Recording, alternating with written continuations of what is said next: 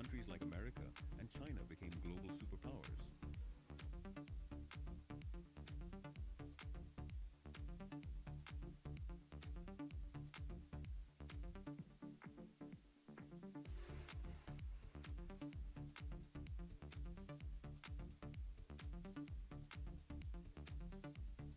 Do you know?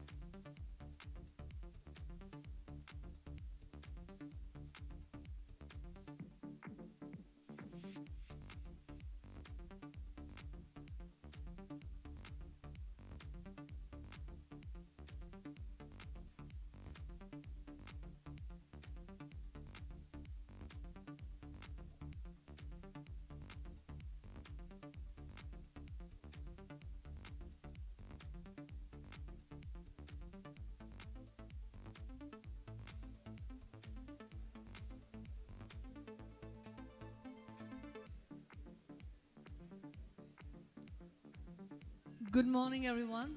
I'll request everybody to kindly be seated. Once again, requesting everybody who is outside to please gather inside as we are commencing towards the new journey, I will say. In fact, a very constructive day altogether. Once again, all the leaders, I'll request you to kindly put your cell phones in silent mode. Namaste and good morning to everybody out here. Well, it's my absolute pleasure to welcome each one of you at Bharat 2.0 Conclave, the next edition, powered by the Business Viewpoint magazine. And on that note, can we have a zealful round of applause? Everyone, come on, all the leaders in this house. Well, thank you, everybody. Today we have joined by an exceptional gathering of business leaders, industry innovators, game changers, policymakers, at the same time, entrepreneurs.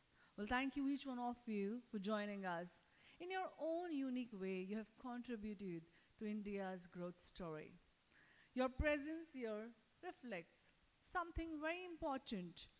Well, a shared belief that you all know that the future of Bharat does not only is in the hands of government, institution, or organization, but it is also shaped by individual leaders like you all who believe in the power of purpose, vision, togetherness, and most importantly, you all are thinking bigger and acting responsibly. Well, before we begin today's proceeding, it's extremely important to understand the vision, purpose, and inspiration for today's gathering out here. To understand this journey, the spirit that drives us today, we invite you to experience the story. Yes, the story of Bharat 2.0 Conclave. A story of ambition, a story of purpose and possibilities, a story of learning and leadership. Well, ladies and gentlemen, please direct your attention on the screen of Bharat 2.0 concept film. Our AV team, can we have the AV on the screen, please?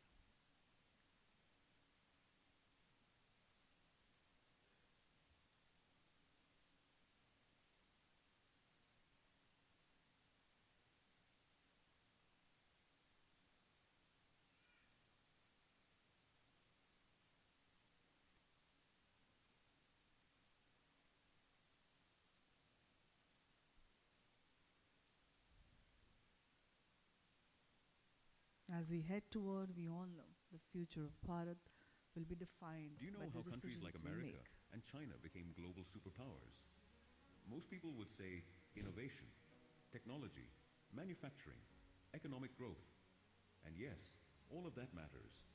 But beyond what they built something even more powerful.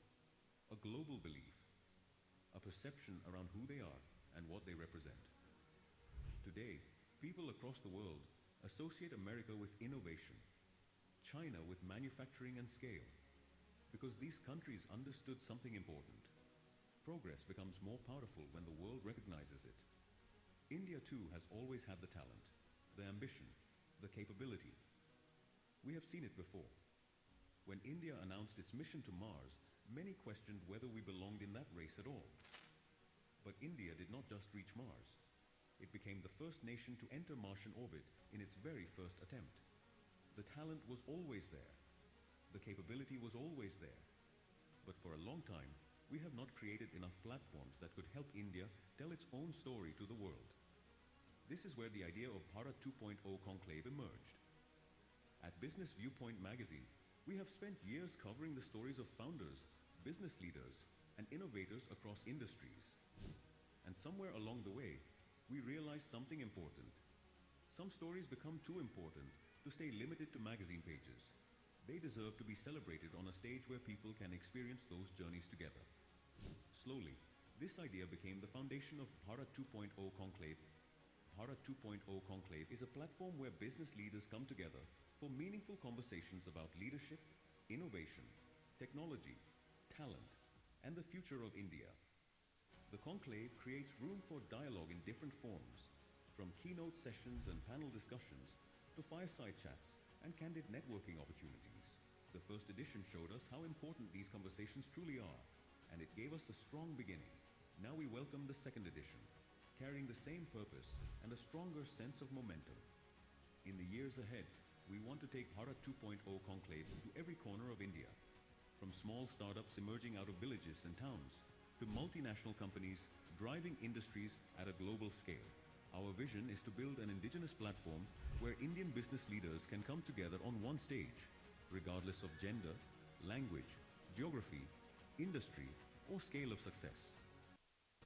That tells the story of new Bharat, and through this platform, we want to inspire a mindset where every Indian begins thinking about contributing to the future of the nation. A future driven by people, ideas, and leadership. A future which we proudly call Bharat 2.0 Conclave. Fabulous. Can we have a huge round of applause? Everyone, all the leaders. Well, the future of Bharat will not be only decided or defined by the decisions, but also the values that we have engraved or uphold, the leadership that we are redefining and demonstrating in coming years. Thank you, all of you, once again for joining at Bharat 2.2 Conclave, the next edition. Well, I have always heard that every meaningful conversation and probably transformation begins with a commitment. Today, as leaders have gathered on one roof, we have an opportunity not only to discuss the future of Bharat, but also personally to commit ourselves to contributing towards the future. Before we begin today's keynote session, power-loaded panel discussions, and of course, rewards and recognition, we would like everyone in this room to participate in a special movement. In fact, it's a collective movement. A moment of togetherness, a moment of commitment. Today we are bringing together leaders who have ability to influence industries, inspire communities, help shape the future of Bharat. And very transformation always begin with one commitment. Yeah. We prepared this special ceremony. May I now request all the volunteers also to distribute the Indian flags, all our esteemed guests out here. At the same time, ladies and gentlemen, the flag that you hold in your hand is more than just a symbol of our nation. It represents our shared responsibility to build Bharat that is innovative in thought, ethical in action, resilient and powerful in spirit, and respected across the globe. Well, today, as leaders, as change makers, as policy holders, we together reaffirm that responsibility. May I now everybody to please request to please rise up collectively. Can we have all of you please standing? Well, today we are defining a movement of commitment. The Bharat 2.0 oath will be now displayed onto your screens. I invite you to repeat that all lines with me. In fact, this will just be a transformation start. Can we have the oath on the screens, please?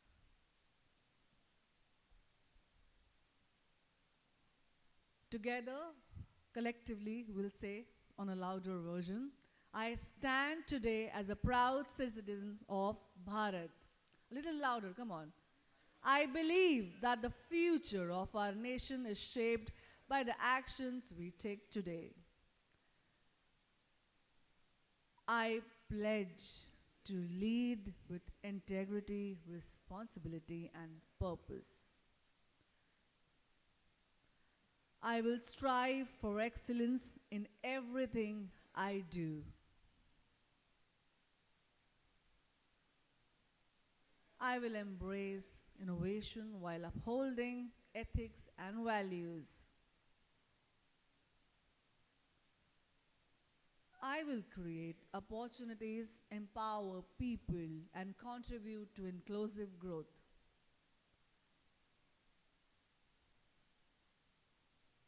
I will respect diversity, encourage collaboration, and strengthen the spirit of unity.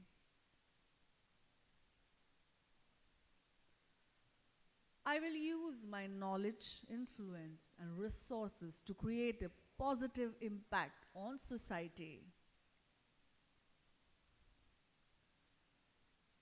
I will support entrepreneurship, innovation, and sustainable progress.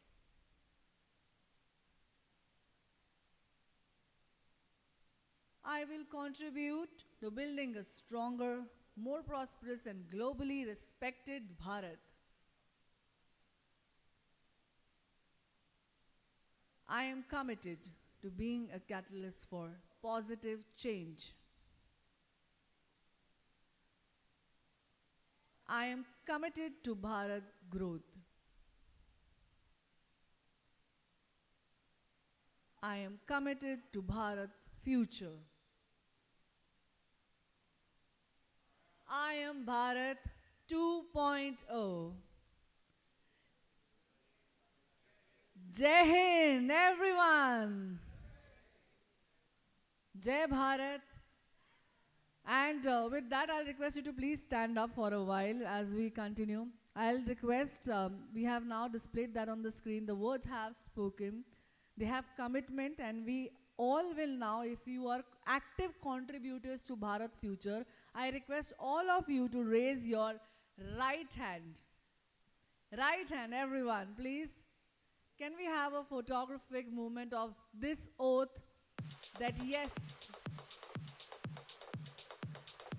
I am committed to Bharat future. I am Bharat 2.0. Jai Hind. And also I'll request the powerful side that all full of leaders, I'll request we all have the flags with us. So let's just powerfully raise that flag, because I think it's just not a depiction of our unity, it's a depiction of our vision, it's a depiction of our power, it's a depiction of our togetherness and willingness to always, always find great roadmap together collectively. Jai Hind, Vande Mataram, Bharat Mata Ki. Thank you. Vijay Bhava, everybody please be seated. I'll request everyone to please be seated. Thank you. On this, I would like to just add something that, there is this famous dialogue, from a certain movie. एक बार मैंने अपने आप से commitment कर ली, तो मैं खुद की भी नहीं सुनता.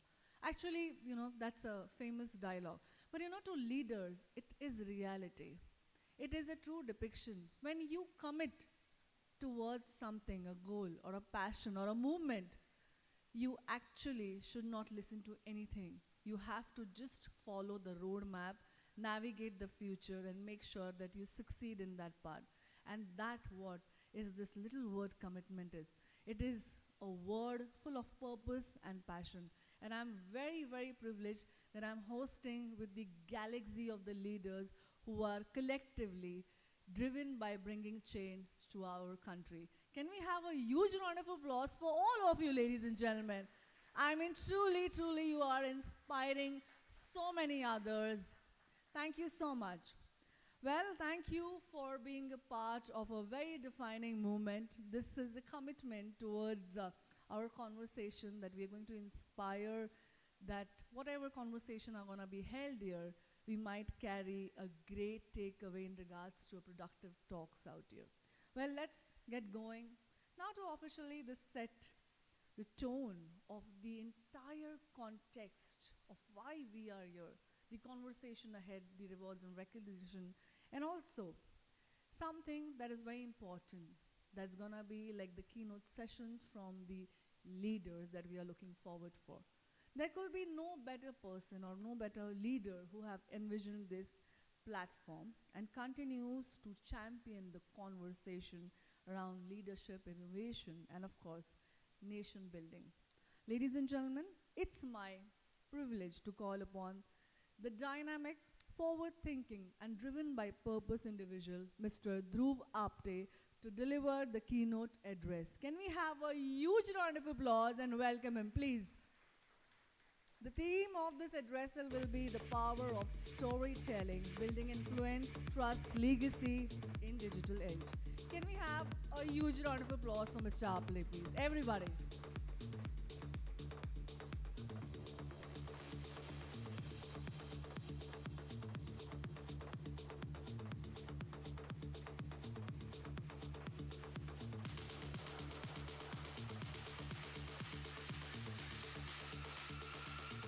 Hello. Good morning, everyone. First of all, I would like to introduce me and my team to everyone. This is Dhruv Apte, and I'm handling Enterprise World, Business Viewpoint, and Bharat 2.0 Conclave. So, on behalf of my entire team, my all young and dynamic team, I would like to welcome all the guests, all the speakers, all the nominees who have trusted us with their belief. So I would request my teammate to stand up and give a big round of applause to all the leaders that have joined us for this wonderful day. A big round of applause.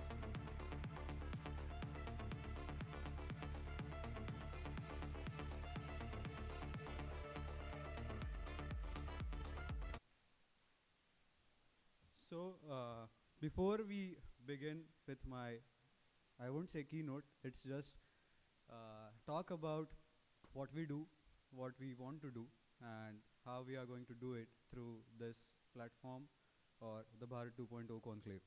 So before we begin, I would just like to initiate an activity. I guess everyone has a pen and paper on their tables. So as we are talking about Bharat 2047, the year when we'll be completing our 100th year of independence. So I just want everyone to write one thing that everyone feels ki I personally should be able to do, I personally should be able to achieve when the Bharat will be in the year of 2047. So there is a concept of manifestation, and when you write one thing, think about it every time, and it says the universe tries to support it, tries to complete it for you.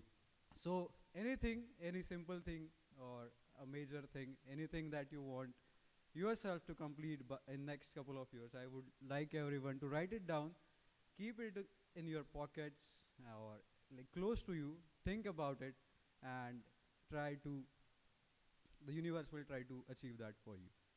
So I would request everyone to write one thing and keep that written sheet in your pocket or in your purse.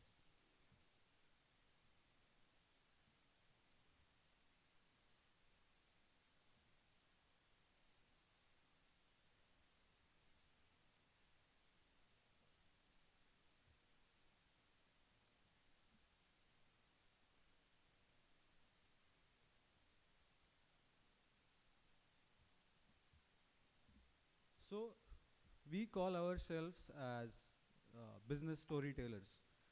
We are we are a platform or we are a team that wants to tell stories of all wonderful business person, entrepreneurs, business leaders, policymakers, and want those stories to reach entire corner of not the nation but entire world. So I am going to talk about the power of storytelling through my short keynote. I know it's a Sunday morning and everyone is eager to, uh, move towards next sessions, but I'll try to keep it short but informational. So it's the power of storytelling.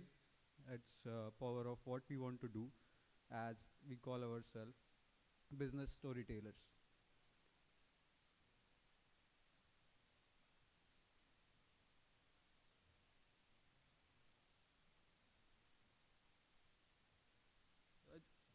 On this moment, let's ask ourselves a question. How many of you have ever felt undervalued? That means you have done something great, something good, but you think like you didn't get any kind of like the kind of recognition, kind of appreciation, maybe anything that you would have get. So if like if any one of you think like you have felt undervalued, please raise your hands. Okay, very few hands then. So it's because what we feel it's not a talent problem, because Bharat is full of talent. The world is full of talent. It is that's a storytelling problem, because the work that you do, the problems that you solve, don't reach to the enough people that can recognize you, that can give you the admiration. So it's not a big problem from our end. We just want to address that it's not a talent problem. So if you feel undervalued, it's not about the talent, it's not about the work that you have done. It's about the problem of narrative. As we talked in the video, the narratives, the soft powers is always about your thought process. So I would like to continue to the next slide with a problem. So let's imagine a story. Let's imagine a comparison. There are two products, let's say. One has better technology, better features, and lower prices.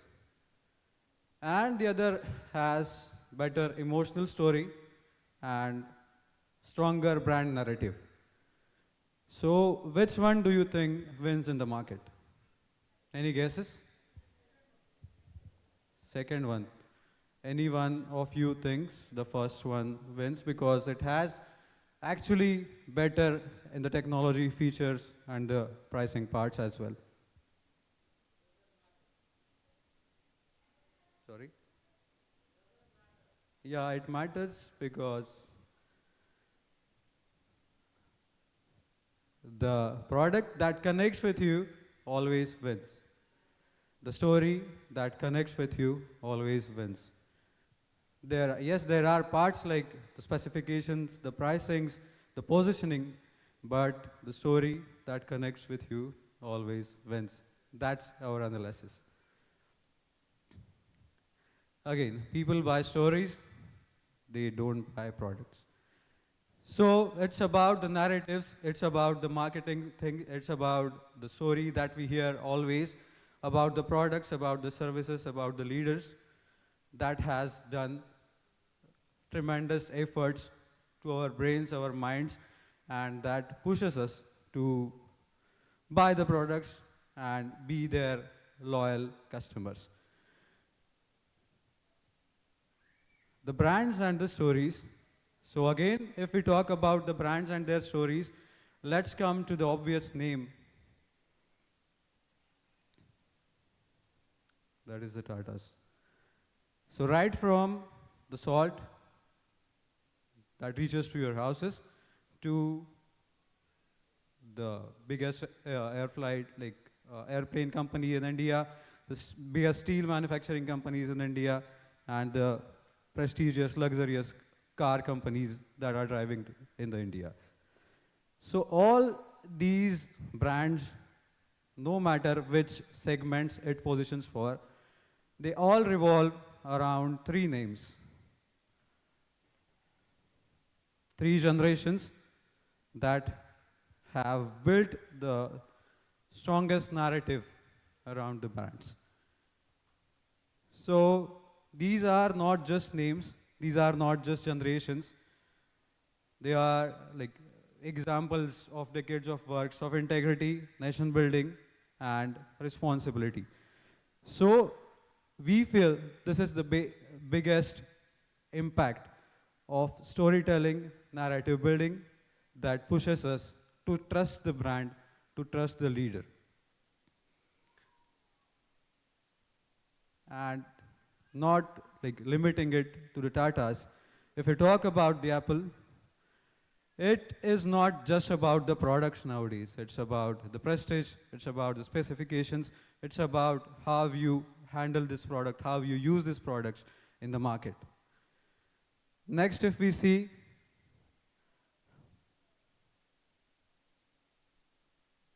Starbucks. So there was a survey, there was a study done in previous years in India, I would say.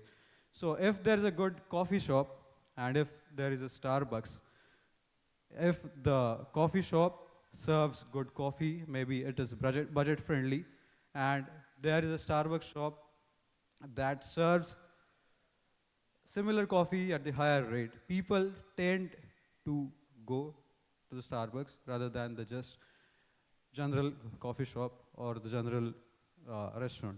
So that is the power of storytelling. That is the power of brand emphasis. And again, it is run by the Tatas in India. Next one is Royal Enfield. Because for us, for every main in this room, Royal Enfield defines the brotherhood. It defines a story. So maybe there are options available in the market whose features, whose specifications are superior than these, but the story about Royal Enfield connects with every man, connects with every group, and that's why the story pushes us to go for that brand.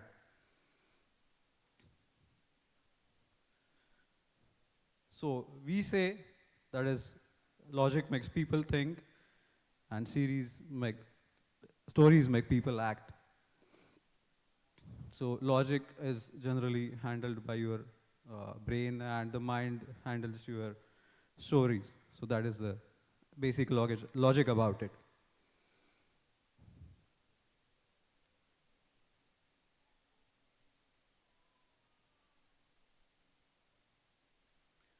So we have heard about these names, right? Make in India, Digital India, Startup India, right?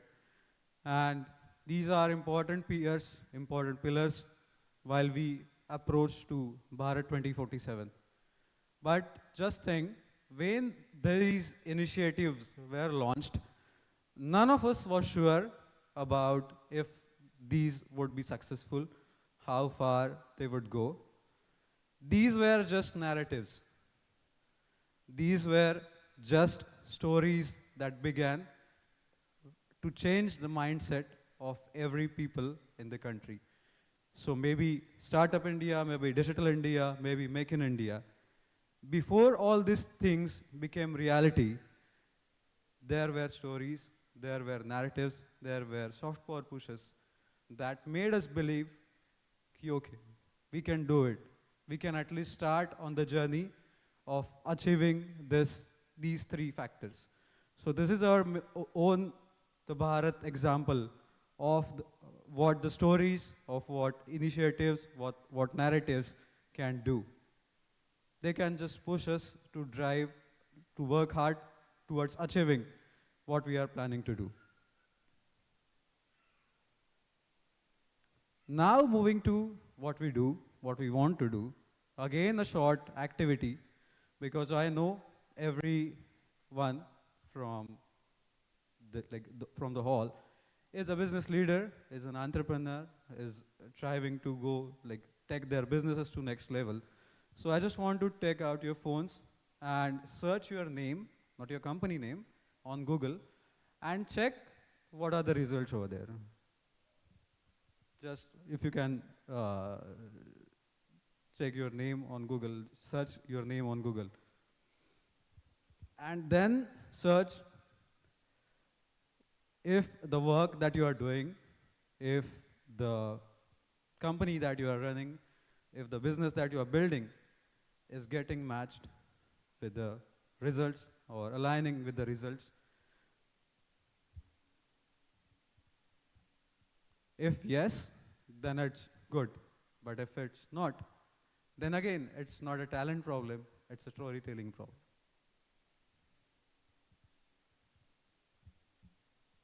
So I guess for most of us, the first search result would be of about your LinkedIn profile. That would be the but obvious reason. Then again, what appears next is about how you want the world to see you.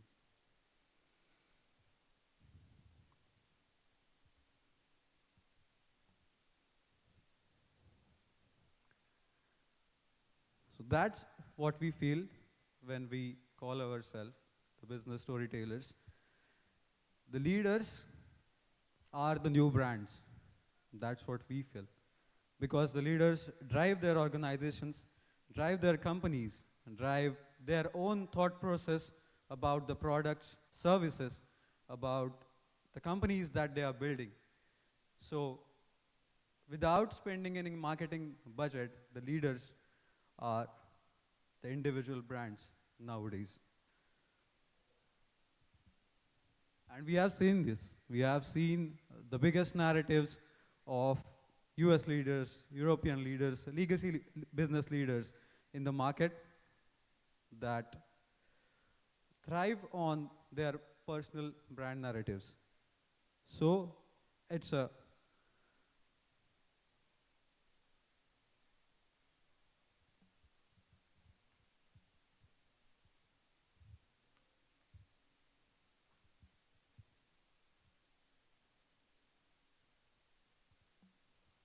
yeah. So there are, when we try to speak about the leadership narratives or maybe the leadership storytelling, there are a couple of points that I would like to highlight. First one is the visibility paradox that we call, because we feel the world is full of people who are trying to create something new, who are trying to build something new, but expertise alone no longer creates influence. Because nowadays it's all about influence, it's all about narratives, it's all about authenticity, authority that you have on maybe the print, digital, AI media as well. So your work, your struggle will not be the only thing that will be helpful for you to set up the narrative. Stories build trust.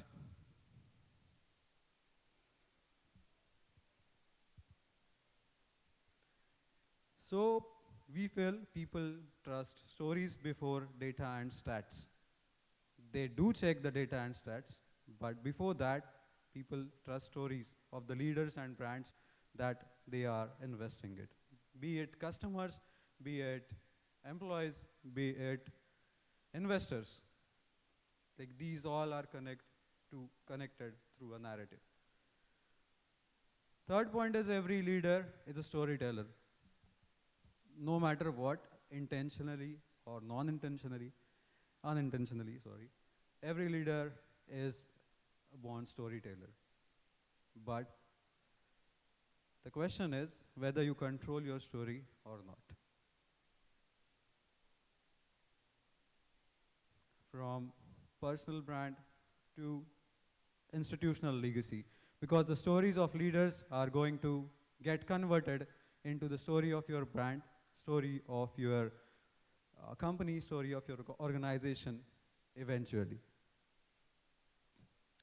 And the AI era that we are facing, like everyone can say the AI creates content, AI does everything for you, but the AI cannot create your stories. AI can just create content. Authentic stories are built only by trust and stories.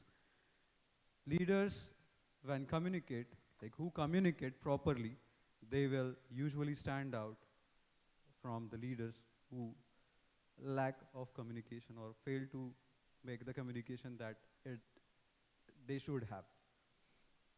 So these are 4-5 things that we feel are important in the storytelling part, or when you try to establish your thought leadership, establish your what we can say authenticity, authority. Moving to the next slide. What would people say about you on your retirement day? They won't be talking about the revenue, the products, or maybe the hours of work that you have done in your life. They will always talk about the stories that they have heard about you, have listened about you, have read about you. So, if you want to, leave a legacy, a good story for every leader, then the parameters that discussed in this last slide are important. And moving towards the end, these are the 3 questions we feel are important for every leader in this room to ask for. Like, what story am I telling? Who is telling it? And what legacy does it create? So it's not just like I should tell my own story. There should be people who will be talking about it, like us, obviously. And that answers the second question, who is telling it? And then, what legacy does it create? What impact does it have on the people, on the leaders, and on the next generation? So these are 3 points that I would request everyone to reflect upon. I would request everyone to just have a thought. Like, if you are trying to build the thought leadership, if you are trying to build a narrative about yourself, your company, your organization, your products, your services, maybe these are the 3 things that you should reflect upon once while you plan your storytelling process ahead. Again, I would like to end with this quote. Every leader leaves a story. The question is, how soon you are going to start to write it. So this is what Bharat 2.0 Conclave, Bharat Business Viewpoint magazine, and the enterprise world is trying to do.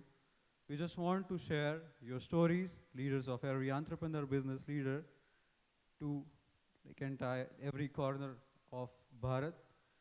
Try to motivate to people who are trying to crack the code, because at the end, the stories push the stories of new India, new Bharat.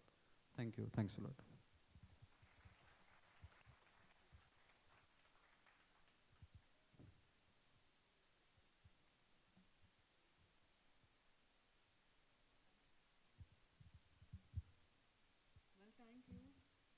Thank you, Mr. Dhruv, for such an enlightening session, I will say.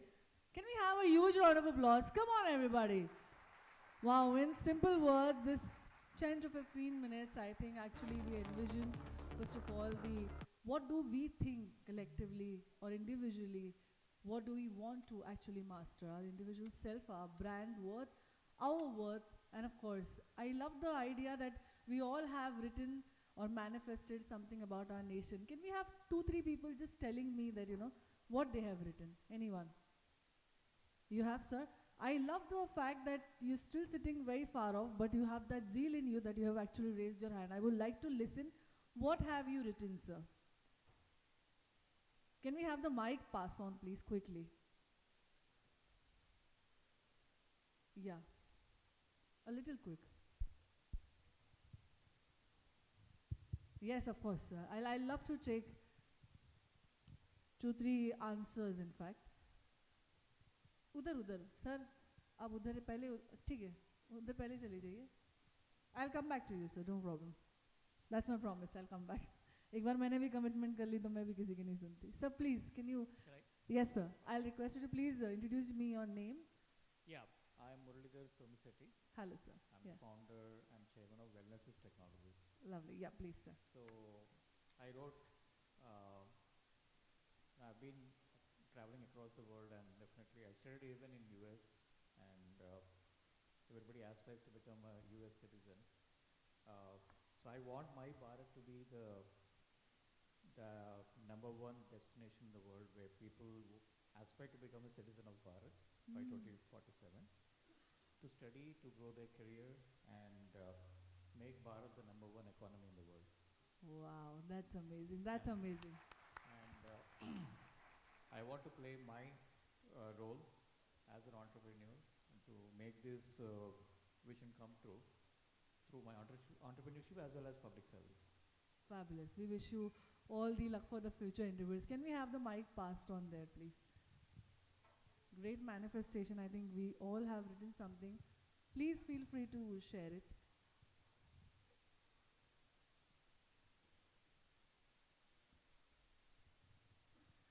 So kindly introduce your name and your company. Yeah, I'm Balaji Seshadri from Chennai. Hello, I sir. run my own firm called Belief Systems, and I've been working with these small and medium businesses for the last 10 years. I've seen a big potential in the Tier 2 and Tier 3 of this country, though predominant focus has been on the Tier 1 across the country. Correct. With over 350 organizations that I've consulted on leadership transformation, I believe at least about 10,000 leaders should be created through me by 2030 across the Tier 2 and Tier 3 of the country, because that's where I see the big potential lying. Wow, that's amazing. Fabulous. Can we have a huge round of applause? Anybody will like to share? I think we have a lot of them. Sir, can we have the mic passed on to the ear and then here? Hello, I'm Avinash, representing Ultratech. Okay. So I have written, I want to witness India as the richest country Oh, and global superpower, and lovely. I am contributing in this journey. Surely, yes. We also want this to happen very soon. Thank you. Can we have the mic pass on here quickly, sir? On the first table. Hi, good morning. My name is Jitendra Jadhav. I am from Pune. Last 30 years, I am working in operations, projects, dealing with a lot of people, of course the CapEx part of it also. So what I have written that I will surely like to motivate young generation in startups to develop Bharat further and make the toppest country in the world. Wow, that's amazing. That's amazing. Fabulous. Can we have the mic passed on here? And then I'll take one more session specially for this. But yeah. Well, good morning, everybody. My name is Rohan Muktali. I'm Hello, the sir. group CEO. We facilitate entry of foreign companies in India. Perfect. And one of the things we do is we help these leaders to be engaging and impactful leaders. A lot of coaching and transformation as well. Well, because you asked for your aspiration in 2047, that's going to be 100 years of freedom, or in other words, 100 years of liberation. Truly. The dream I have for me, if I get there, along with Bharat, is to help maximum leaders liberate themselves from the compulsions they carry. Because the question is, are we still a true liberated Bharat? Are we free from our compulsions, our inhibitions, Correct. our fears? So perhaps reach a point where you are liberated from all your fears, all your inhibitions, all your compulsions, and become a more conscious and alive Bharat 2.0. Thank you. Fabulous vision. Truly. Can we have a huge round of applause? Lastly, can we take it from this table and then I'll come back to more manifestation that you have written. Good morning, everyone. My name is Navoj. I lead a first of its kind quantum-based advisory company. Bharat is actually accelerating much faster than we get to see or what is getting reported. But what I believe is that Bharat will both be the largest consumer as well as supplier of responsible production in the world by 2047. Fabulous. Can we have a huge round of applause? Can we have the mic passed on there? Somebody. I think we have, oh, very nice. We have a, यहाँ पे ma'am को भी दे देना बाद में, please. I'm loving that what you all have written. It's so interesting that I feel that we should have another session for all this also. Yeah, please, sir. My name is Parminder Joshi. I am the CEO of Food and Tale. Okay. So one of the questions which I've asked myself before I had my startup, working in a corporate for more than 3 decades, is that, you know, why MSME are not growing the way IT industry is growing, artificial intelligence with the support of artificial intelligence. Maybe there is a lack that it is not there. Maybe there is a lack of knowledge. Maybe there is a lack of commitment. 41% of our total workforce works in MSME, contributing only 9% of GDP. Correct. Even if we increase the GDP by 1%, the country's GDP will go around 1% as well. That's my vision, and that's what that was a very good observation. Can we have a huge round of applause? So can we have the mic passed there? Ma'am, I'll come back to you shortly. Good morning, everyone. My name is Dr. Satish Kannan. I'm the Hello, Dean and Professor at Amity University in Dubai. Lovely. It's a great initiative. When I say Bharat, I get that emotional connect Yes. rather than saying it India. Although I'm from Chennai, from Tamil Nadu, which is more conservative, Bharat gives me that emotional connect. These sort of initiatives should start from the streets. When we started our freedom struggle, it started from the streets, not from corporates, not from governance at the highest level. It started as a people's movement. And if we want to see Bharat as a strong nation moving forward, we need to awaken ourselves. We were superpowers once upon a time, and we were the super warriors and super rich. We need to first understand our DNA. We need to understand our history. Teach history at schools, not AI will give us the superpower status. It will be our history which will teach us who we are and what we can achieve in the future. And this is what we want to teach students who are in the classrooms, not the corporate leaders. It's too late. We need to start from the grassroots level of training them, making them understand their DNA and who they are and who they can be in future. Thank you. Truly, truly, very nice. I think truly we collectively are a depiction of a courage with passion and vision. Sir, yeah. Good morning, everybody. Good My morning. name is Vipin Saini. I'm the CEO of Biological Agri Solutions Association of India. And since I believe the gentleman before me just very rightly said that Bharat, so we need to, synchronize ourselves with the term Bharat. So what I've just emphasized is that the golden peacock, let's make Bharat retain its status long forgotten from another era by 2024. That's what I would like to say. Thank you. Fabulous. Can we have a mic pass to ma'am also? यहाँ पे. आगे आ जाइए थोड़ा इधर. And anybody else will like to contribute, please raise your hand as well. We'd like to listen to more. Hello ma'am, how are you? Hi, I am Sudarshana. Hello. And I am a young aspirant in the space of leadership, having traveled more than 16, 17 years with the corporates. I run a mission right now to create purpose-driven wealth acceleration and self-leadership for corporate professionals, helping them to step out of those structures and societies, very rightly put, to build the future Bharat. For 2047, I would want to introduce myself as the independence coach. I've been working on this mission to make people free.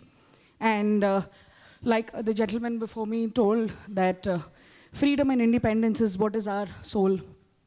So I'm here to build an army of dharma drivers and to go back to the history of creating a land of gold with 1 million people and 1 million locations, becoming the land of gold again. Lovely. That's amazing. Fabulous. Can we have my mic passed on to the first two tables? Yeah. Hello, ma'am. Hello everyone, I am Dr. Sadaf Khan. I am founder and CEO of SDG Real Estate, Dubai. So for me, like I'm very young, I believe, and I'm seeing so many leaders here. For me, I come from tier 2 cities, and there is still, I am in real estate. I want more women to come in different sectors. I was in academics, I was professor at Amity University, Noida. Then I completely switched to corporate. And I want more women to come in leadership positions in sectors like real estate or some sectors that are known as male dominating, because I believe if I can do, many young girls can, can come forward and take their step. That is Surely. what a I vision. believe. Great. Thank you. Can we have the mic passed on this table and yes. No, you do it, sir, then I'll come here. Hi, this is Syed. I'm the Director CEO of Tech Invention Life Care. India has always enjoyed a leadership position in vaccines. But over the last few years, I did realize that there is a threat to this leadership from some of the global superpowers. So from my startup, over the last 3 years, we worked towards trying to support India's leadership. And we must accept the fact that in the last 25 years, we have not had a single new vaccine manufacturing company in India. So to break this, we started working over the last 3 years, and in about 3 months from now, we will be inaugurating the next-gen state-of-the-art facility in Navi Mumbai. Okay, and we will contribute to India's leadership. That's amazing. Can we have the mic passed on the first table, please? Thank you, sir. So lastly, I'd like to hear it from you. I'm Ashim Kumar Mukhopadhyay. I am currently is the CEO and co-founder of NAPTOM Consulting Private Limited, which NAPTOM means Navigating Tomorrow. One of my co-founders is here, Amit Agarwal. I have spent 4 decades in the industry, including Tata's, one of the Tata Group company as the CEO and Managing Director. The purpose of our consulting services is to create the India's Big Four. While in everywhere India can reign supreme, we also need to have the Big Four. We serve in the business transformation, cost leadership, ESG, GCC, IPO management, and we are expanding in different cities. Currently, we are in Mumbai, Bangalore, Surat, and Calcutta, and wanted to expand in other cities too. I've also written a book called Clarity Competes, where there's basically cost, innovation, culture, finally, with alignment, makes the industry great. Thank you so much. Fabulous. Thank you, sir. Thank you for everybody for participating. Well, thank you. So many strategic viewpoints that you have shared. We are really glad that you actually want all these things to manifest, and so do we. Now it's a time to go more deeper into the very aspect. And first of all, I'd like to thank Mr. Dhruv Apte for initiating such a great conversation between all the leaders out here. Well, now let's get into understanding India is just not participating in global transformation. Actually, India is helping it. Well, how? I'll tell Bharat is preparing for its next big step. There are moments in nation journey where, growth becomes more than numbers. It becomes more than numbers because it actually is a shift in a mindset. If you see, it's a shift in a mindset, capabilities, at the same time, global influence. Well, in today's India is living exactly the same moment, and we are witnessing Bharat that yet we are ambitious, we are grounded. Well, deeply rooted in values, yet boldly future-focused. Bharat, where innovation is not just limited to boardroom or big cities, it's reaching now to villages, to rural areas, empowering entrepreneurs, transforming industries, and most importantly, redefining all the possibilities aspect. So let's learn from the esteemed panelist, leading Bharat, next step, vision, resilience, and responsible innovation. Let's talk on this absolutely significant topic today. Joining me are our esteemed speakers on the stage. They are the industry key experts. Let us understand their insight, their strategies, their viewpoint, their side of story of creating a future-focused Bharat 2.0. Well, first and foremost, we are very glad to call upon Mr. Anand Agarwal, Senior Director, Cognant Infotech, on the stage. Can we have a huge round of applause and welcome him, please? Thank you, Mr. Anand, for joining in. Next, I'd like to call upon Mr. Varun Bagla, Managing Director, Salty Group. Can we have a huge round of applause and welcome him, please? I'll also request you to sit besides the introduction that is there on the screen. I may now call upon Neville Patel, Founder and CEO, Qualitas Global Services.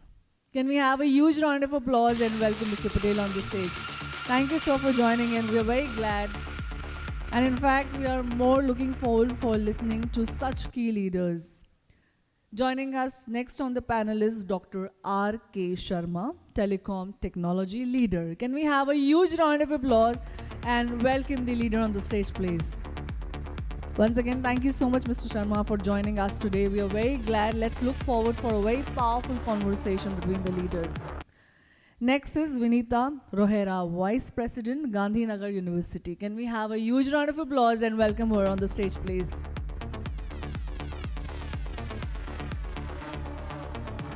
And like I always believe that the conversation have to be navigated, and who could do better than Mr. Dhruv Apte? Can we have a huge round of applause and welcome Mr. Dhruv Apte back on stage for moderating this phenomenal power-loaded session.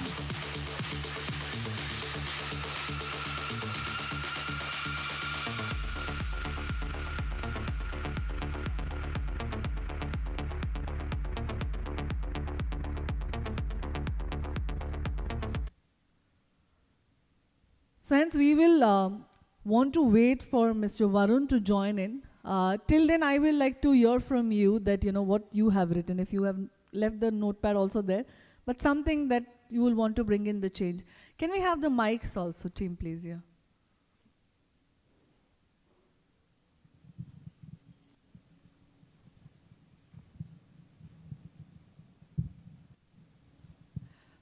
Something that you have written powerfully, wanting to manifest for our nation, for yourself. I'm sure things that we cannot forget because we really powerfully want that. Thank you, but I take each day at a time. 2047 is too far away. Too far? Well, not a problem. Something that you would like to share. So what I have manifested and what I have written, and rightly said by many people sitting over here, that the growth will come from tier 2, tier 3 and tier 4 cities. But what I believe is that we don't have, I would say, a mechanism to evaluate, see progress, and do control measures with reference to specific cities' GDPs and their growth. So what I would like, what I manifest is bringing a mechanism that can enable the people who are running the show to evaluate themselves, are we on the right track or not? Because if the growth is concentrated towards few cities, then we'll grow at a good rate because our foundations are very strong. But we'll not transform as a nation, what I believe. Perfect, perfect answer. Veena, anything you would like to add on? So, thank you, but I'm a one-liner person. I would just want, apart from everything what you all said, I would want India to be more Indian by 2047. And it says it all. Thank you. That's great. Dr. Sharma, I think we look forward for a very powerful answer because I think being a technology expert, we are all moving into a new dimension. So I written the word transformational, and the technology rapidly we are going, so we need to democratize so as it can reach to every person in the country. So as everyone can contribute on that, like earlier we have not internet, now everyone has internet. Now everyone we need to enable with AI and quantum power, so everyone can write their own growth story and together they build up and make the India once again. It's already there. We need to make it once again. More. 2047. Yes, perfect. Thank you. Thank you for the answer. I'll like to hold the mic. Can we have it placed on the table? Or so I just wanted to ask, we have Mr. Varun Bagla, Managing Director, Salty Group on stage. Can we have a huge round of applause and welcome him, please? Thank you so for joining in. And I mean, I would have loved to ask the panel our questions, but let's move on to the panel discussion. And hence, I'll also request Mr. Dhruv Rati to join us on the stage. Well, now, as we all know, India is moving rapidly today, that we have an energy of almost like 140 crore people just not participating in global change, but envisioning Bharat in a very different and a very purposeful perspective. Thank you. Over to you.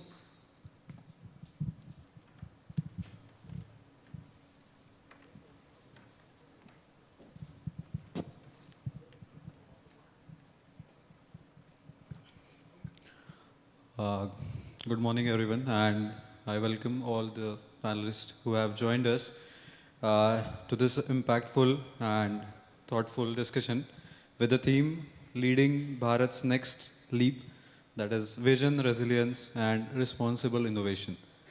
So, as you know, when people talk about India's future, the conversation is often filled with big numbers, ambitious targets, and bold predictions. But behind every breakthrough, every successful company, every innovation, and every milestone, there is one common factor, that is leadership. And that's what makes today's discussion so relevant. As Bharat moves towards its next chapter of growth, the question is not just how fast we can grow, but how wisely we can grow. How do we build organizations that can withstand change? How do we embrace innovation while staying responsible? And what kind of leadership will help India realize its full potential in the years ahead? To explore these questions, we have an incredible panel with us today. Leaders, innovators, educators, and changemakers who are shaping the future from every different perspective. So, as Shweta told, we have with us Mr. Neville Patel, who is founder and CEO of Qualitas Global. Then we have Mr. Anand Agarwal from Cogent Infotech. We have Ms. Vinita Rohira from Gandhinagar University. We have Dr. R.K. Sharma, who is renowned telecom technology leader. And we have Mr. Varun Bagla, Managing Director of Salty Group. So I would like to open this panel. So the format will be like we'll be having some individual questions, some open questions, and then we will have some time for the questions from our audience and fellow leaders as well. So I would like to open the panel with a common question that is for everyone, which is India today is standing at a defining moment where economic ambition, technological transformation, and global expectations are all converging together. As leaders from diverse industries, what do you believe will define Bharat's next big leap over the coming decade? I would like to start with Mr. Neville. So, as somebody who has done multiple campuses, I've done about 400 campuses in my life. I feel that there is a lack of quality students. There's not enough quality students in India. I think the top tier colleges and the lower tier colleges have to come closer, work closer, and unless we improve the quality of education in our country, we are not going to beat countries like China, like US. We need to do something about our education. We need to change our format of education. The students are not job ready. So if you talk about it, it's education that you would like to majorly focus on. We should leave the social media optics apart and focus on the reality. The ground reality is that we need to have better students, we need to have better education, and we need to have education that prepares students for the on-the-job running. Companies don't want to train students for the next 1 year and then absorb them. So we have to do something about that. So it's like focusing or going back to the basics that should be focused at the core. Great. Mr. Agarwal. So when I heard this question out, so one thing came into my mind, and everybody was talking about AI. Everybody is talking about AI in this room and in this entire globe, I would say. But what I believe is that AI creates divide between the person who knows it and the person who does not know it.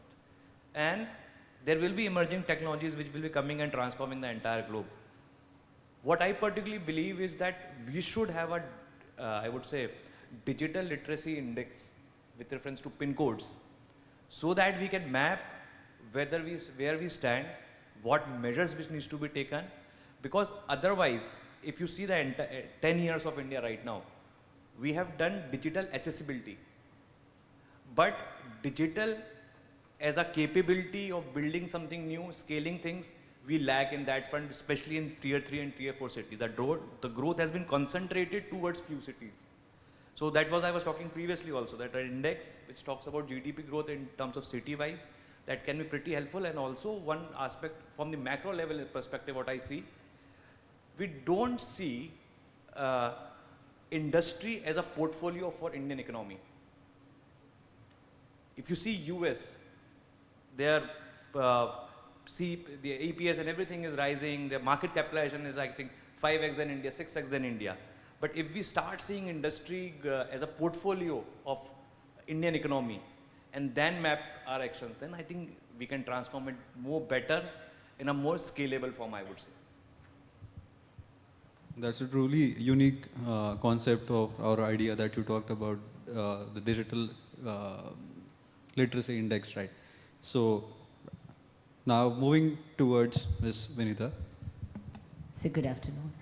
So my point is, you know, I said that in my first answer when she was asking about what do I want in 2047, when he asked about Bharat taking a leap, I would again elaborate my line. So it has to be symbiosis of AI and humanity, symbiosis of technology and humanity. It does include the points what he said about digital literacy, but it also deep roots us to Indian values and cultures.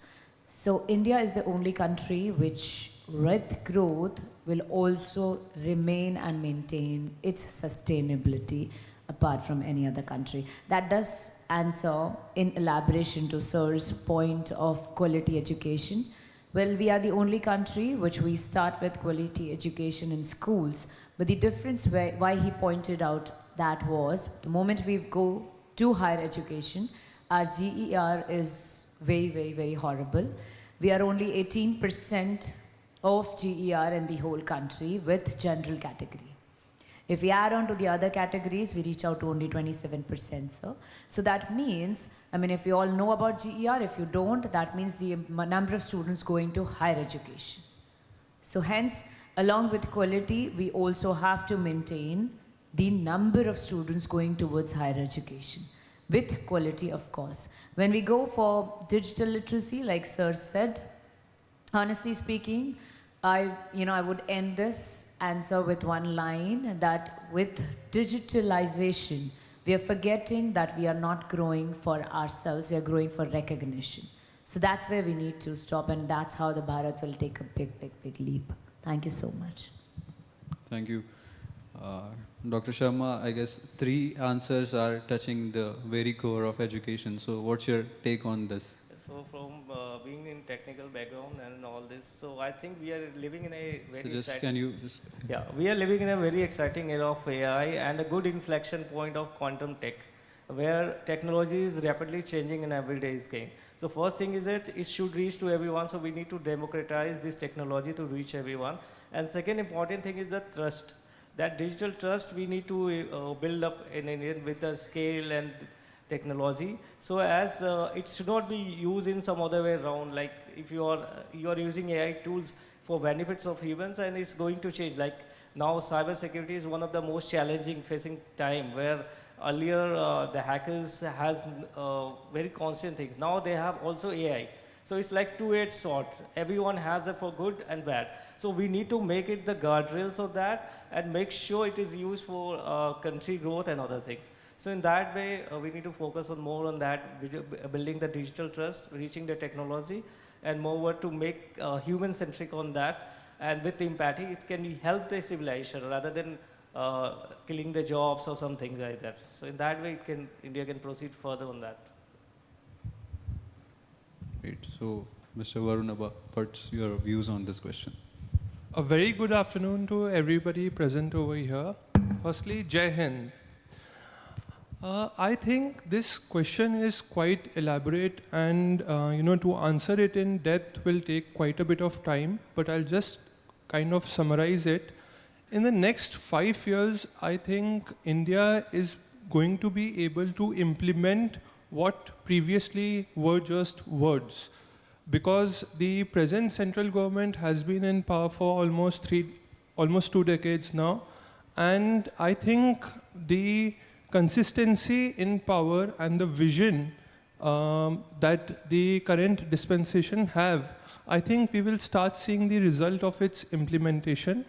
Having said that, coming from real estate and hospitality background, I feel that India needs to really look inwards, because it is quite attractive to see what's happening in China, what's happening in United States and in different parts of the world, developed world. But we shouldn't aspire to be a second China or a second United States. We definitely need to take inspiration. We definitely need to adapt what they're doing right. But we need to have our own communication. We need to have our own culture. And it has to be our language. You know what it was almost 1,000 years back. We were the leading nation globally. So I think we definitely have the potential. In education sector, as my fellow colleagues have mentioned, I think a lot of our population, not just being deprived of quality education, I think the curriculum, in the manner of curriculum that was designed for a large period of time, was also not beneficial to a large chunk of population.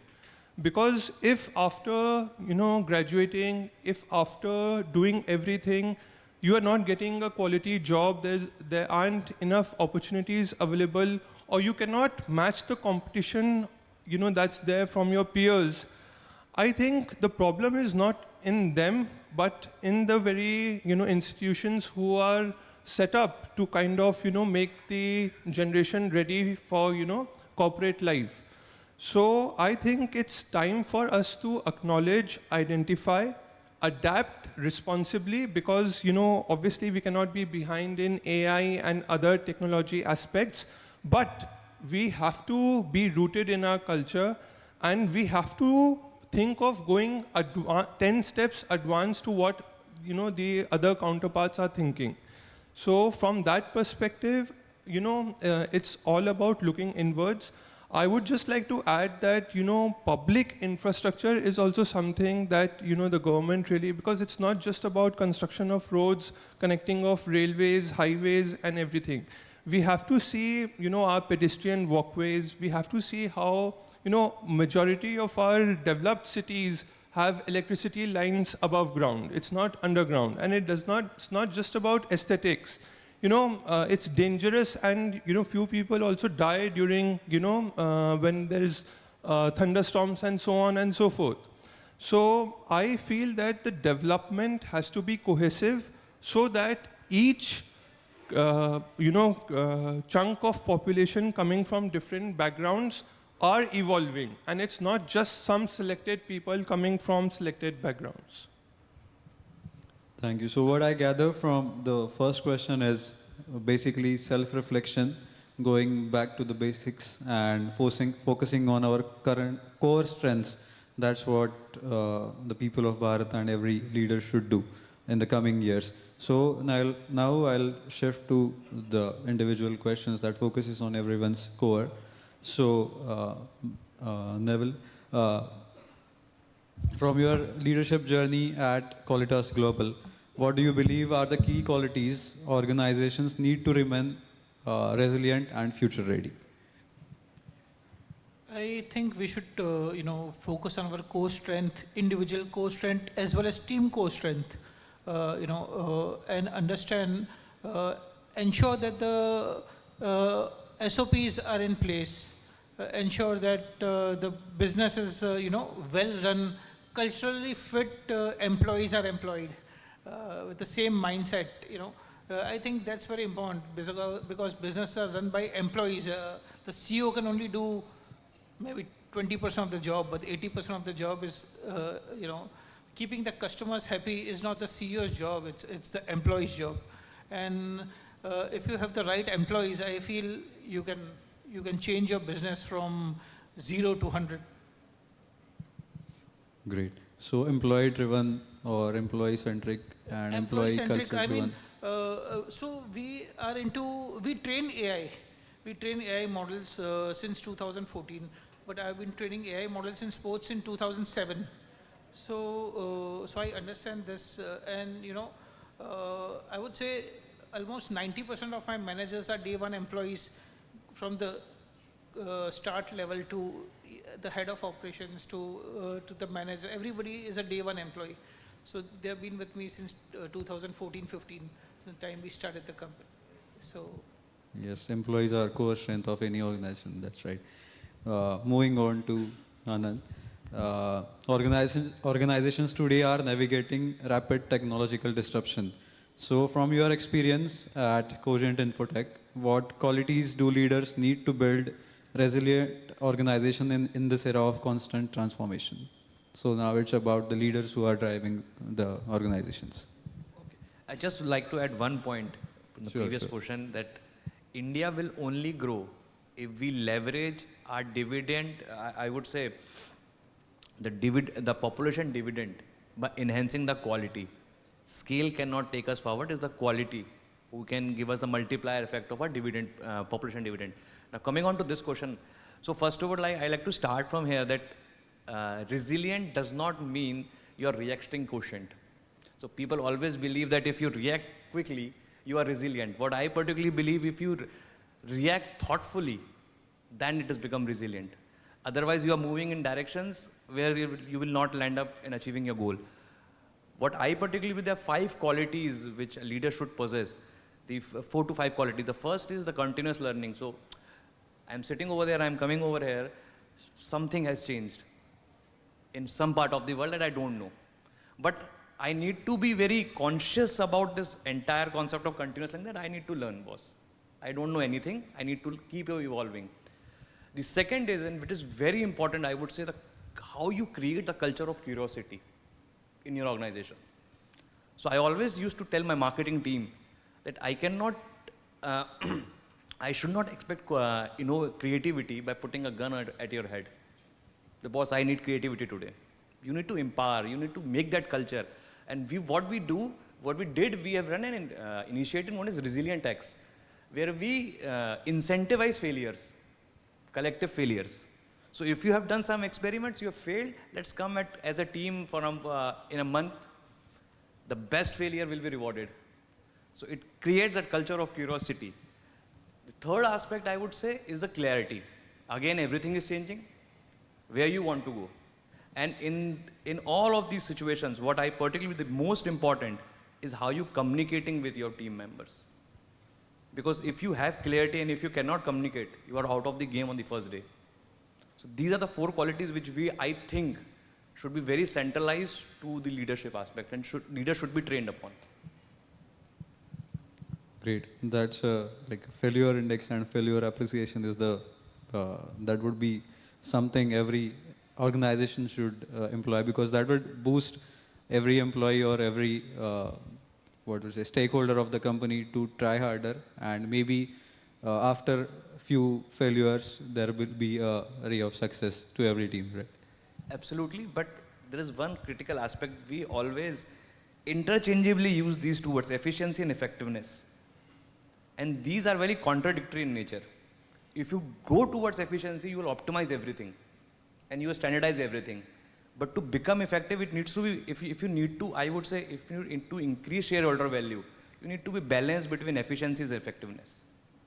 And effectiveness, I would say, is driven by innovations and the culture of curiosity. Right.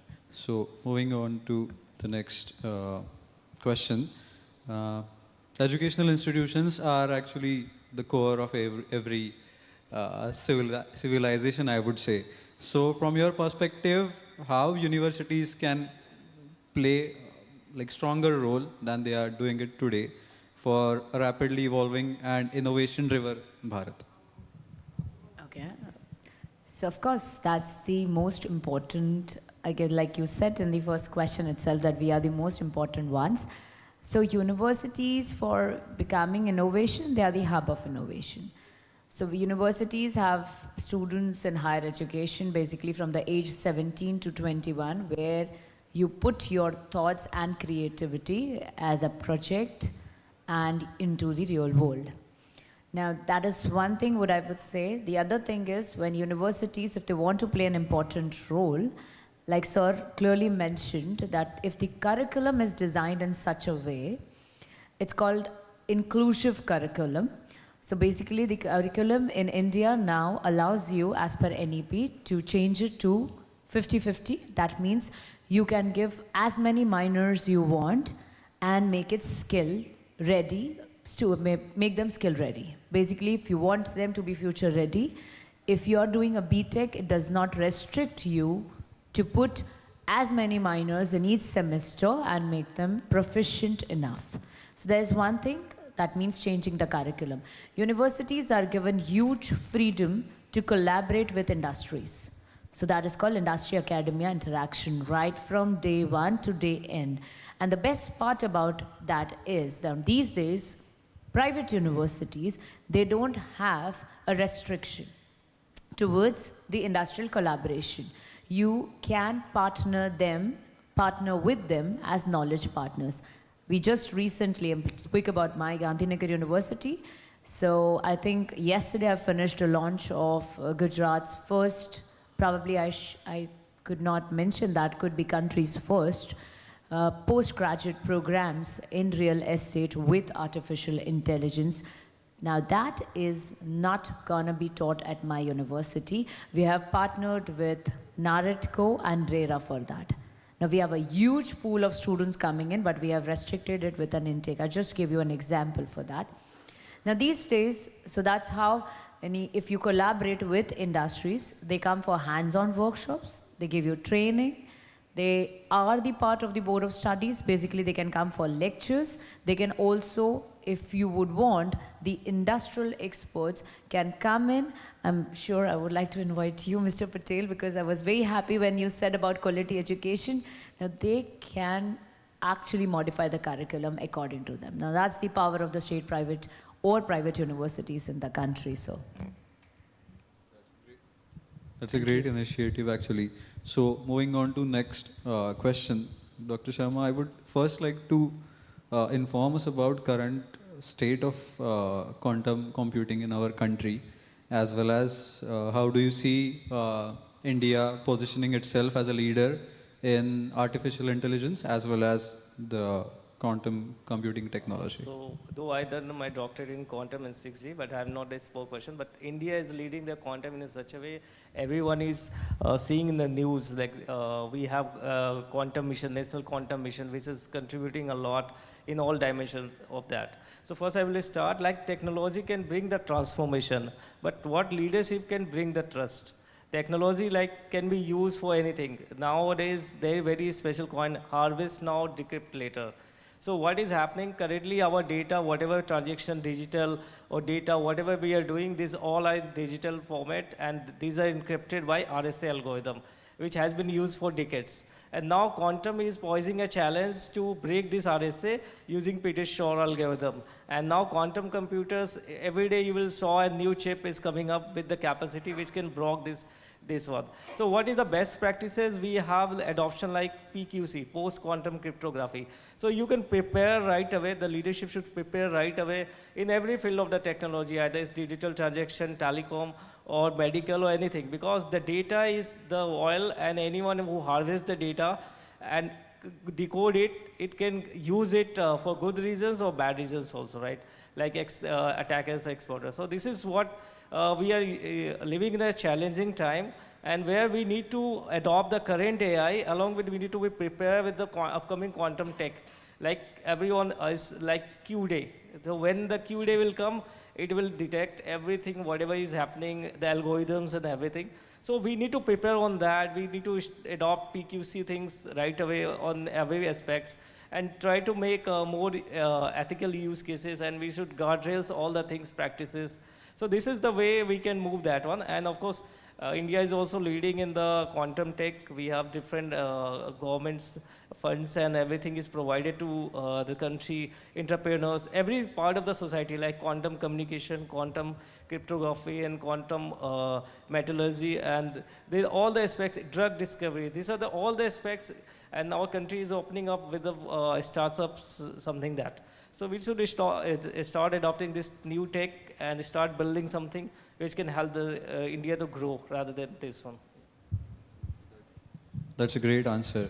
So, Varun, you spoke largely about public infrastructure, which is essential for economic development, right? So, what opportunities do you see in this sector for driving sustainable growth, urban transformation, and that will lead to the national progress?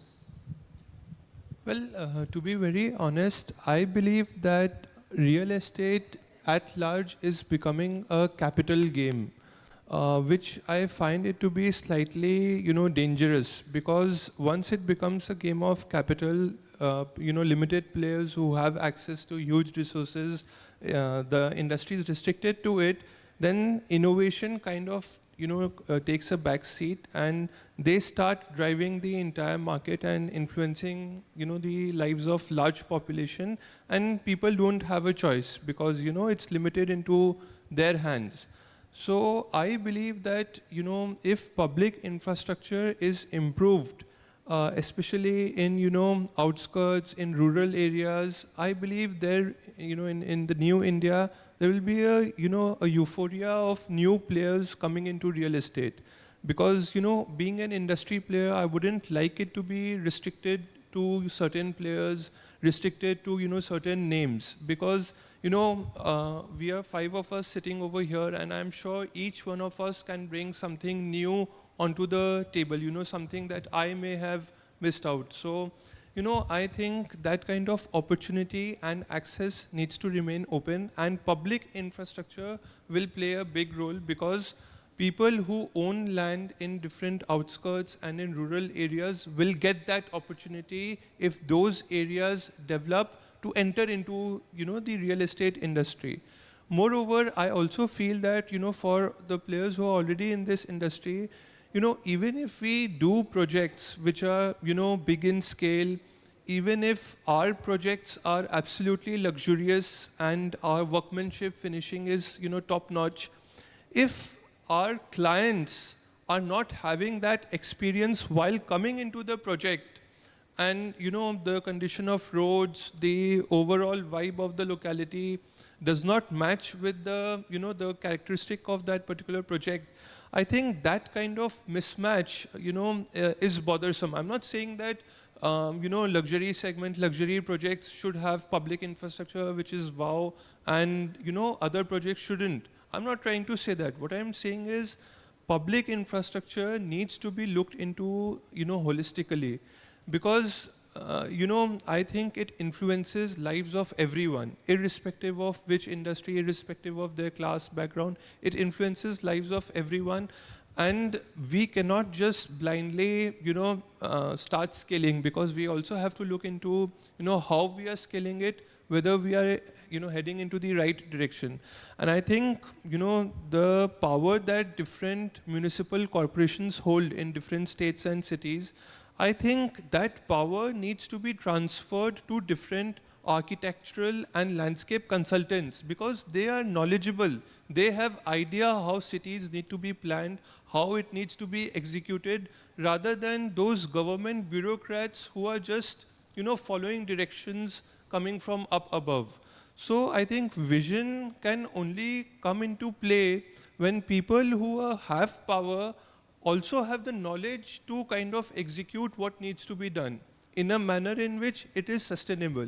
So if we want to grow in the AI sector in comparison to China or a US or a Taiwan, a lot of data centers are going to be required, and we know how data centers deplete natural resources. So I think we have that kind of brilliant mind to kind of address these issues which other parts of the world haven't been able to. And I think ISRO is a very good example of how we are achieving different milestones in space, at fraction of a cost to what developed countries are spending. So we definitely have those kind of minds, and the educational institutions and the programs, it's great that the curriculum has opened up in a manner in which I can opt for which subjects I am interested in and my strength lies, rather than being forced to follow a set curriculum for all the students. So I think these changes will play a very big role. Great. That's a really great answer. Now, I would like to expand this answer into a question for you, Neville. So, it's important to manage the innovation as well as expansion of the company, because as we say, we are on the rapid track of growth as a country, as an industry as well. So, what are the responsibilities of a leadership that they should have to balance the innovation and expansion for building a long-term value for any industry or any company? So, this answer is not a one-size-fits-all, because depending on the industry, the answer changes a lot. But I can only talk about my industry, which is AI.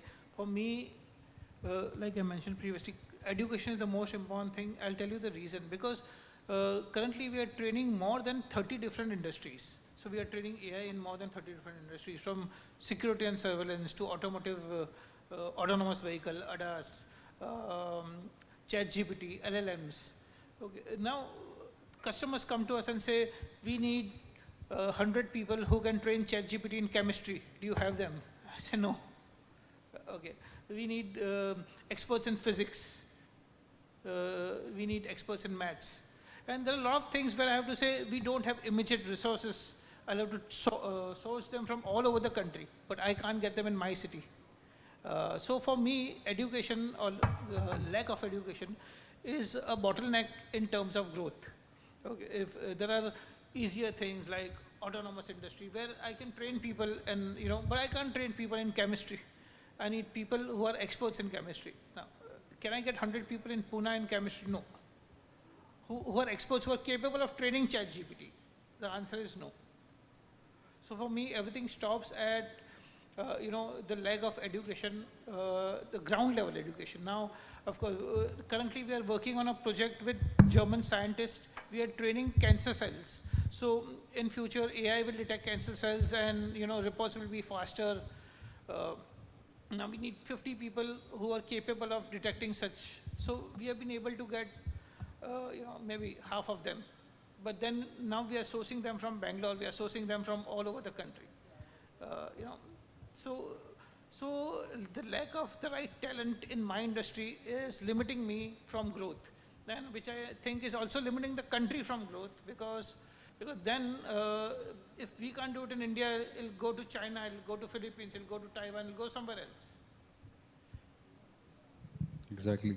So after the expansion and innovation balance, there comes a long-term impact that every organization should sustain.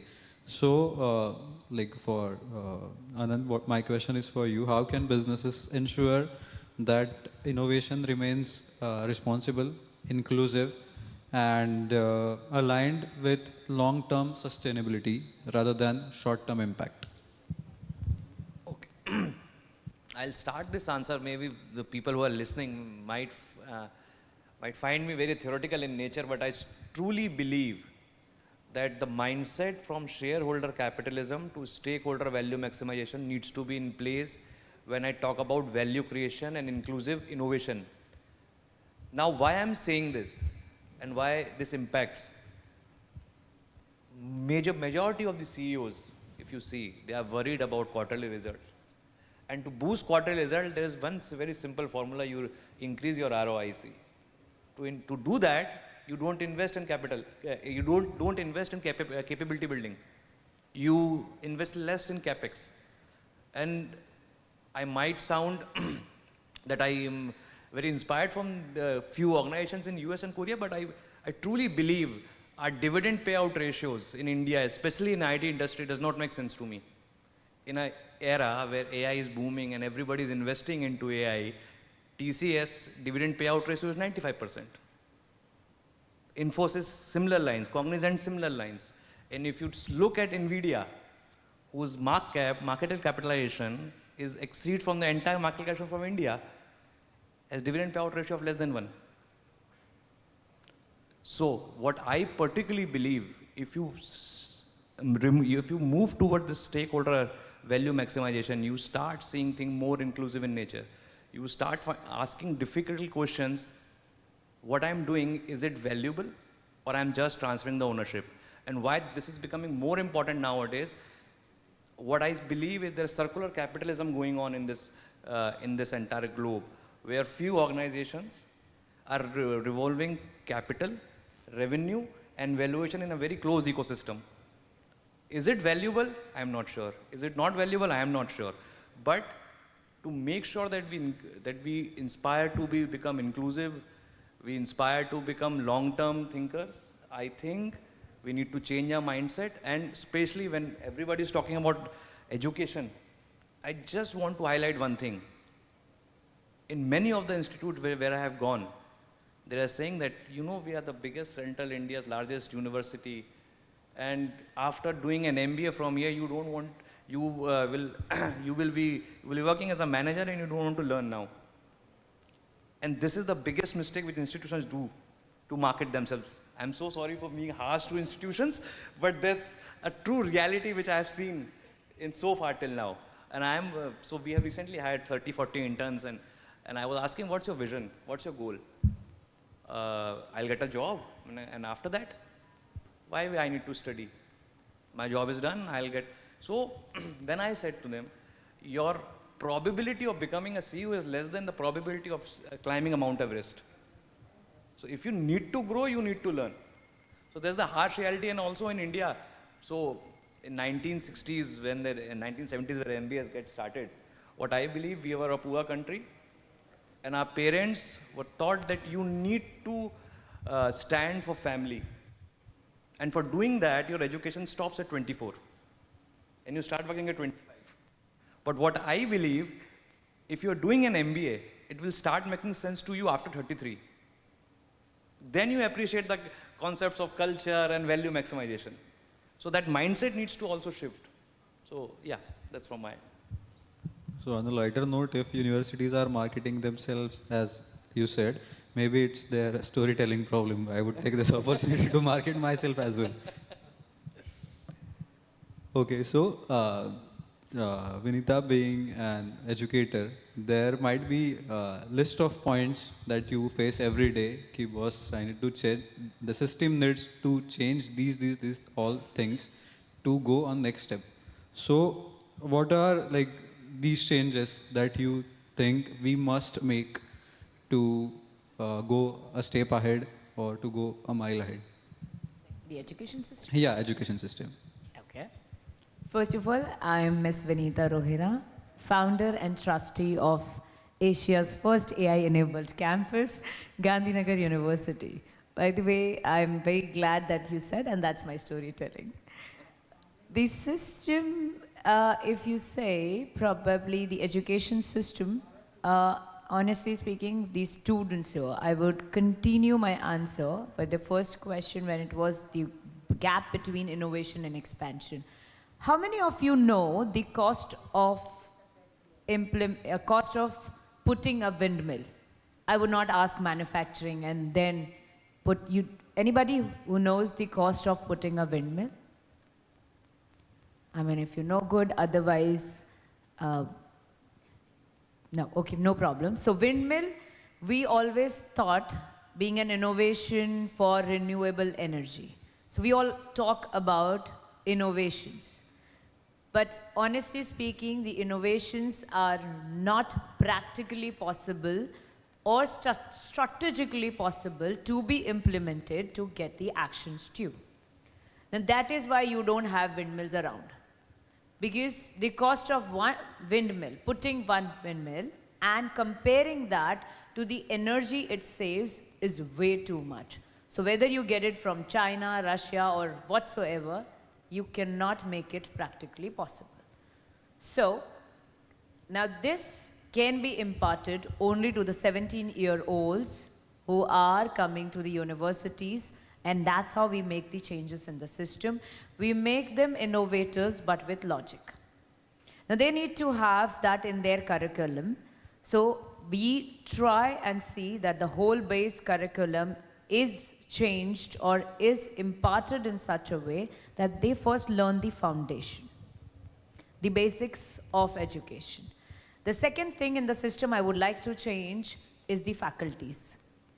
you cannot do anything with the students. The students are not completely wrong, or they are not completely, you know, we cannot blame them completely. It's also about the faculties who don't want to change. I would repeat my word when sir was saying about people don't want to learn.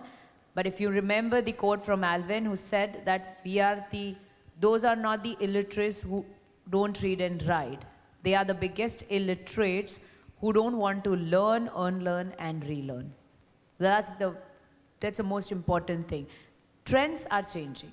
Today you have AI, tomorrow you'll have something else. Yesterday we had blockchain, but we were not accepting it. So the point is, if you see the professors and the faculties, I don't know if there's some in the audience, but I'm not being harsh, but that's the fact, because that's what I faced when I actually transformed my traditional institute to today's Asia's first AI-enabled campus. So the professors were not ready to transform. First, they need to get into the system in such a way that they are ready to change. They are ready to impart right and true and the trending education to the students. The education system does also involve parents. I find them 80% being the culprit towards not having the right growth towards my generation. You call them Gen Z, but I call them mine. But my point is, we are not the traditional and the conventional parents like millennials had. We ourselves are not clear. We ourselves do follow. We are not actually letting them lead. We are not letting them fail. I was very happy when sir said that he has put incentives on failure. We also run a system which is called failure fees, wherein the failed projects are actually rewarded. He's right that this is how you put curiosity. And what changes I brought in my students, there was a student who was bullied a lot when I entered the system. They said he's useless, he's like this, he is a bureaucrat in a gown, XYZ. I found one potential in him. He was BTech IT, but he was interested in events. So what I did is, so universities have a huge budget for event management and events, basically. So I said, how about you make a try? But ma'am, nobody trusts me. Everybody thinks that, I'm not good at this, I'm not good at that. I said, it's fine. I would trust on you.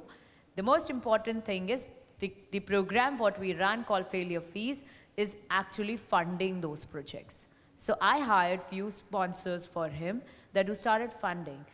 3 years down the line, he's one of the topmost event management company in our state, and my university gives the contract of 24 events in a year to only him. But that's the power of actually, if you cherish, if you have those intelligent celebration towards the failures, that's what I was mentioning. Now this is what I want to bring the change in the system. There are lots more. I don't know how much time I have. Can I have 2 more hours? Yeah. There's a lot more changes to be, when I'll keep it for other questions. Yeah. Thank you so much, yeah. So I just would like to add a point here. When I completed my engineering, maybe 10 years back, we all had this fear that if the project doesn't run, yes, we won't be getting any credit for that. So I am really amazed to see leaders like you who are celebrating failure. Yes. Or maybe pushing students, employees to think, innovate in their own ways. So I guess I would like all to have a big round of applause to such leaders, educators who are like. In fact, I would just like to add on, that's called Deep Tech Innovation Hub, what I ran, honestly speaking. So that is not failure, that's actually a step towards confidence. They're just, the system, the whole system of our country, we feel engineer banna hai, pharmacy banna hai, MBA karna hai. That's not what it is. See, the first thing when I came to India and I actually entered Maharashtra, then I came to Gujarat. I'll be very honest, the first thing what I did is change the entire syllabus. Now this is global syllabus, because I had students coming in, she's 96, in percentile, the parents want her to be pharmacist, but what does she want? She wanted to be a dancer. So what I have in global syllabus is, you can be a B Pharma, but you can choose as minor credits to be dance. Now what I do is, I sponsor. So I have got, on board for dance, the registered dance academies that adds credits to their score as well. Now that is completely on our cost. There are 16 hours in a semester where you can actually avail your minors. So this way, now she's a successful pharmacist, but she has just won a national competition in dance, and she always gives us the credits. Now that's not a failure, but thank you so much, sir. But that's something where you need a hand holding. Now that's not what every institute or university or families are doing. I would urge upon the entire system as a whole to come and support this generation, because that's the only future we have. That's our future. Thank you so much. Thanks a lot. Thanks a lot. Thank you so much. So, moving to Dr. Sharma, when we talk about AI or maybe AI modules, ChatGPT or maybe Cloud A nowadays, there is a factor of like fear. I won't say fear, but there is ambiguity and a factor of trust in every market. So it's not about losing jobs or something like that, but there is something like this in every industry and every market. So what roles do leaders should play to make these technologies more trustworthy, resilient, and then again they fit into the ethical frameworks as well? So like technology can provide the transformation, but leadership is what it can bring the trust in that. If any new tech is coming and that is going to be ethical with the guardrails and use human-centric, which can benefit the civilization, so that's people will start trusting. So this is what the need of the, we are living in the era of agents and tokens. Like for everything now you have agents. If you want to book a flight, it can book immediately on a single your voice note, right? But agents do not have the authority to cancel your if you don't not willing to that. So that kind of trust you need to bring in the technology, and the tokens like every like models are now taking your inputs as a token and giving you outputs as a token. And that is what adding the budget also. Recently we heard some organization had cancel all the tech token, like that was a Microsoft. He has cancelled all the tokens for that because it has killing the budgets. It's making more, humans are more cheaper than these tokens. So that's why how it's coming, and it's like it's a dynamic phase where people start fearing that AI is going to take the job, but it's not the case. AI is making human more faster, efficient, and all this. So if you're adopting this to grow yourself, it's a best path. Earlier, one person in a company, if you see, there's a leader, there's a finance, and there's a separate wings, right? But now you have access of all this, what do you call it, tech in your hand. You can make a model, you can make a presentation, you can calculate the finance as well, you can marketize as well. Earlier this was not possible, it requires a big team, right? So now everyone has become a company. If we use the technology in the right way, in the good guardrails and all this, so it can be there. So this transformation, leadership should bring this, democratize, reach to everyone, and make it use of that in a, not in a good financial way, it's in a cheaper way, and make it, like in India is very good in, like mentioned, ISRO is making technology at a much lower rate than across the globe. Similar way, India has a good potential on that, and we can work on that and try to make it cheaper and make it more accessible and make it more human-centric, along with the ethics and all this, with the good guardrails.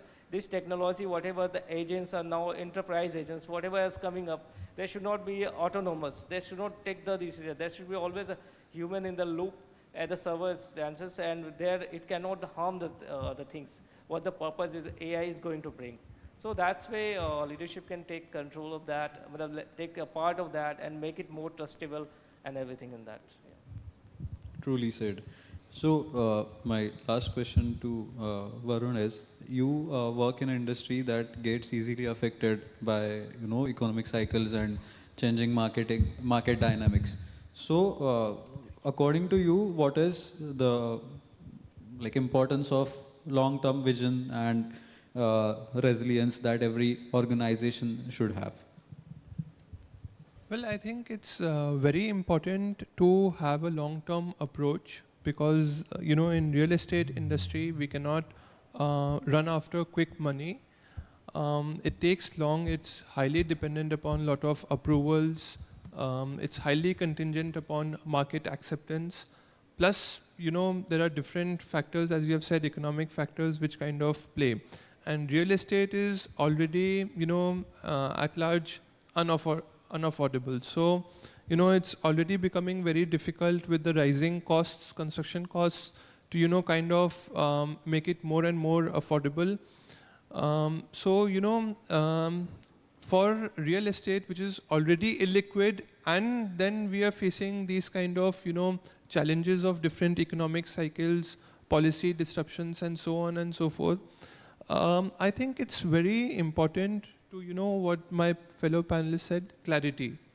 Because, at real estate, we are, not just building, a structure, a civil structure. We are trying to influence the lives of its occupants.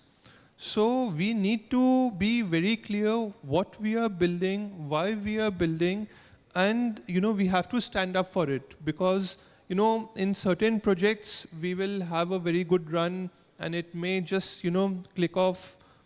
But in certain projects that may not happen. And what defines good developers, trustworthy developers, is who stand by their vision, even if there is initial resistance and not that kind of acceptance. But because they have that belief, I'll just give you an example. I did a senior living project in Calcutta, and it was launched towards the end of 2019, just before COVID. And at that point in time, it was, quite a new concept, especially in Bengal, which is, quite adverse to accepting new kind of, themes and concepts. So, but I realized that, because of lack of opportunities, a lot of, Gen Z were moving out of Calcutta, leaving their parents behind. And, those parents were, kind of lost and lonely. Even if they had access to money, even if they had a decent life, they were quite lonely. And there was a huge need of, creating a community wherein they feel safe and wherein, they enjoy life. Because, we all are going to get old at one point in time. And it is a fact that, once you get old, you don't get that kind of respect what you get in your prime years. So there has to be different kind of options wherein you can live your life with dignity and, being happy. So, it was a big risk. All of my consultants were of the opinion that it's not going to pan out. On top of it, you're doing it in a way wherein it's, highly luxurious, and old age homes traditionally, don't run in the luxury aspect. But I knew that it was very important to, kind of change that mindset. I knew that, it is not going to be an easy journey, but I believed in what my vision was and stood by it. And, it has turned out to be quite successful, and a lot of people who had moved out, of Bengal, 40, 50 years back, they have always wanted to come back. And now they are, coming back into my project. So, by this example, what I mean is, it's important to have the clarity and to stick by what you believe in.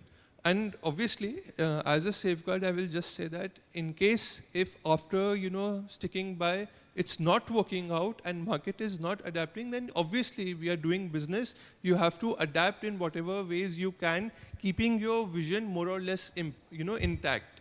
So it's about balancing, but clarity at the end of the day and sticking by what you believe in is very important. So perfect. You summed up the basic and primary qualities of a business leader, that is taking calculated risks, having a bigger vision, and adapting to the changing trends. So thanks a lot. Before we move to audience Q&A, I have few rapid answer questions that I would like everyone to answer. So I would like to start with Neville. Which is one leadership quality India needs most today? Aggression. One habit that has personally helped you remain resilient as a leader. Is it for me? I will complete it like one by one. I can only give politically correct answers, but it's not right. So let's pass this. Okay. If you could change one thing about India's business ecosystem, what would it be? I think we need better quality, better educated, lower level politicians to make the changes on the street, on on a city level, so that businesses can improve, quality of life for employees and employers both can improve. The last question, you need to complete this sentence. The future of Bharat will belong to? I can't predict anything, but I mean, you look at the war situations, you look at, there's no future guarantee of anything. We need to do our best. We need to put in our efforts. And then, we need to adapt to whatever happens tomorrow. Great, great. So, so we'll start with a question that Neville hasn't answered. That is, one habit that has personally helped you remain resilient as a leader. I would say continuous learning. One sector that will drive Bharat's next phase of growth. Sustainable energy. Great. And one leadership quality India needs most today. I would say strategic thinking. Great. We lack it. We lack it completely. And the last one, you need to complete this sentence again. The future of Bharat will belong to? To the people who will reinvent themselves again and again. Great. Thank you. Now coming to Vinita. One sector that will drive Bharat's next phase of growth. Education. Undoubtedly. One word that describes the future of Bharat. Confidence. Great. And if you could change one thing about India's business, or in case education ecosystem, what would it be? Change. Only one thing. Only one thing? Yeah. Oh, okay. I guess I would want people to, as I said, learn, unlearn and relearn. And the last one, you need to complete this sentence. Future of Bharat will belong to? Generation Z. Oh.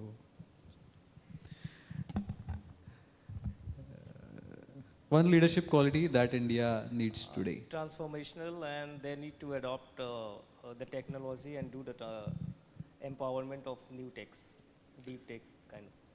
One habit that has personally helped you to remain resilient as a leader. Like mentioned, continuous learning is the only key, and being cool under the pressure. That always helps. If you could change one thing about India's business ecosystem, what would it be? Fastest approval and with good support from the government for every startups and ecosystem, whatever. Now, please complete this sentence again. The future of Bharat will belong to? Those who believe in themselves and can adopt the technology very fast and make in the favor of making Bharat once again the greatest nation. Great. So, moving on to Varun. One leadership quality India needs most today. Confidence. I think inner confidence and self-confidence is something which a lot of people lack. Everybody over here have a lot to, bring onto the table, but it's just that, last step of confidence. And I think educational institutions are going to improve it in the next decade. One habit that has personally helped you remain resilient as a leader. Well, personally, I think listening more than talking, I think has helped me because, it's a part of, continuous learning. You need to listen more, you need to understand what's happening and be open to new ideas, because I cannot be always right. One sector that will drive Bharat's next phase of growth.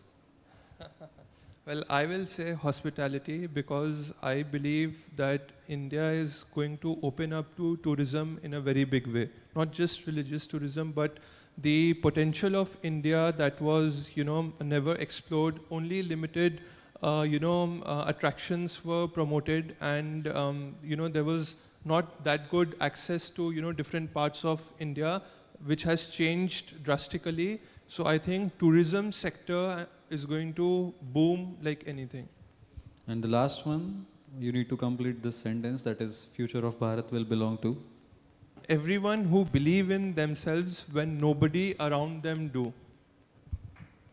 That's a perfect way to end this panel. So before ending, we'll like to go for question and answers from the audience. If anyone has it, just please raise your hand, so I'll pass the mic.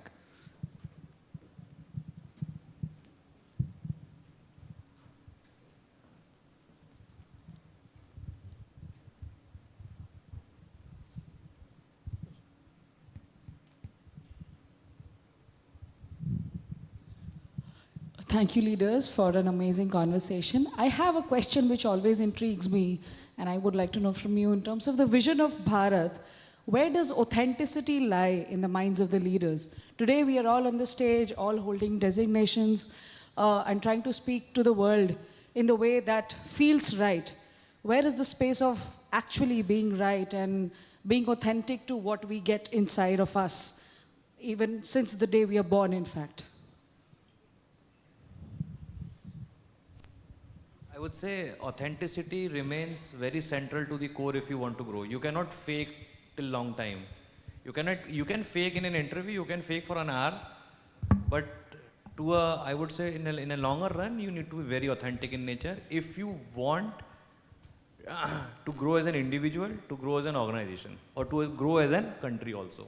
I would just like to add, so most of the people, they pretend. So how you can lead is, now that's where you have to bet onto it. Let them pretend, and by that time you're actually building your own. So this is something which is very underrated.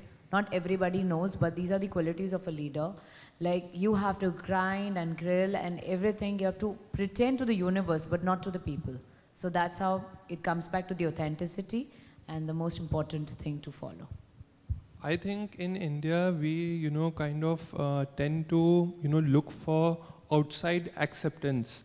And in that way, we succumb, under peer pressure. Even if we don't believe in something, we succumb to it because we want to be a part of that circle. We want to be a part of that group.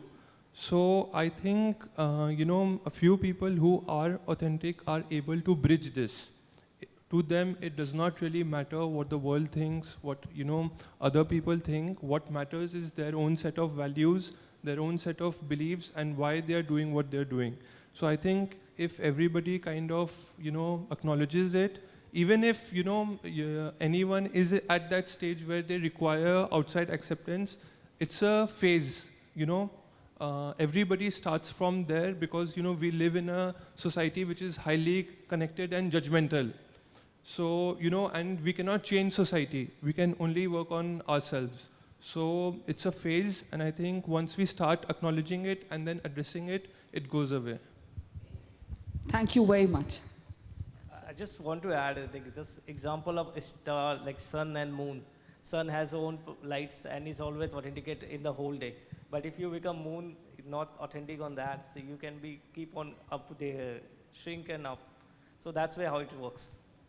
Thank you. Thank you.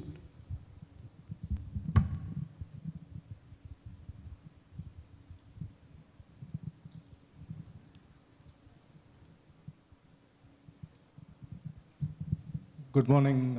I'm Dr. Satish. It's a fantastic panel discussion. People asked me in the interview outside, what do you think about Bharat 2.0? I said it's a collection of family people here. Everyone, brothers and sisters, we are here collectively talking about the prosperity of our nation. And this is how I see this conglomeration as. And the question the moderator asked, the future belongs to who? The answer, according to me, is to everyone. Whether they succeed, not succeed, we need to take them together in an inclusive manner. Some societies and communities are laid back.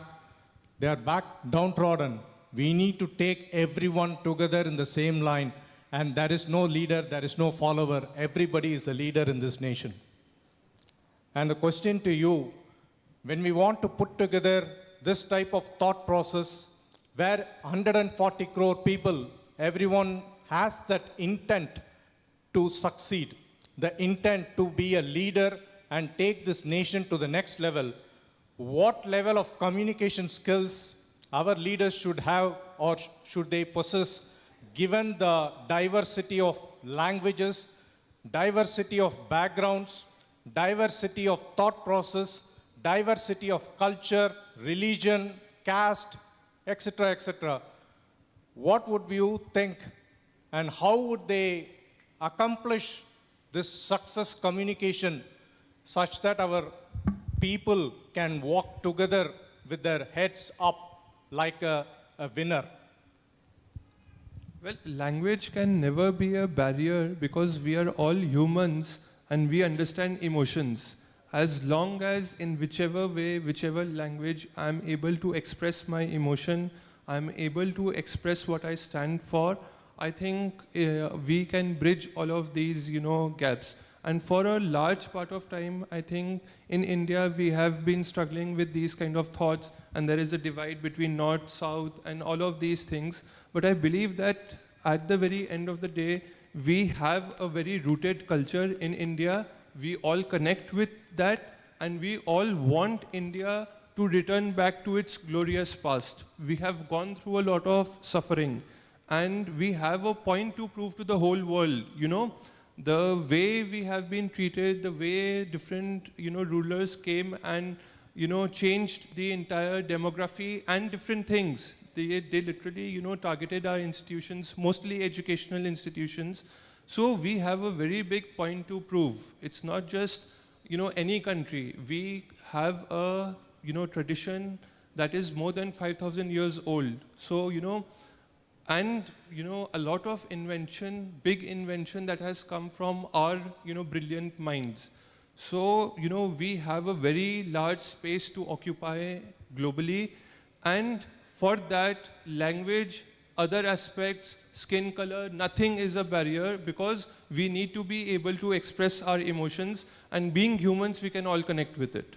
So it's just about connecting. Dr. Satish, that language is empathy. Empathy towards discovering the potential of all. A true leader is not smartest. Like Sir rightly said, not all leaders can be MBA from Central University, but a true leader is someone who discovers the potential of all and then helps them to grow, and that's how you grow as a team. Just want to add one thing, sir, from what I understood.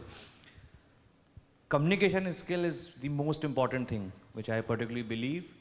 But other than communication skill, what I believe is the coherence of communication, positioning, and repetitive reinforcement of the same is very necessary. And what I believe and what I have seen in corporates, when we talk about change management and all, we make a lot of plans with reference to stakeholder management, but we never pin down and say, number of times we need to communicate this to make this reinforceable in nature. So I think coherence in terms of what we say and mapping down at what is the correct amount of time we need to reinforce this to make this happen. Just to add, technology has bring unity in diversity. So now in India, any part of the world, even the language is not a barrier. You can have easily one open app. You can transfer the front person, whichever language you want to understand. So technology has bring all these gaps very closely, and it has helped to get a right way in development on that. Now, Mr. Varun mentioned about an emotional connect. That was a question. How do you emotionally connect with 140 crore people to take them together? That's a question to you. What is the way, how do you create that emotional connect with common man in this nation so that he absorbs the vision of this nation and delivers it? Without a drive, without empowerment, it has to be an intent that has to come from each and every individual. It cannot be driven. What's your view on that? So emotional connect, if you see, if you understand or know the person and you can interact. So one person cannot interact to all the person side. So there's many technology can help in that, getting a setup of meeting or small groups of meeting where you can connect emotionally to the peoples in the last set. And now different AI versions are there where you can create your own things and get connected to a community and get all the data, whatever they want to say. Because for a person to connect everyone is not possible. Technology can make it like your version, you can connect to everyone on that, and you can get the data, and from that, using ZenAI, you can just make some thoughtful outputs and get it work done in the return back. Sir, just want to add one thing in this. I started with saying that we don't have GDP numbers for a tier 4 city. And if I say someone that you don't know, you are not doing good, then I need to quantify that. If I'm not able to quantify, I cannot grow that individual. So for me, what I believe, if we have the quantification metrics in place with proper transparency till tier 4 cities, everyone will be motivated, because what I believe, financial motivation sometimes helps, but it is the progress and continuous progress which keep individual motivated and keep doing on work and work every day. So I would say a mechanism, a very transparent mechanism to showcase progress that can drive this nation forward. Yeah, I perfectly agree with your statement. Basically, when I came to the hotel, I came by taxi, I gave 100 rupees tips to the driver. He said, "No thanks, sir, I have the skills to survive." And that's the sort of intent I want to see in our people. Wow. Fabulous. Thank you. Thank you, and what an amazing, significant discussion. Can we have a huge round of applause for all the leaders? We're crucial on time, could not take more questions, but thank you everyone, thank you. Can we have a group picture of you, all of you ahead, and thank you, each one of you, all the leaders out here. Wow, what a meaningful conversation on what truly takes to build Bharat of tomorrow, with bold leadership, some phenomenal, sustainable thinking and innovation that create a meaningful impact. Well, this is what the strategy has to be: resilient in every challenge, responsible in deep commitment towards building our nation responsibly and collectively. Can we have a huge round of applause for all of them, everybody? Thank you for our esteemed panelists, and also thanking the moderator, Mr. Dhruv, for actually navigating such fabulous questions. Thank you. Thank you all. Thank you. It was a privilege and glad to hear all the leaders speaking their insights and sharing their expertise. Well, thank you. Well, let's move on next. Well, next session is absolutely one of my favorite topic, I will say. Now, I just want to know quickly, if you want to interact, how do you measure success? Anyone quickly? With someone? Just, I wouldn't bring the mic. I'll say, probably on behalf of you, usually it's on the achievements, awards, recognition. Yes, ma'am, anything you would like to add? Mm-hmm. Correct. Lovely, that's amazing. That's a great point. Wow, lovely.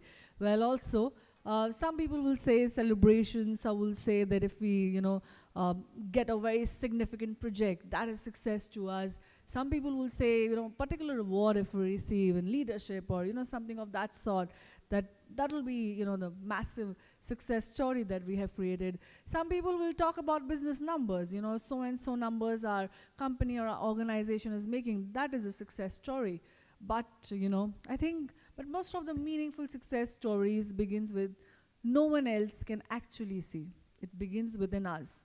True personal success, you cannot say, is only about reaching a particular destination, like ma'am told me. It's about also a journey that's going to be captivating, capable of sustaining all the challenges that we have with clarity, confidence, and some great amount of courage.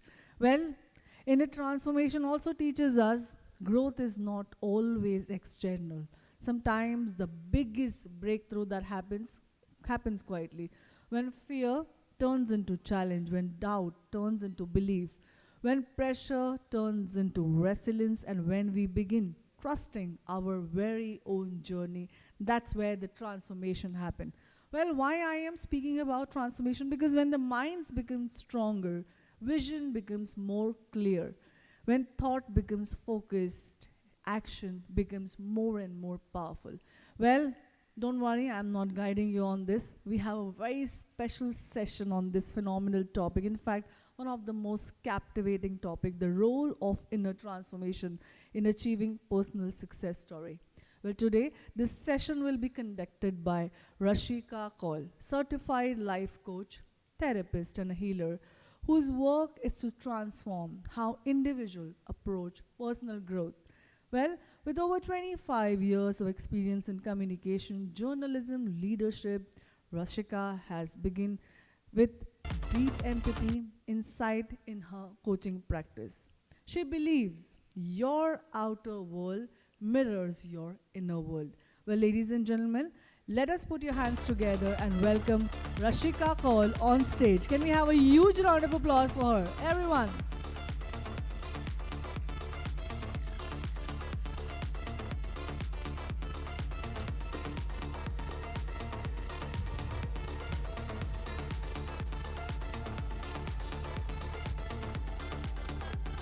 Hi, very good afternoon to all of you.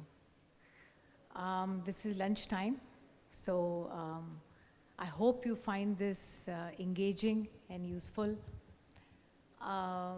Amazing conversations have flowed since the morning. People have spoken about self-belief, people have spoken about conviction, so many things which I resonate with and all of you resonate with. Success begins from within. If you want to change the country, you want to change yourself, you have to transform yourself internally first. Life begins with you. You are the source of everything that you experience in your life. What happens is your external world is a reflection of your inner world. You attract what you are and not what you want. This means your thoughts, your beliefs, who you are, everything that makes you up, you attract in the external world exactly that. So if you are, let's say, in a relationship where you're unhappy or where you are neglected, where you're unloved, it's because deep down you have neglected yourself. You have not loved yourself. If you're in a job which doesn't really use all of your potential, it's because you haven't realized your true worth and your true potential. So actually, everything is a reflection of who you are. Your relationships, the life you attract, the career you are in, and so on. What happens is your soul, before its birth, everything is predetermined. The person you will be, the people you will meet, the career you will have, everything is determined because, for the reason that you have to learn the lessons from those experiences, the ups and the downs, they're all karmic, which means that the soul has decided and chosen it, as difficult it is for everybody to believe this. But it has been decided by our soul so that we can learn the lessons from those experiences, both good and bad, and we can move on from there for the purpose of the evolution and growth of the soul. So I want to give my example. I had a very, I would say a reasonably good career. 30 years I worked in the corporate world, in the media, and I believed I was really strong and I could handle everything on my own. I had been, tutored and had grown up believing that, you have to manage everything on our own, as all of us really have grown up to believe that. But in my personal and my professional life, cracks had begun to show. I didn't realize it, and I made myself believe that I was happy.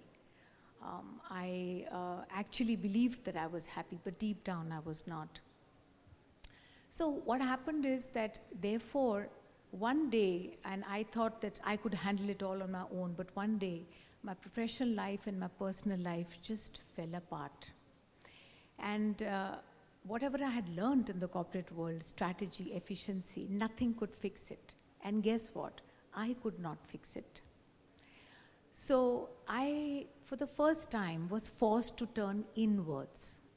And that's when I approached a therapist and I began to heal all those beliefs about myself that were limiting me from living my best life, that were limiting me from actually discovering my true potential and who I was. So what happens is in therapy is you go back, your subconscious mind takes you back to your past, wherever, let's say if you're healing something like low self-worth or low self-esteem, right? Because you're seeing something repeat in a pattern in your job, in your life. You start healing that, the root cause of it. So when you heal your limiting beliefs from the root cause and you actually begin to align with who you truly are, that's when you attract the right career, the right relationships, and a life that's truly meant for you. A life that is nurturing and a life that's uplifting. So I did that, then I strengthened my relationship with myself. What does it mean to strengthen your relationship with yourself? It's difficult for some of us to understand. What this means is what you give to other people, you start giving yourself. You're always there to love, care, support other people. But have you been there for yourself when the time has come for you to do that for yourself? You've been there standing up for people, but have you ever stood up for yourself? So basically what you give others, selflessly, you start giving yourself. I did a whole lot of spiritual practices, I did meditation, I did reflection. I worked really hard on healing all those patterns that were coming in my life, in my professional world and in my personal world, so that they never repeated again. And I no longer started attracting those experiences in my life. How did I transform? I realized for the first time, I came to face with my own self, and that's how all of us come face to face when we go down and want to heal our fears, our doubts, our worries, whatever it is that you want to heal. So that's one. And then of course I strengthened my relationship with myself, and then I did my meditation and I did the journaling, I did reflection, all those things. And the way I transformed is I realized that my self-worth did not depend on anything external. It did not depend on any award. It didn't depend on the salary I earned or the fantastic relationship that I was in or the designation that I had, but my self-worth it came from deep within. My happiness didn't depend on anything external. It came from within. I began to have faith in myself, belief in myself. I started surrendering the outcome. There was always a desire, all of us have it, to be perfect, to hold on to the outcome. If somebody changes, my life will change. If only this person could change. If only that situation changed, I would be fine, my life would be fine, right? So I learned to let go of that. I learned to have faith. And I learned to surrender. These were my big learnings. And therefore, I want to tell you that the journey is within. Whatever you see in your life, you have to heal that within yourself first. If there is a lesson that you need to learn, that is. So I'm going to take you all through a beautiful meditation. And can I request our audio-visual team to please play it a little softly? And can I request you all now to just center yourselves, close your eyes, center yourselves. Place your hands on your thighs, your palms facing upwards. Please close your eyes. Just center yourself. Start breathing deeply through your nose and breathe out deeply and slowly through your mouth. Breathe in peace, trust, and faith. Breathe out worries, stresses, doubts. Breathe in faith, love, and trust. Breathe out whatever you don't want, your worries, your stresses.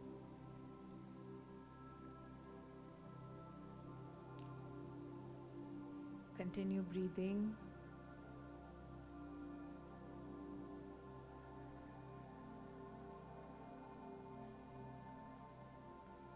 Now visualize yourself as an infant that's just been born. You have no identity of your own right now. You don't know your gender. You don't know your name. You really can't hear anything right now. You have no feelings and no thoughts. It's just presence. Feel your presence. It's a feeling. If any thoughts come to your mind right now, it's okay. Watch it like you're watching a movie or a film. Let it pass by in front of you. Try not to get involved in the thought or push it under the carpet. Just let it be.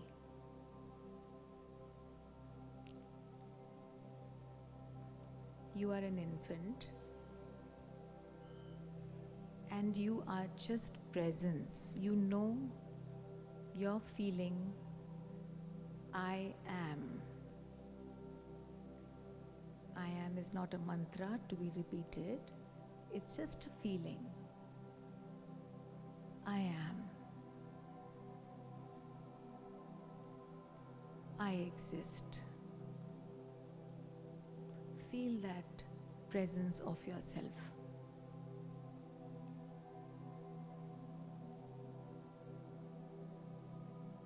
Just a presence. I am. I exist.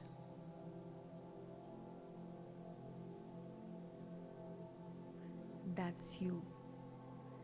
This is your true nature. Just higher consciousness.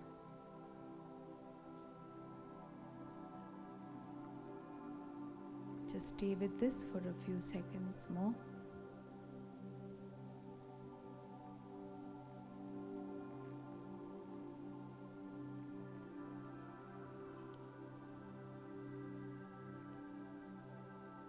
I am.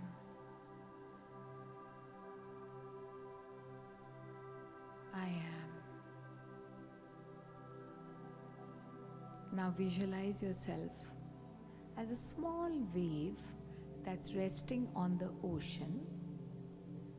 A push comes from the back and the wave just merges into the ocean, comes back up again. That wave is you. Feel the connection with the ocean. That ocean is the higher consciousness, the divine consciousness or existence, whatever you wish to call it. Feel yourself as the wave, going in and out, in and out. Feel the oneness. Let go. Let go. Feel the interconnectedness. Some of you might experience an expansion of your heart center. That's okay. Focus on that. Some of you may feel nothing at all. That's also fine. Just stay with what you're doing.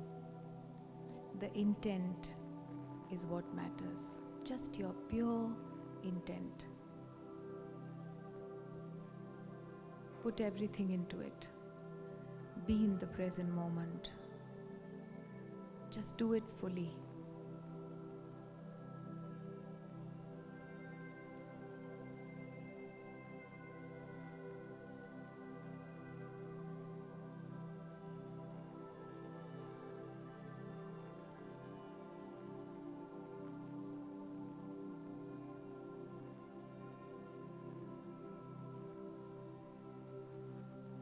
when you're ready, very gently, you can move your toes and your fingers. You can come back to your body.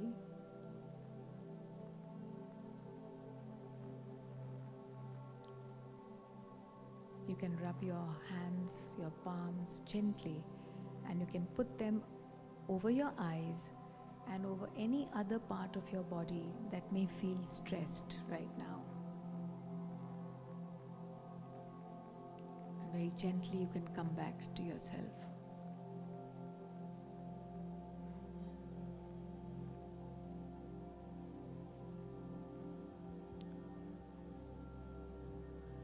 This was just a small taste of what the inner magic is like, what it feels like, what your consciousness feels like, what you truly are. So switch gears from the acting mode, the doing mode, to the being mode. Because results are created with your inner state of being and not by action. Action is important, but action without alignment leads to struggle and lack. But action with inner alignment makes you a magnet for success. What does a flower do? A flower needs to do nothing. A flower is its authentic nature, its authentic self. It has found its true potential, and what happens? The bees come running to the flower, right? So be a magnet, attract, don't chase. Trust in the divine timing, because what's meant for you will not pass you. When you become a magnet, when you work on your inner self, your doubts, your fears, whatever it is, your limiting beliefs that you need to work on, you just start attracting everything that you want in your life. So be specific about what you want and why you want it. Because once you know that, then you can heal those limiting beliefs about yourself, and you can actually become a magnet to attract. So surrender and let go. Surrender and let go, this is one of the toughest things for us to do. But it's beautiful when you learn how to do it, because you know the need to control the outcome. Let go of that. What's meant for you will come to you. We cannot control the outcome. Our job is just to focus on the effort. Our job is just to focus on the action with alignment and to prepare ourselves to become the vessel for us to receive what we want. That is, you prepare your mind, body and soul to receive the life that you want, the career that you want, the relationship that you want. And do not settle for less, because you have dreams, and all of us in this room want to take our leadership to the next level. And we have to start looking within. That is the only way it can happen. I just want to do a small exercise with you. This is the end. It's the last few minutes. And if I could request you, some of you still have your eyes closed, that's wonderful. I request you to just close your eyes again and take a few deep breaths and center yourself.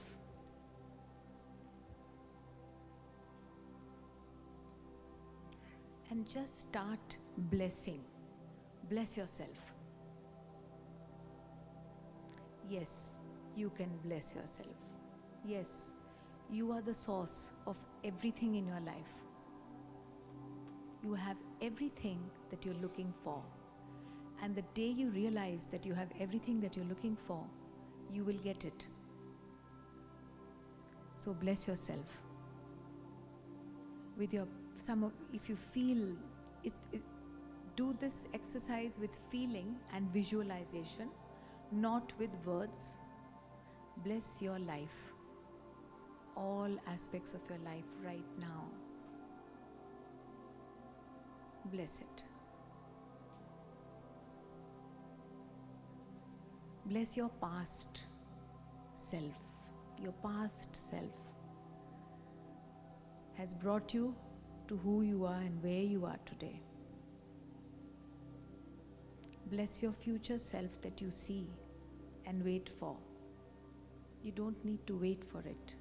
Your future self is here right now with you, getting shaped right now. Bless your family.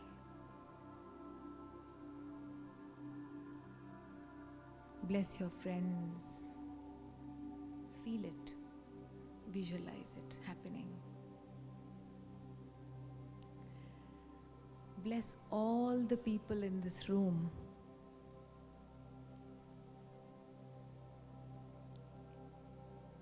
Bless the city.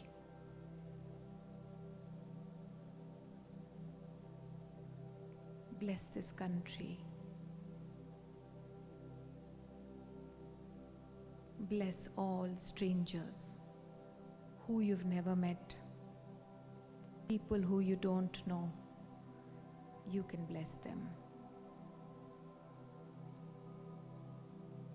Bless plants, bless animals. Bless this world.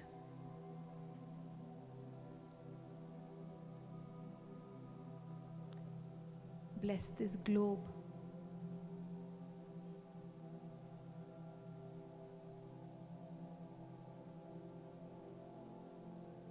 You have everything that you're looking for within you.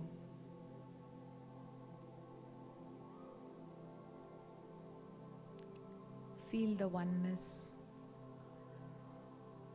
Feel the interconnectedness. You are not alone. You are constantly the wave in the ocean, supported, held, protected.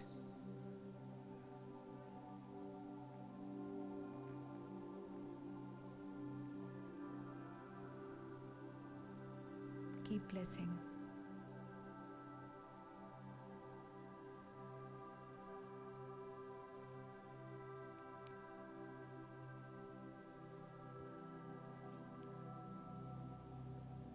When you're ready, you can move your hands and feet and rub your palms, put it over your eyes.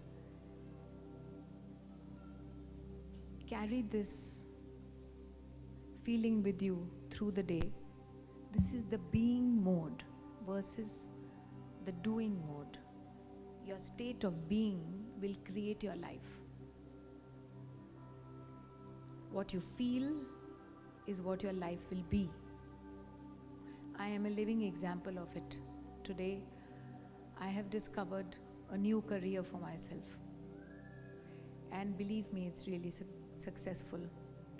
I am so deeply contented and so deeply happy today. I don't feel alone.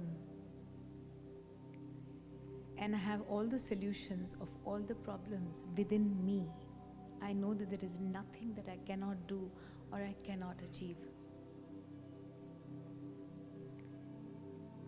Bless you all, and I wish you all a beautiful day, and I hope that you have a fantastic inner journey to achieve the success that you want in your life. Thank you so much.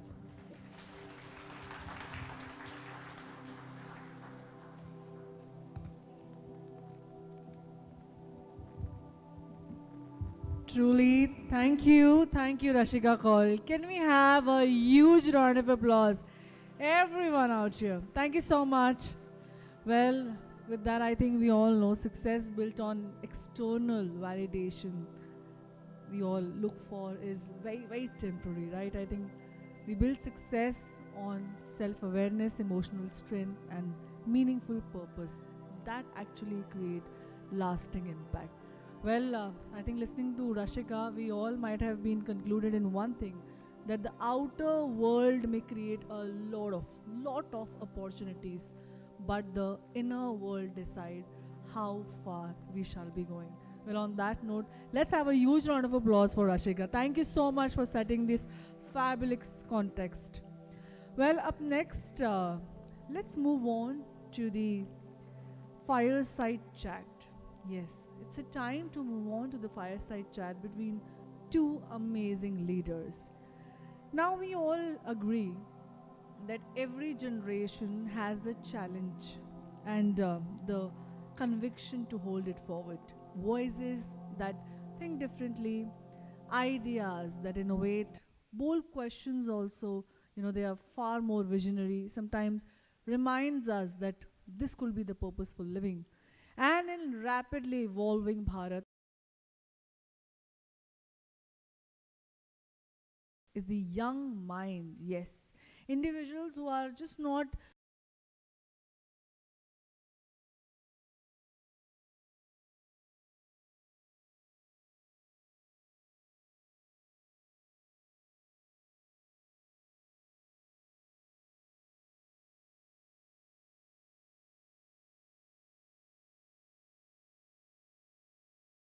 adaptability and the confidence to think beyond boundaries. In fact, think out of the box.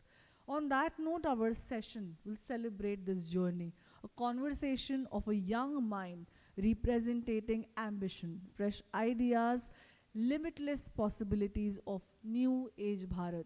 It's now my pleasure to welcome on stage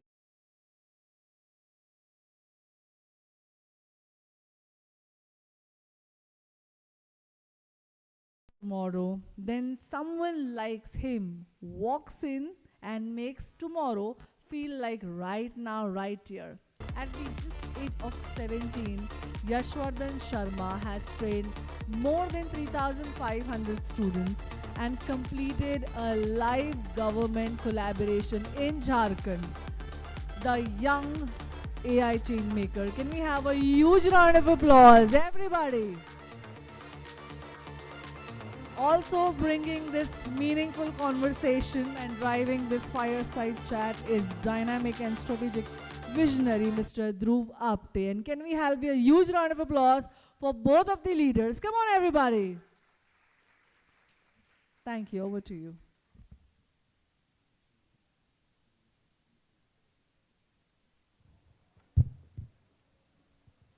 I'll also request everybody who is outside to please join us inside, as after this we shall be heading for the lunch. But I want everybody who is outside, maybe power networking or on a break, can we have everybody of you inside, because we are heading towards a very meaningful conversation with the young generation.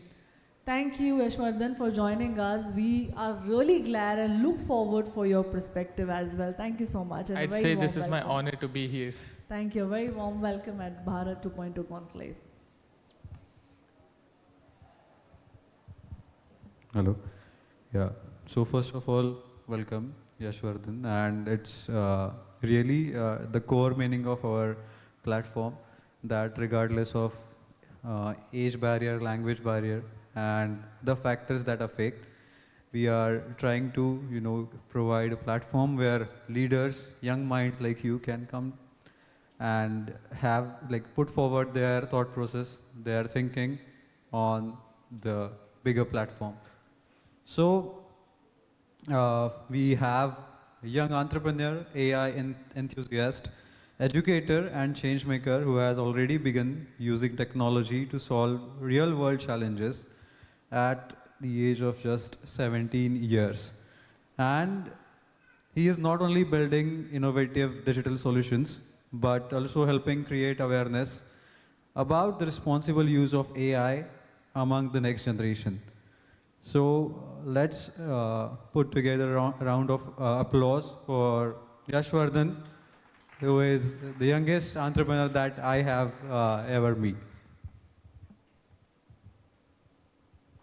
Coming to the questions, you have created and conducted AI workshops for thousands of students and are working on real world AI solutions, right? So what inspired your journey into AI, and what made you believe you could create impact at such a young age? Okay, so for that, I'd say I'll start with a small story of mine. So I was just around 10 years old when I got my first laptop, and there was nothing like inspiration or, thinking that I can do something. There was just curiosity in me. I just thought that I should do it. What should I do? What should I learn? What can I learn more? First of all, every child plays games. And I used to play a lot of games as well. But then I thought that, can I not build it myself? I was just curious how developers do it, how other people do these things. And after a few years, AI came into place. And after that, I started using it. I started learning about it. But then I realized that I think I know enough about AI that I can teach others as well. And since then, I just studied for a few months, then conducted a workshop of my own. And surprisingly, I didn't thought that anyone will come up in that event, but I conducted it, and there were around 270 students who came. And that was my first ever workshop. And after that, there has not been any stoppage. I've just been, learning and building my own startups, working with the government and doing all those things. And this is quite recent. I haven't been doing this for a long time. I've just started doing all this since the January itself, 2026. Yeah. It's great to see a young mind like you speaking with great clarity. And I've got to know that you have interacted with more than 4,500 students. Yes. Through AI awareness sessions. So what are the biggest misconceptions that young people and institutions have about AI? So what I'd say for that is, for misconceptions, so the students all across India are still, not having a lot of knowledge about AI. Like here, there are a lot of industry leaders, they understand how AI works. But for the students, they still think that AI might be the reason they might not get a job in the future. But that is what they have to understand, that if they start learning AI today, they'll get a job for sure. And why should they even try to get a job, right? They are all scared for their future. Like everyone wants to be a corporate worker or something, but they have to, be a startup founder. They have to think that they can build something of their own. But they are all just scared. And for institutions, they are starting to, prioritize AI as well, but it is not taking place quickly enough that the students will be able to, properly understand AI. Because the colleges I have been to, even the teachers don't know about AI enough that they can even talk to their students about it, right? So that is something lacking behind. You are from Jamshedpur, right? So as someone from a smaller city like Jamshedpur, what message would you like to give to your fellow students or fellow friends, who believe innovation can only happen in major cities or metro cities? So I think that being from a tier 2 city like Jamshedpur, it doesn't really matter where you come from. All that matters is your confidence, your willingness to do something, and your curiosity.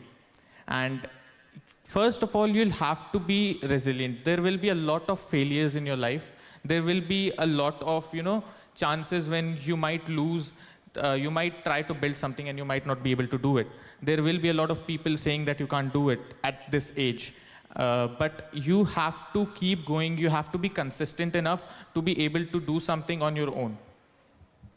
Just out of curiosity, Yashwardhan, you are working at such a younger age. So what is the difference between your routine and a routine of a normal student or a normal guy? So at 17 years of age, I'm still in class 12th. And I am in ICSE board. We all know it's really hard there.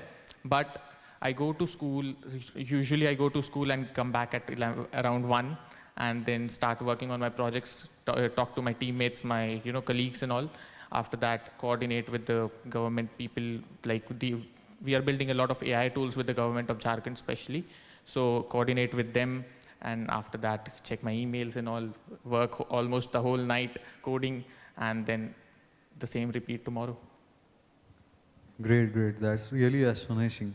And you stated about your initiative with the government of Jharkhand, right? So looking ahead, maybe 10 years or 20 years, what kind of impact you would like that your work will be creating for society, and what would be the story behind it? So what I feel for that is the impact I'd like to, make all the students in India, like at least 75% of students, of the young minds in India, make them believe that they're confident enough, they're having the ability to do something of their own, to create a legacy of their own instead of helping someone else working like a corporate employee and helping someone else build their legacy.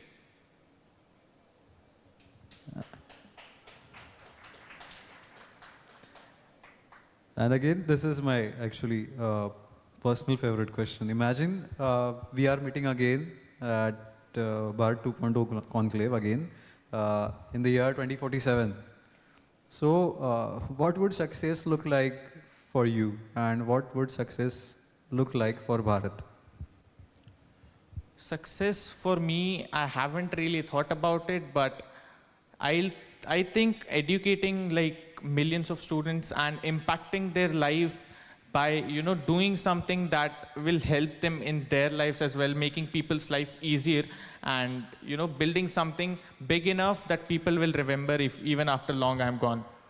And what was the second question? I forgot. It was like, what would success look for Bharat as well? For Bharat, okay.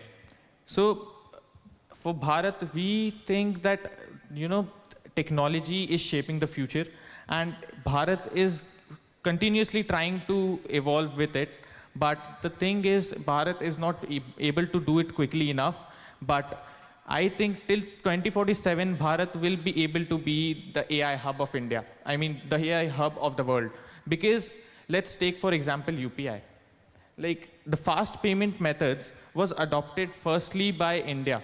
And now in the whole world, AI, like UPI services, like fast payments are made 50% in India itself and 50% around the whole world. So in India, youth is also really curious and really curious towards technology.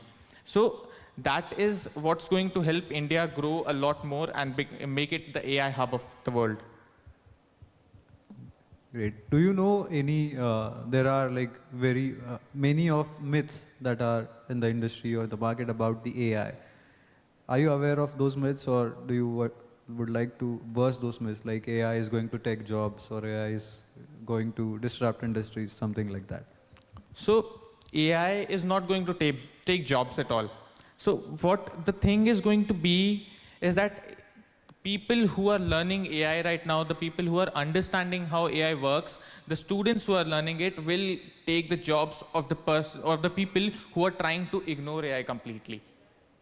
Because that is the reason, even though technology companies, IT companies right now may say that we are not prioritizing AI that much, we are not, trying to get jobs out of the hands of the people who are not learning AI.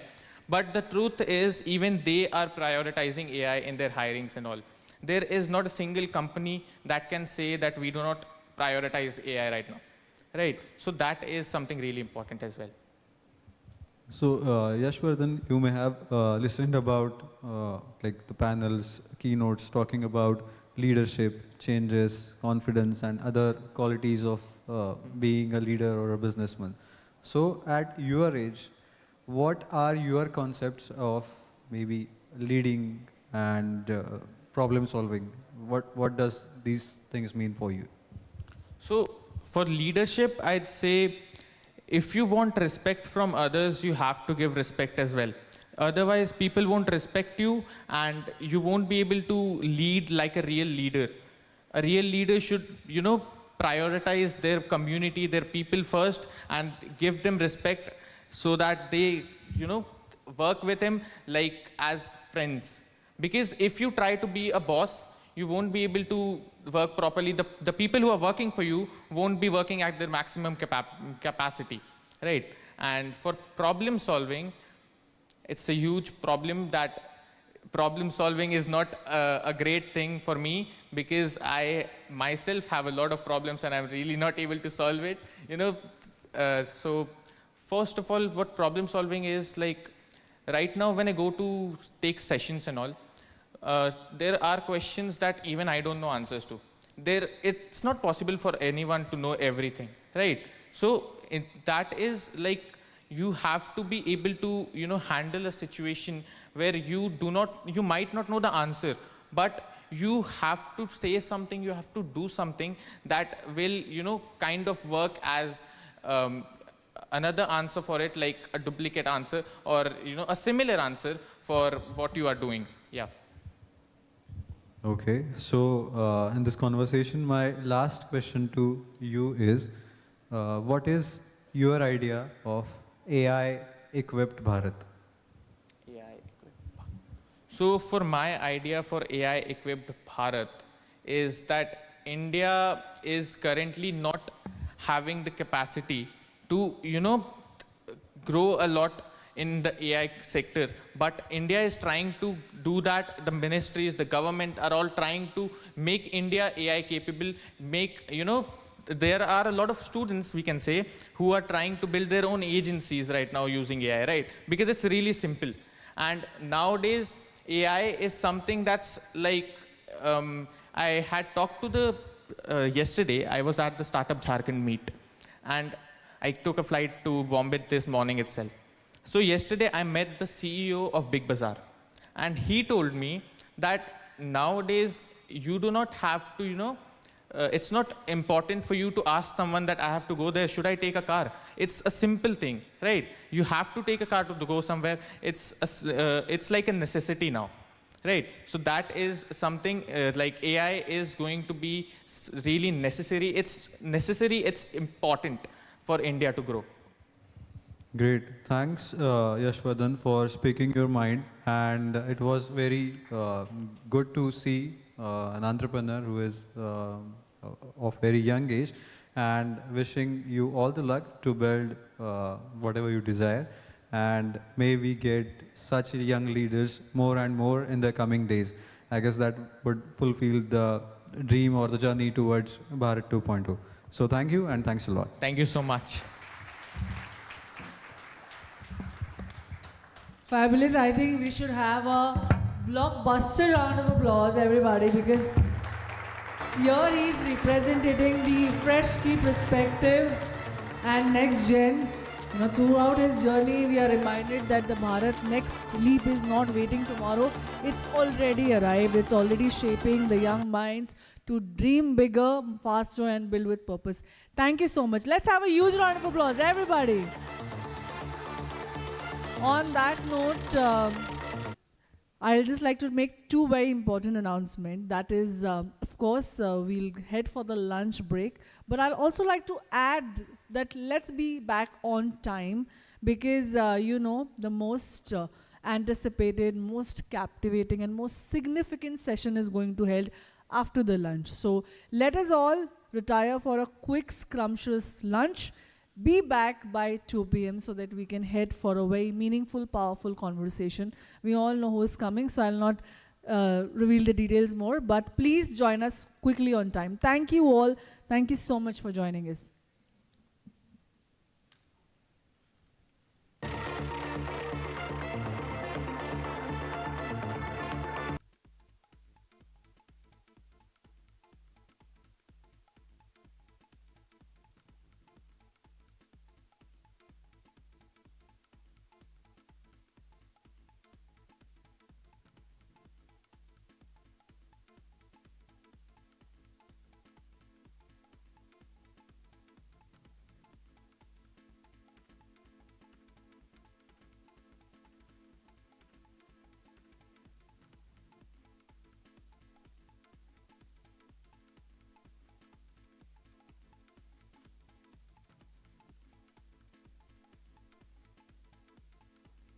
Well, ladies and gentlemen, welcome back to Bharat 2.0 Conclave, the next edition. Well, thank you everybody for joining us back. There are leaders who follow history.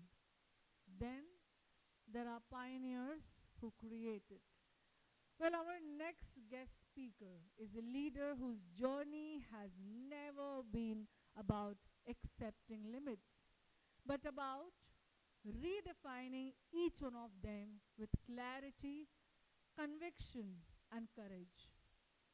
A true trailblazer, a name that has become synonymous with discipline, fearless leadership, and transformative change.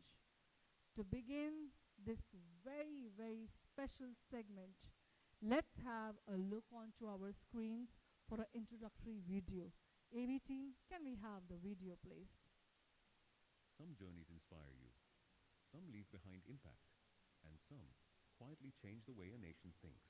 There was a time in India when many young girls were still fighting for something as basic as access to education. But one young girl dared to imagine something far bigger. She dreamt had ever worn before. She followed her dream and became India's first woman IPS officer in 1972, entering a profession that had, until then, been almost entirely dominated by men. But what truly made people take notice was the way she carried that responsibility. Fearless, disciplined, uncompromising, at a time when challenging authority and enforcing the law without fear was rare.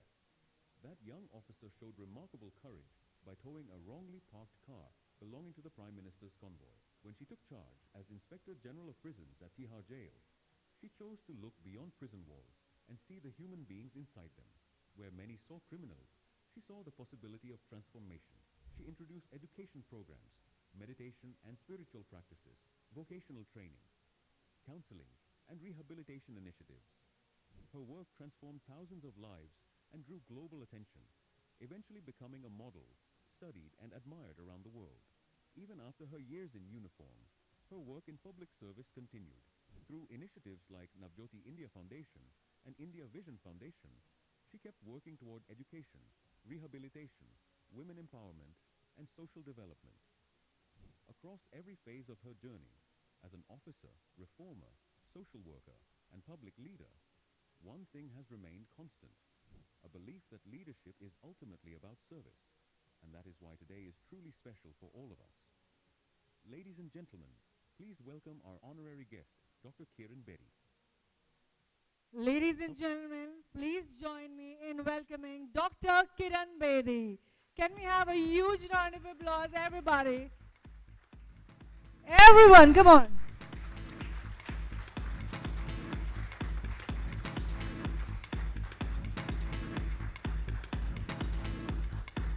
Namaste and a very warm welcome. They say when courage becomes conviction, leadership becomes legacy, and that legacy is Dr. Kiran Bedi. Can we have a huge round of applause, everyone? The first woman officer to join Indian Police Service in 1972. She's a bold reformer who have transformed systems with integrity and action.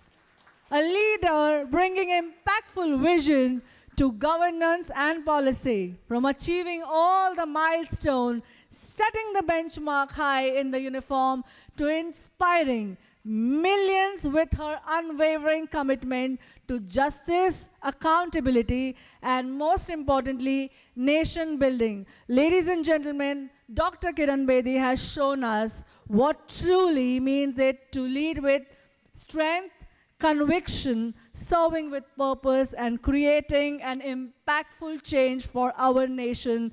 Please welcome with a huge round of applause our very own incredible Dr. Kiran Bedi. Namaste. And for just 30 seconds, can I ask everyone to please rise up? Come on. Everyone. And a huge round of applause. Everybody.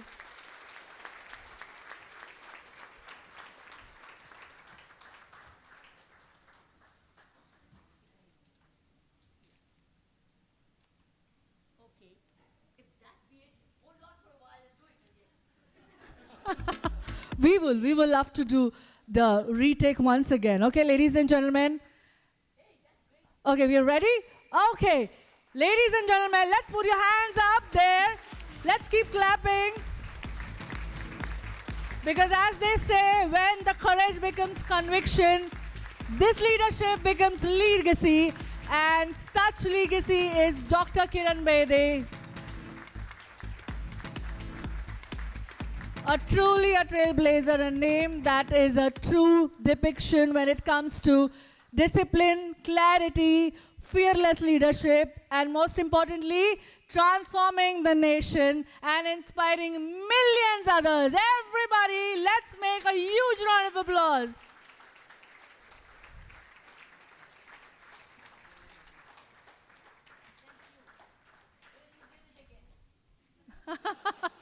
Thank you, ma'am, for joining in, first of all. A very warm welcome to Bharat 2.0 Conclave, the next edition. And as we move forward, I'll request Mr. Dhruv Apte, along with the entire dynamic organizing team that we have, to please join us in welcoming Dr. Kiran Bedi and felicitating her.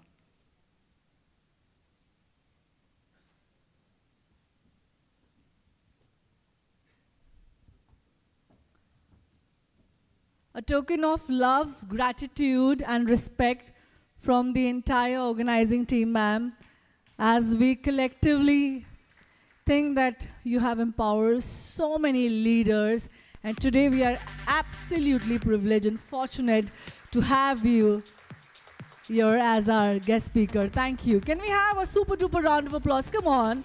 I know we are all capturing the memories, but come on, let's have a huge round of applause, everyone.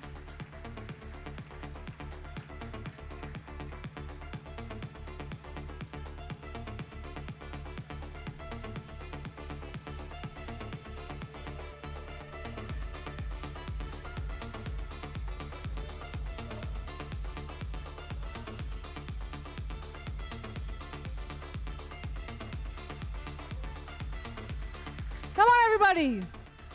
Let's maintain the zeal and the enthusiasm and the zest. Thank you, all the organizing team. Kudos for your efforts, and I'll request Mr. Dhruv Apte to join us as we move on to an extremely important segment and very significant one, to celebrate the individual leaders who have demonstrated excellence by their impact, leadership in their respective fields. I will now call each awardee. As the name is announced, I'll request you to please join us. Once again, I'll have a huge congratulations to all the awardees out here, all the participants. Thank you so much. Let us have the award started. Leadership Excellence Award 2026.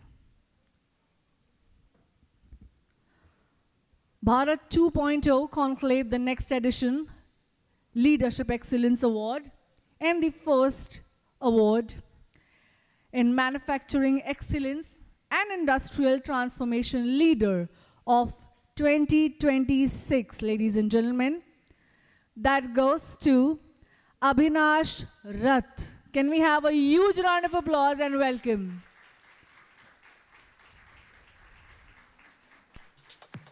Can we have a light a little dim? Or maybe focus it on the corners of the stage. Behind every skyline, every highway, there is someone making truly exceptional change, innovation, and Abhinash Rath has been one of the leaders, building material sectors across various ultra cement, 7 rings, and many more.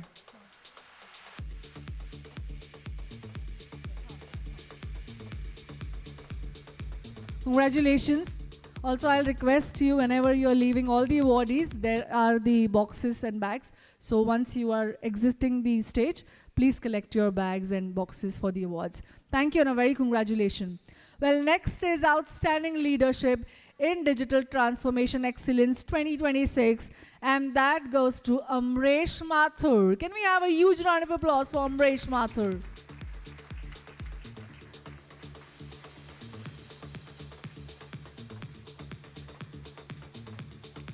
Amresh couldn't join, so Swati Mathur will be collecting on his behalf 25 years of turning digital strategy into real business outcome across Citizens Bank, Samsung Electronics America, and etc., where he has launched their direct-to-customer and e-commerce business from ground up.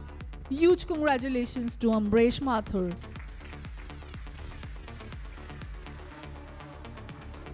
Thank you. Next is Excellence in Strategic Transformation, Business Growth Leadership 2026 awardee, and that goes to Anant Agarwal. Can we have a huge round of applause? Come on. Building team, transforming culture, earned an executive MBA from IIM Kozhikode along the way, because the best leaders never stop being learning, right? Congratulations, Mr. Agarwal.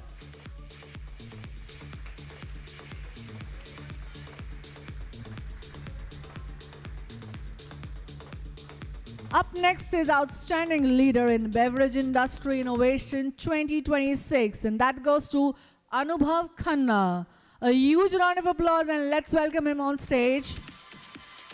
Well, here's a story that starts at a bar and ends at the global stage. Anubhav Khanna took his Deloitte sharpness, his Silicon Valley ambition, and a deep love for Indian flavors and built Madeira Ventures.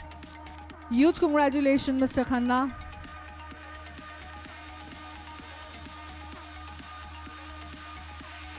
I'll request everybody, keep on clapping. Everyone, come on, let's congratulate, let's inspire, let's celebrate the success story.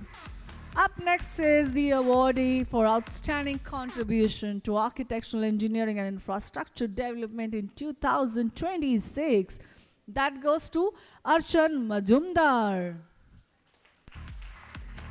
He's been building firms that build right things. The founder of CACON, Construction Catrick CA, Ali India, brings 23 years of expertise across architectural design, structural engineering, execution, with all client-based first approach, turning complex brief into spaces that are redesigned and reinvented.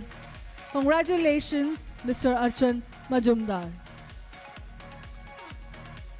Well, up next is a Leadership Excellence Award in Corporate Governance and Finance awardee, and that goes to Arun Kumar Krishnan. Can we have a huge round of applause for him? Boardroom Governance by day, combat sports by conviction. Well, he has founded Sinhoi Advisory and represented India at the G20 Young Entrepreneurs Alliance. Because of him, his discipline, purpose belong to his organization as well.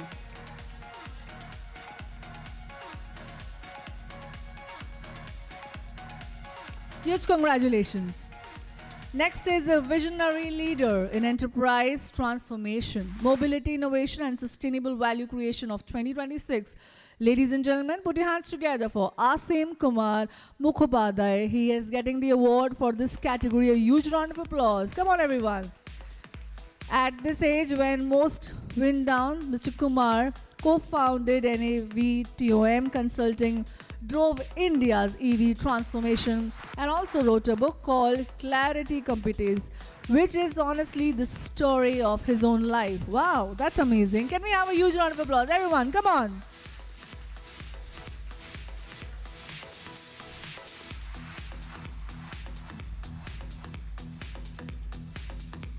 Congratulations. Up next is the category Excellence in AI and Data Consulting Leadership 2026 awardee, and that goes to Azaz Rasool. Can we have a huge round of applause? It's just not about talking about AI, he is architecting it. 25 years, SAR 1 billion in business impact, and a doctorate in generative AI. Still in progress. Well, there is no finish line, as he says. Huge round of applause for Mr. Rasool, please. Can we have a huge round of applause, everyone?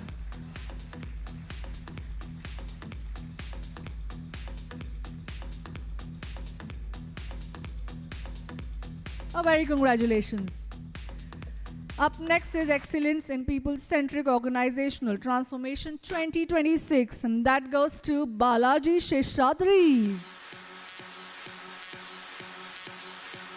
Transforming the belief inside them over 2 decades and 125 plus organization later, he earned a title that says it all, Chief Belief Officer.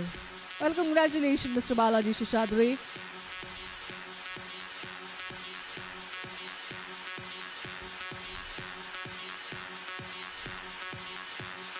A very, very congratulations. Well, I'm sure it's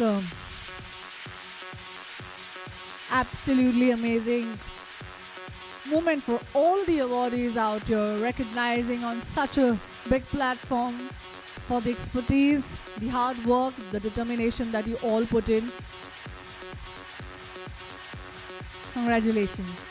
Up next is the category Purpose Driven Speaker Excellence Award 2026, and that goes to Banasri Brandon. Can we have a huge round of applause? The most powerful transformation always begin within. From a government school in Kolkata to a pilot's license in Fujairah, he has built Just Speak so that other women could find same courage she did. The loudest applause for our very, very phenomenal and very powerful Banasri Brandon.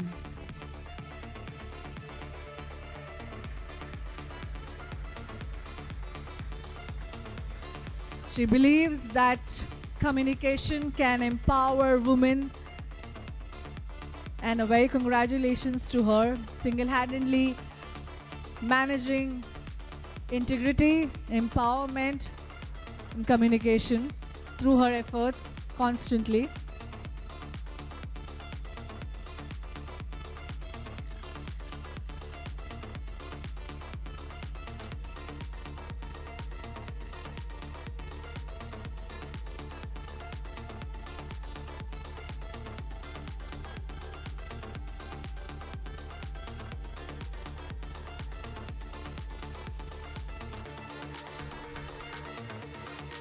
Thank you. Truly, let's get going now. Congratulations to all the awardees. The next category is Outstanding Contribution to Business Excellence 2026 Award. And that goes to Bhagyesh Parmar.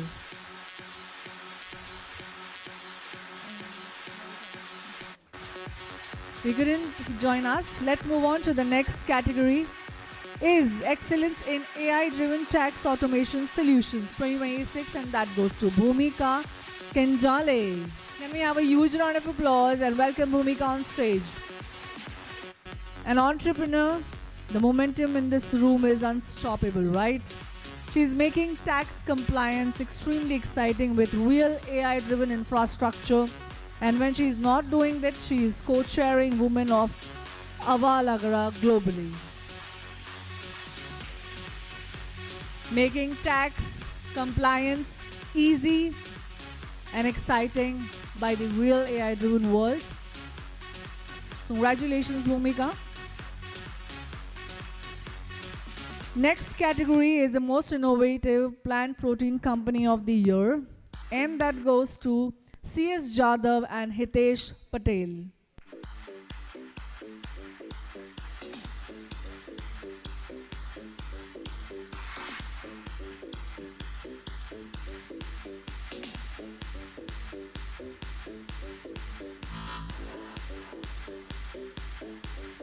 The world's first company to successfully isolate proteins from millets and is quietly rewriting the future of plant-based protein. From chickpeas to finger millets, zero waste, global R&D partners across Denmark, USA and Germany. This innovation is definitely going to be groundbreaking.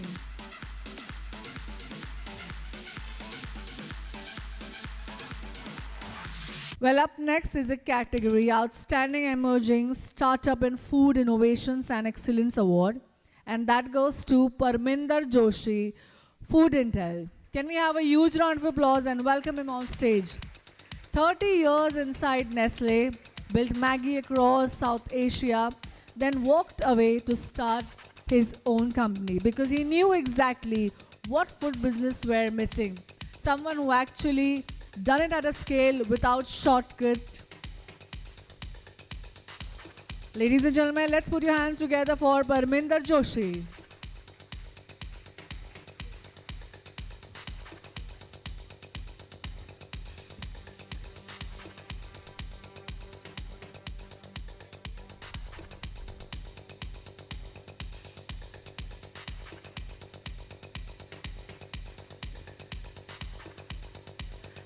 Up next is a category, the Pride of Bharat Icon of Excellence Award, and that goes to Dr. Ketki Kasbekar. Can we have a huge round of applause and welcome her? 26 years in one of India's most male-dominated industry, author, policy contributor, mentor. She's truly an icon. She has built a legacy for other women to look up to. Congratulations, Dr. Ketki Kasbekar. Come on, everybody, let's have a powerhouse round of applause, everyone.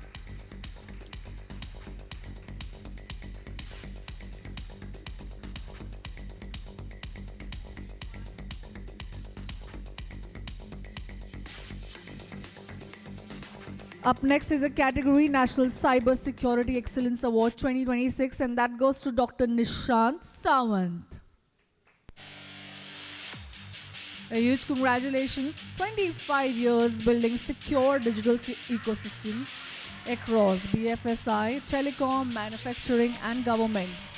Dr. Nishant Sawant has made it life's work to stay one step ahead of evolving cyber threats. Thought leader, strategist, and one of India's most recognized voices when it comes to cyber security. Let's have a huge round of applause, everyone.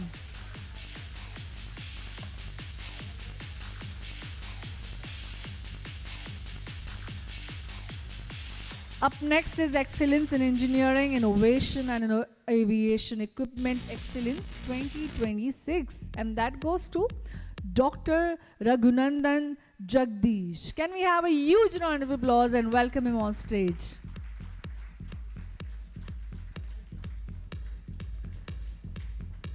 A visionary leader having a great foresight, strategist, mentor, Dr. Raghunandan Jagdish. Can we have a huge round of applause, everybody? Congratulations on bagging the category.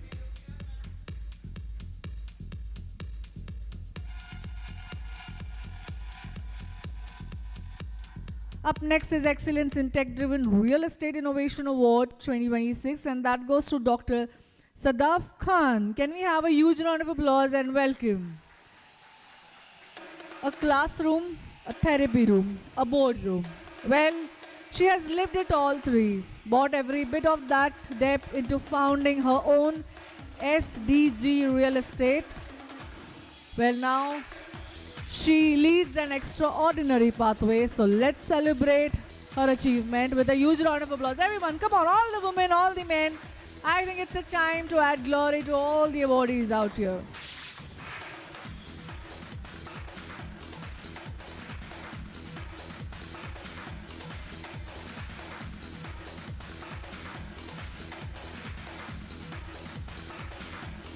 Up next is a category, Most Influential Leader in FinTech and Legal Tech Innovation 2026. That goes to Dr. Sujata Sheshadrinathan. Can we have a huge round of applause and welcome Dr. Sujata on stage? 2 patents, a Dean List DBA, 13 years of portfolio management and co-founding at the intersection of legal tech and FinTech. Women's Entrepreneur of the Year for SARC and India's Top Women in Finance 2023.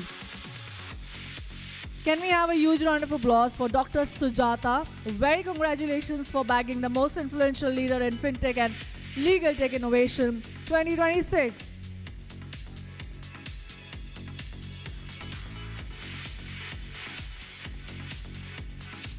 Up next, the category is Outstanding Leader in Academic Excellence and Institutional Growth 2026, and that goes to Gayatri Bajpai. The classrooms get the spotlight, but Gayatri keeps them running. Yes, she steers the financial and institution backbone of Step-by-Step School Noida with some purpose that the best educators bring to their craft. The unsung backbone of academic excellence, ladies and gentlemen. Let's have a huge round of applause, everybody. Gayatri Bajpai.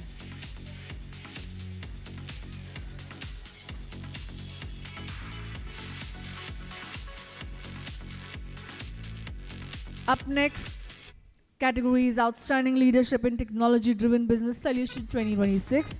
That goes to Gopa Kumar Pillai, SBL Knowledge Services. Can we have a huge round of applause, everyone? On behalf of him, Vivek Jain is going to join us to receive the award.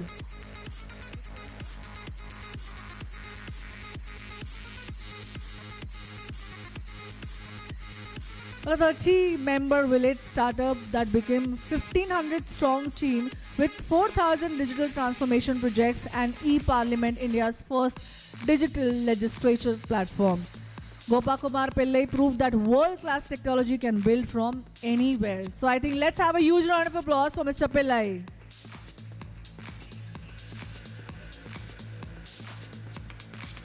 Up next is an outstanding leader in modern urban living solutions 2026, and that goes to Yukti Nagpal. Can we have a huge round of applause and welcome? Yukti Nagpal walked into Gulshan Group with a vision for luxury that didn't exist there, but built in on India's Delhi NCR most recognizable name, inspired by her father, driven by her eye for detailed commitment, bringing more women to this fabulous industry.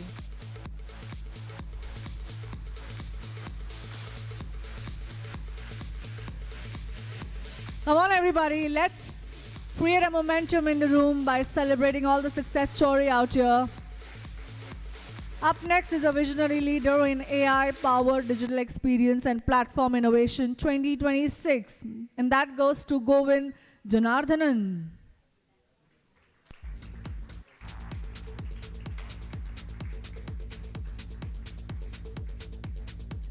Every screen we can't put down has designed mind asking. Does it feel right? Well, that's the mind leading design strategies across mobile and AI ecosystem where intelligence never loses out of sight. Let's have a huge round of applause, everyone, for Mr. Govind on bagging visionary leader in AI-powered digital experience platform innovation 2026.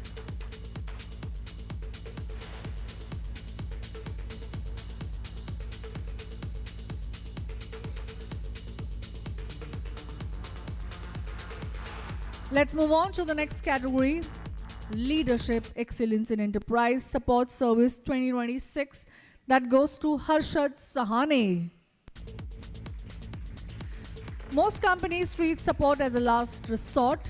Sahane built it into a growth engine across BMC Software, BNY Mellon, and that kind of thinking to scale is exactly what earns this recognition today. Can we have a huge round of applause for Mr. Harshad? Congratulations.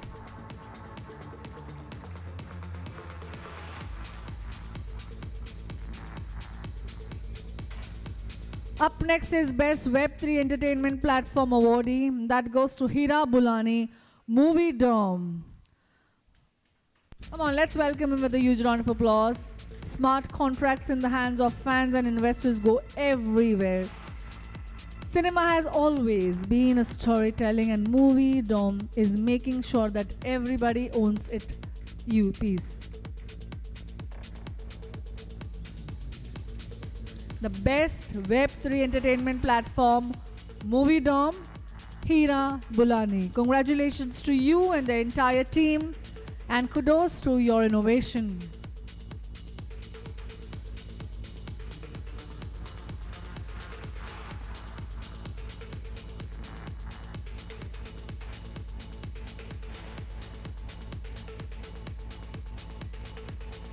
Up next is one of the most significant category. I will feel that congratulations to all the awardees, first of all.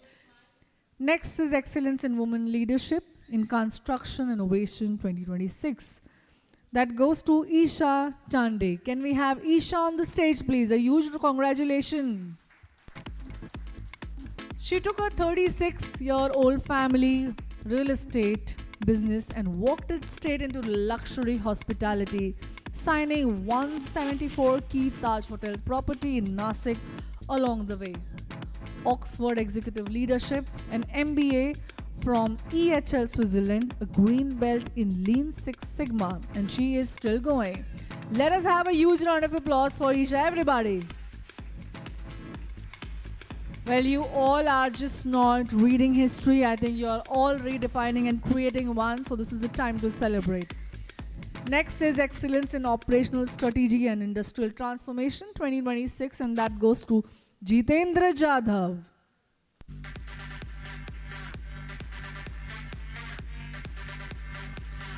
Three President Awards, a $250 million in projects, and one philosophy: take care of your people and the results will take care of themselves. Jitendra Jadhav has spent more than 25 years in HRS process system, providing that a person closest to work usually always has the best answer. Congratulations, Mr. Jadhav.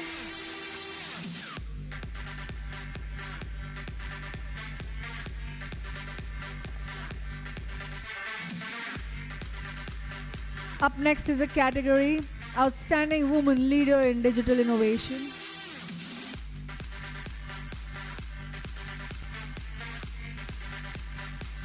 Outstanding Woman Leader in Digital Innovation, that goes to Jyoti Sharma, founder and possibly the only leader in the room with the title People Happiness Officer.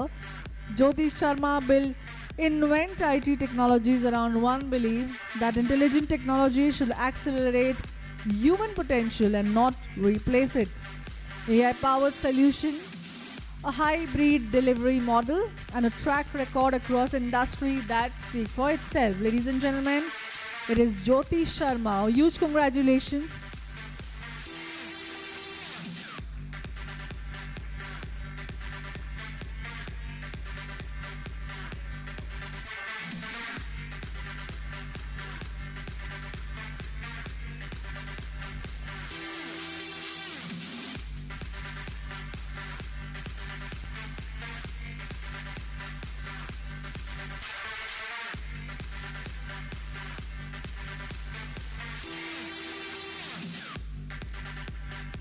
Up next is a category, Iconic Leader in Financial Market Infrastructure.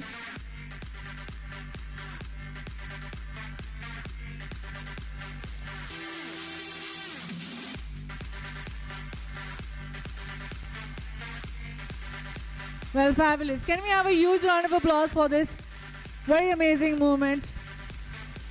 Congratulations to all the awardees out here for all the determination, dedication, all the hard work that you have put in. This is a time for your glory, and the stage is going to witness that. Thank you. Iconic Leader in Financial Market Infrastructure goes to Kishore Thakkar. Can we have a huge round of applause and welcome Mr. Thakkar on the stage. In 1989, co-founded what will become the backbone of India's capital market, MUFG. In time today serves 14.5 crore investors, holds a global record for the Vari Engineering Energies IPO with over 93 lakh bids. I think let's have a huge round of applause for the tremendous success that Mr. Kishore Thakkar have crafted. Redefining the financial market infrastructure.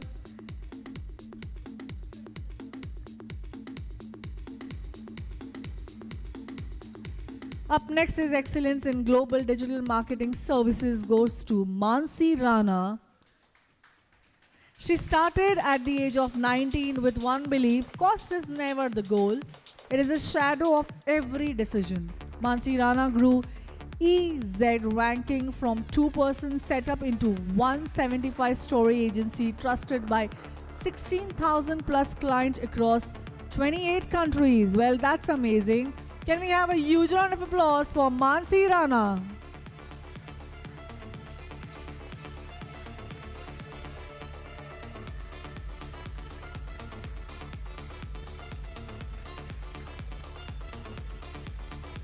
Up next is Outstanding Achievement in AI-Enabled Wellness Innovation. And the awardee is Muralidhar Somishetty. Huge congratulations. Well, he was told surgery was only option, but he chose yoga, healed completely, and then built Yogi Fi, the world's first smart yoga mat, so millions could actually access the same transformation.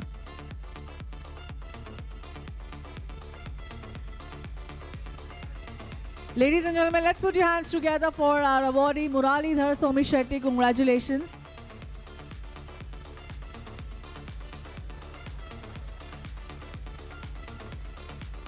Up next is Excellence in Quantum Technology Innovation and Research.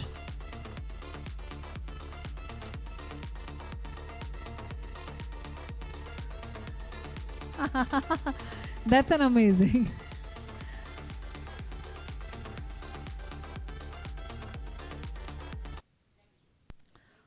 Up next is Excellence in Quantum Technology Innovation and Research.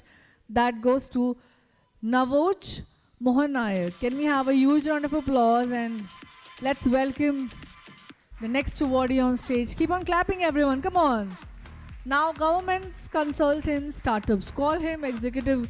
Leave his session, think differently about everything. Yes, that is how he has spent 2 decades welcoming world top companies to see the future before it arrives, and now he's also co-founding Quantum First startup to build itself. Next is the outstanding achievement in AI data annotation and data collection, and that goes to Neville Patel. Can we have a huge round of applause and welcome the awardee on the stage? Well, up there in 2015, before most people had heard of data, he actually built one of India's first companies in the space and led the very infrastructure that AI system will one day depend on. Today, it powers trillion-dollar tech giants across autonomous vehicles, medical tech, and many, many more. Congratulations to an outstanding achievement in AI, data annotation, and data collection. Up next is Outstanding Achievement in Business Consulting and Digital Excellence Award, and that, ladies and gentlemen, goes to Nidhi Bhasin. Nidhi has got one mantra that got her through Google's door, built a career across Flipkart, YouTube, TVS Motor, and led her to found Strider Consulting. Well, she now teaches at IIT. She has earned every word of it, and congratulations to you. Let's have a huge round of applause, everyone. Up next is the next category.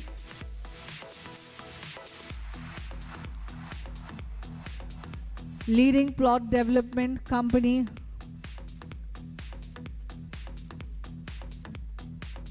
Leading Plot Development Company Award, and that goes to Prachi Singh, Dharohar Land Corporation. Can we have a huge round of applause and welcome her? In real estate, trust is the hardest thing to build, and Dharohar Land Corporation built its entire identity around it.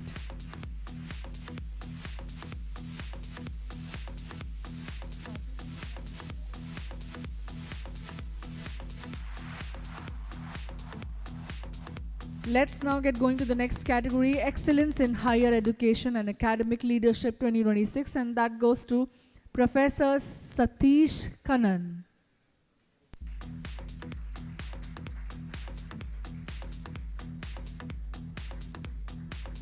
He built programs at Rolls-Royce that kept Boeing and Airbus fleets in air. Today, as a dean at Amity University, Dubai, he builds the mind that defines what will come next.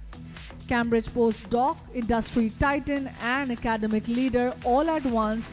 A huge congratulations to Professor Satish Kannan.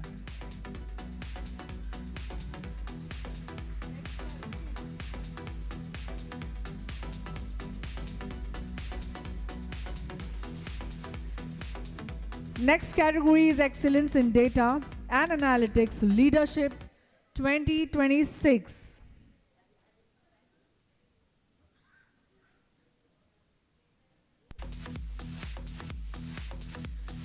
Excellence in Data Analytics and Leadership 2026 goes to Ruchi Santoshwar.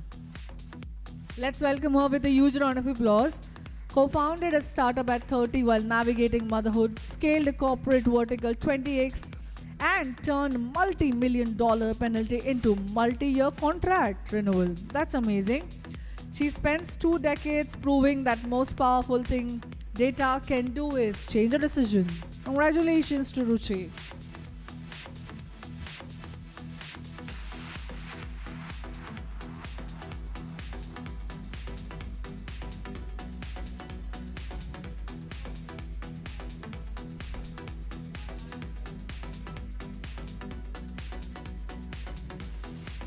Up next is the category most influential digital transformation strategist. That goes to Saurabh Jain. Yeah, come on, let's celebrate. Huge round of applause. 18 years across Accenture, Deloitte will sharpen anyone thinking, but Mr. Jain took that edge and built remote star around it, helping businesses hire and manage globally vetted remote talent while turning complex strategies into growth.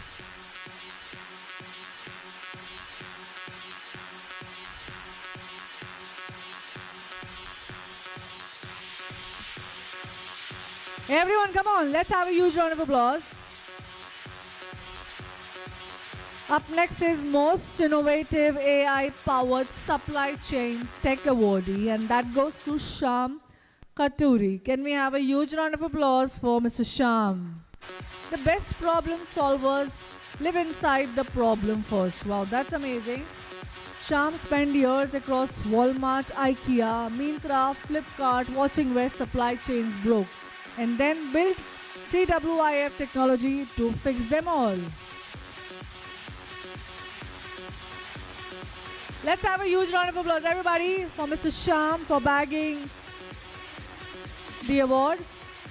Next is Outstanding Leadership in Healthcare Practice and Innovation Awardee 2026, and that goes to Sonal Bharadwaj. Congratulations, 12 years in corporate healthcare across 4 countries. She walked away to sit across the struggling mother, at the same time helping her baby. At the same time, she co-founded Veera Care on one of the conviction parents deserve science over marketing. That's what she thinks.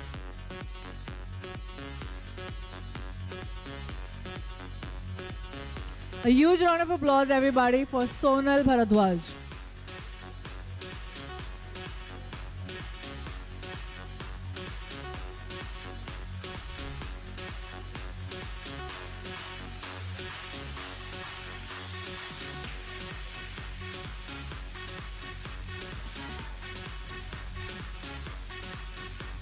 Well, that's the Sonal production house, I suppose. Come on, yeah, give it up, everybody. It's a beautiful movement, I think. As women entrepreneurs, we know the benchmark and the milestone that we are creating is not easy. It's absolutely challenging. But yes, as women, we keep going, keep moving, and keep scaling.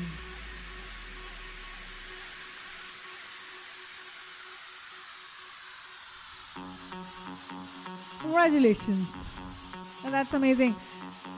Up next is the category Excellence and Innovation in Strategic Public Relationship 2026. That goes to Sofia Kudorjiji. Can we have a huge round of applause? A very warm welcome, Sofia. Lovely. 25 years of making sure right stories reach right people.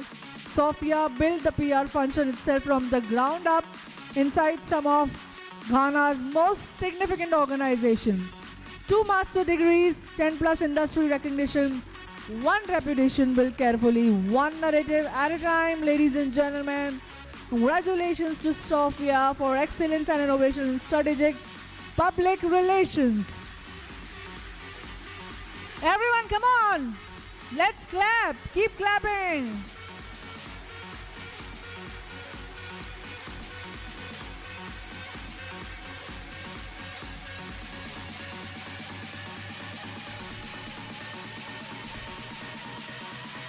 Up next is a category AI Power Enterprise Transformation Visionary Award, and that goes to Samadri Sen. No one else in the world has built what Somadri built at VIH Metaverse, and that is a verifiable fact. The first platform to simultaneously orchestrate voice, text, deep data analytics into one single intelligent layer. That's up here. Huge congratulations, Mr. Sain, for a very, very dynamic award.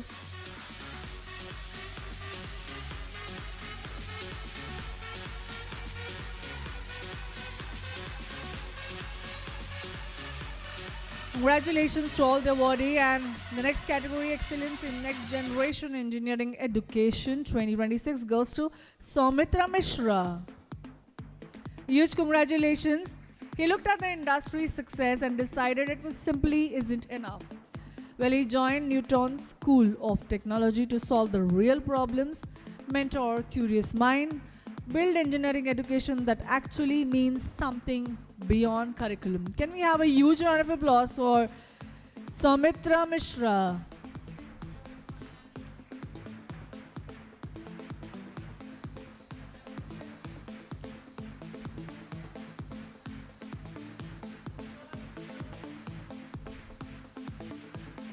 Up next category is Most Influential Leader in Sustainable Business Innovation. That goes to, congratulations, Soumitra Mishra, for the hard work and the dedication. And to all the leaders out here, you've been a phenomenal leaders. Let's get going. Most Influential Leader in Sustainable Business Innovation 2026, that goes to Sri Kumar Sambhu.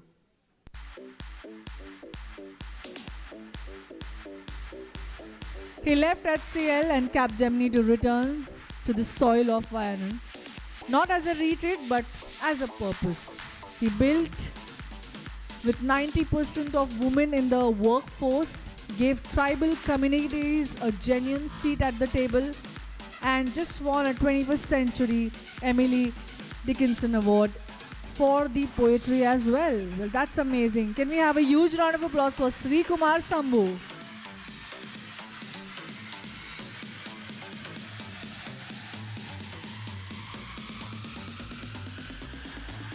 Up next is the Visionary Leader in Academic Institution Development 2026, and that goes to Sujay Jairaj.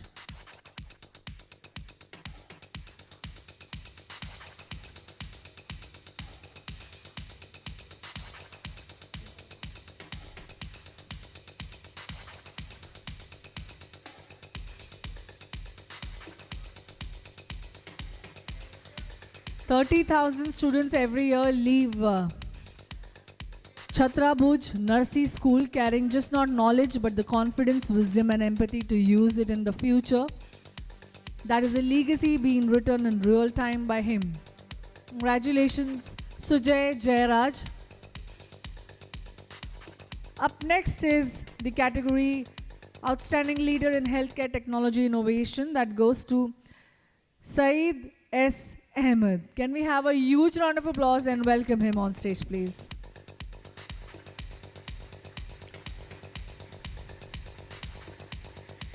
The first recombinant vaccine in Turkey, the first vaccine facility in Central America, the first Chinese vaccine across Saudi Arabia.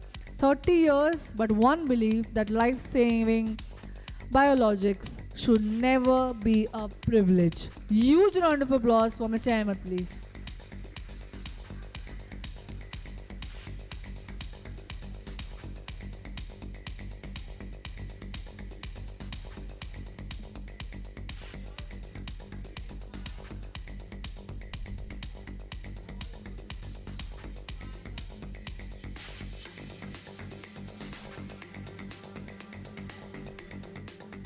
Up next is a category Leadership in Excellence, Business Operation and Brand Growth 2026. Tamanna Khosla. Can we have you on stage? The best leaders don't just fit into systems, but they rewire them. Dr. Tamanna Khosla sits at the crossroads of ideas. And she's not wrong. Let's move on to the next category, Visionary Leadership in Real Estate Development 2026, and that goes to Varun Bagla. Can we have a huge round of applause and welcome him on stage? Salty Group is redefining what residential and senior living should look like in Kolkata. Well, he has built all of this on a very simple but a very rare combination: passion, honesty, and relentless drive to win.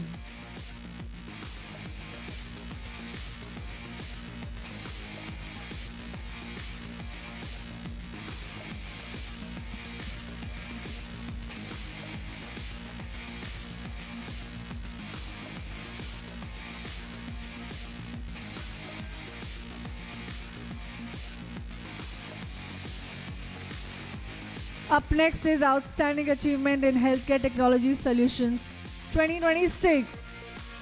That goes to Vijay Wonguru.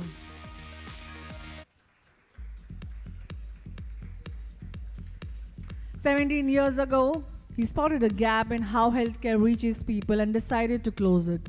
Today, Vesta Teleradiology spans 36 states, and every piece of technology he builds comes back to the patient waiting on other side." Let's have a huge round of applause, everyone. What a phenomenal work all the leaders have been doing. Totally, all the credit goes to each one of you in this room today. All the awardees, once again, a huge congratulations. Can we have a super duper blockbuster round of applause for Mr. Vijay, please? Everyone. Up next is iconic academic leader in AI-driven education ecosystem, and that goes to Vinita Rohera.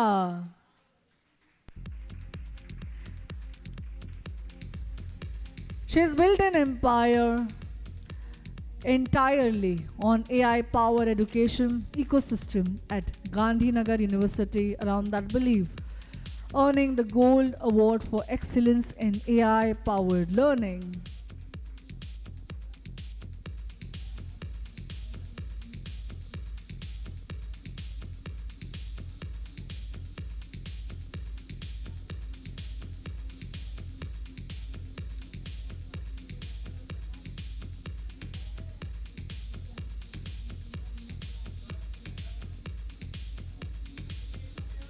Ladies and gentlemen, let's put your hands together for Vinita Rohera. Can we have a huge round of applause? Come on, everyone.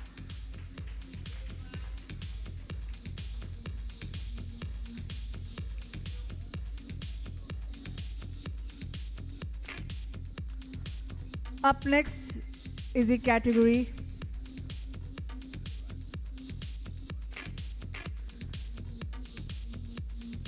the Visionary Change Maker in Sustainable Agriculture 2026. Good goes to Vipin Sayani. Can we have you on the stage, please? Well, a story where a boy who returned from Canada at 8 found his footing through curiosity, wrote 100+ published work, and today as a CEO of BA SAI is reshaping how India farms sustainably.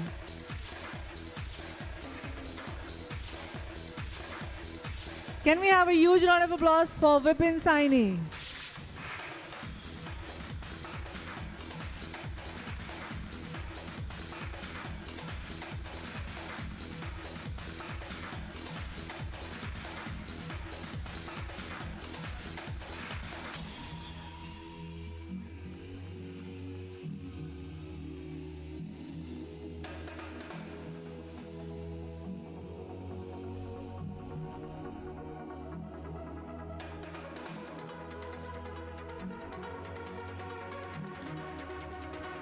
Congratulations, Vipin Saini. Can we have a huge round of applause? Yeah, come on. तालियां कम नहीं पड़नी चाहिए. इस जोश और जज्बे को कायम रखते हैं.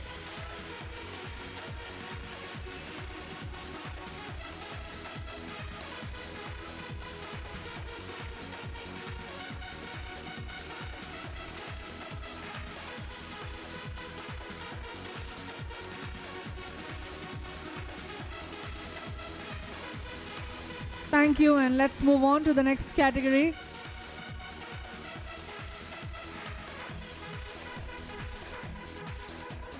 Up next, the most, I think, significant category, the Young AI Changemaker of India Award 2026, ladies and gentlemen. Please put your hands together for Yashwardhan Sharma. Well, we talk about leaders tomorrow, then someone like him truly walks in, makes tomorrow feel like gone, but today is right now, this moment, this generation. At just 17, he has trained more than 3,500 students and completed a live government collaboration in Jharkhand. Truly an young AI change maker of India. जोरदार तालियां हो जाए everybody. हमारे भारतवासी, हम सबको तालियों की बौछार करनी चाहिए जब ऐसा टैलेंट जो कि सिर्फ 17 साल का है हमारे बीच मौजूद होता है. It's a time for, this is our honor, this is our celebration in total.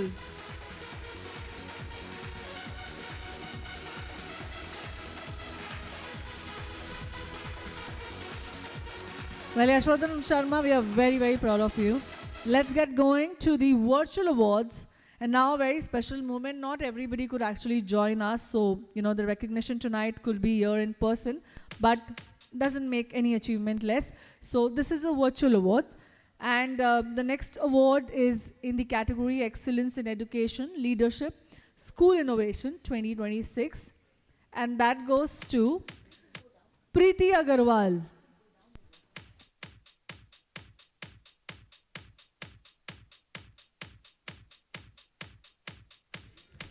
Preeti Agarwal couldn't join us, but this video is going to her. So I think, can we have a huge round of applause and celebrate her success story? That's amazing. She was the first woman to trade on the floor of the UP Stock Exchange in Kanpur, and then she walked into education and made even that field that opening act. Her school collaborate with the university's UCLA Global Career Network because she believes every student deserves a world-class stage. Lawyer, TEDx speaker, edupreneur, all in one.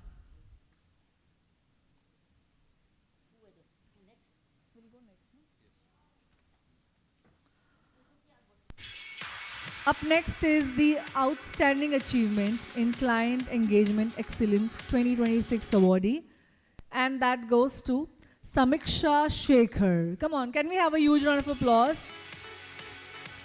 She manages large-scale real estate portfolio, resolve escalation before they even come, keeps operations seamless, and allow without ever asking for spotlight. A 40 under 40 awardee now is getting the award for Outstanding Achievement in Client Engagement Excellence 2026. Samiksha Shekhar. Can we have a huge round of applause for her, everyone?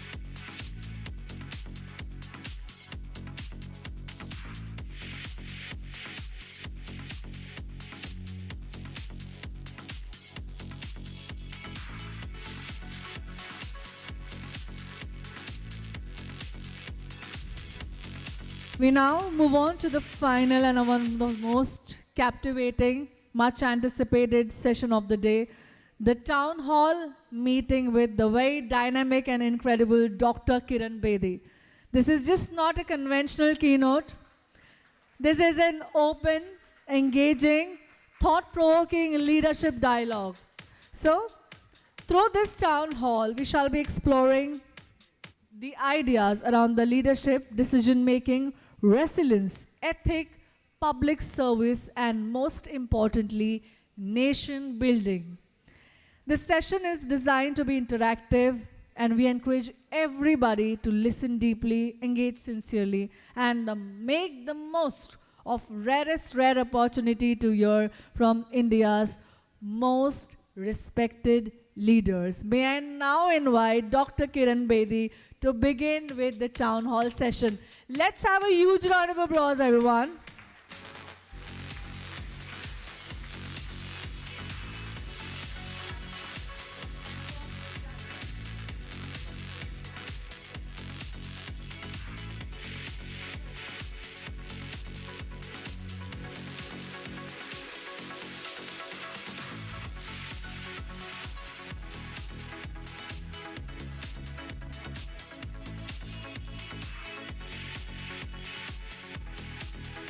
Congratulations to all you deserving winners. You've come from all parts of the country. I was asking each one of you, where have you come from? Because I want to know where is the strength coming from, and it's certainly coming from Maharashtra and the South. I had only one from my own Punjab. Sirf ek, wo bhi agriculture, not technology. But every state has its own strength. They could have come much more in agriculture. And agriculture is the biggest challenge today before this country. But majority of you, and of course, you had the Noida on my left of Delhi, on the right of Gurgaon. So I was asking each one of you basically to, out of curiosity, where are the strengths coming from? And certainly they were coming from the western and the southern part of India. But congratulations to you, I'm so happy because you are saving the country. Each one of you, when you do so well, you're saving the country.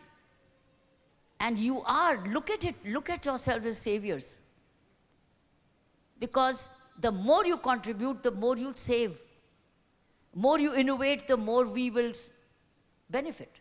So I think the onus a lot is each one of you. You're not being awarded just for that.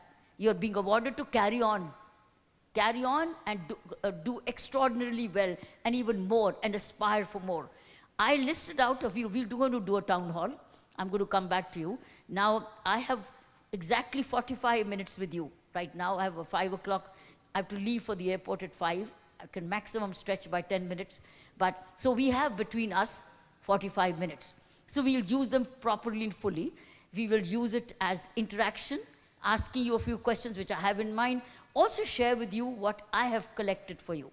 So what I'll do is, I will share with you a few minutes of what I have collected for you, which fit into this award, because it was on my request that I said, I want to see the awards first before I say anything else, because I wanted to feel inspired myself.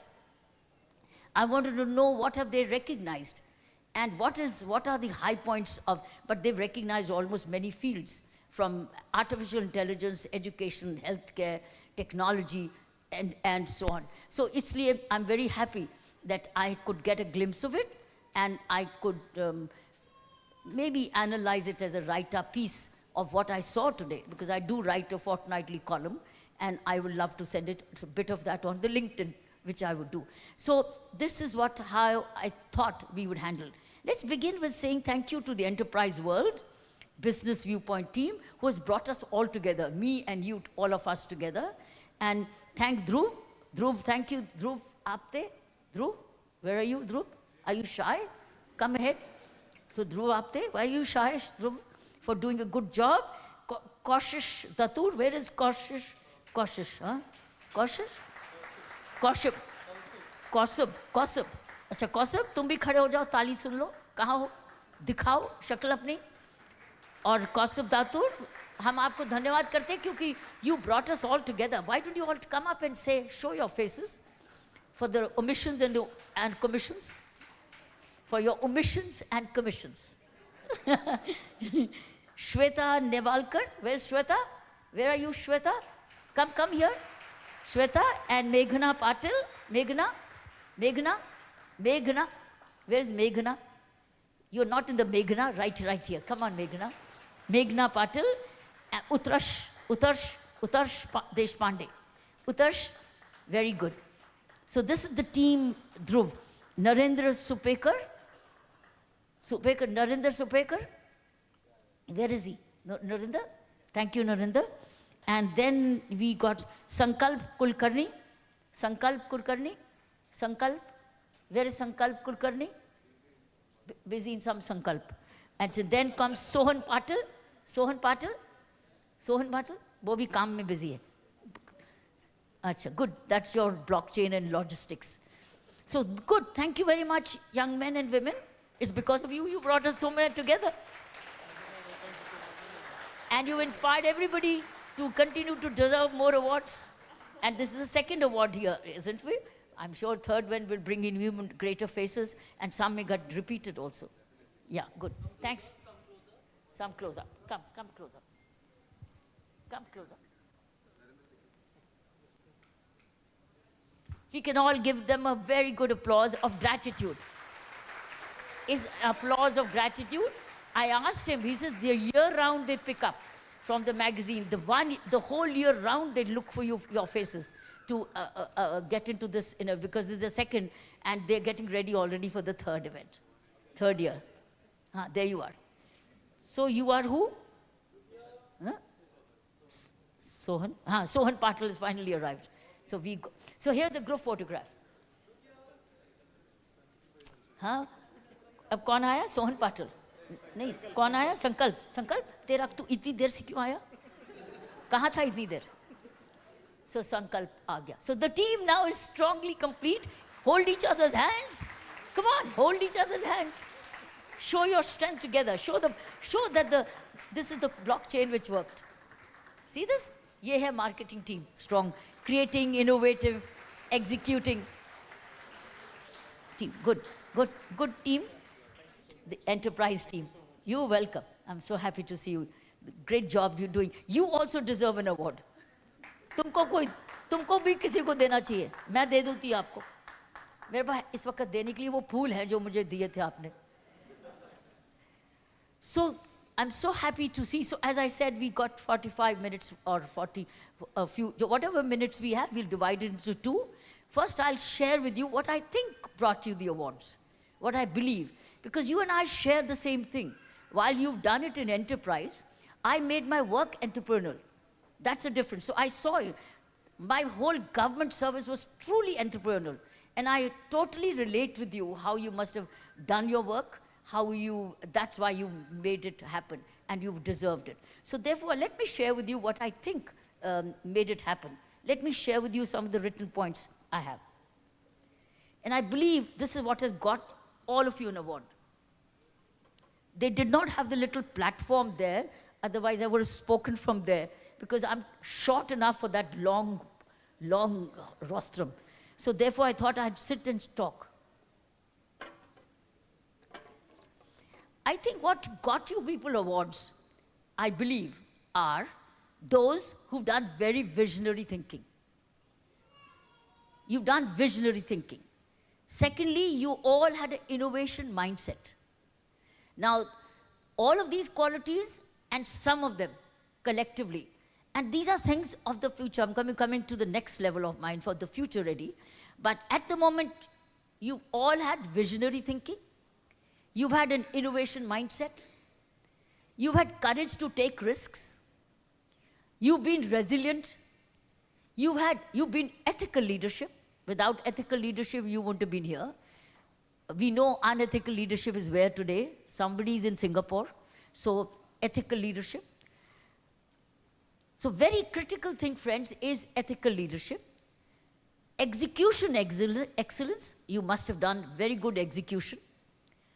You've done future readiness. Some of you, one of you who's come from here, come and said, for the first time, they're setting up a vaccine manufacturing unit for certain things which has not happened for the last 25 years. So it's future readiness. People leadership. Many of you came for that kind of leadership. Customer and service orientation. Nation building through enterprise. And learning agility. These are the things which have brought you here and will continue to take you forward, friends, all of you. There's no stopping. And then there'll be many, many more. I'll come back to you in our town hall to ask you, what is it that we need to highlight to continue to make this country forward and create a bigger community of our own? Now, this is my second list, which I thought for you, was the future leaders. These are my messages and points for future leaders 2026 onwards. Number one, most important is ethics before efficiency. This is most important for being future ready.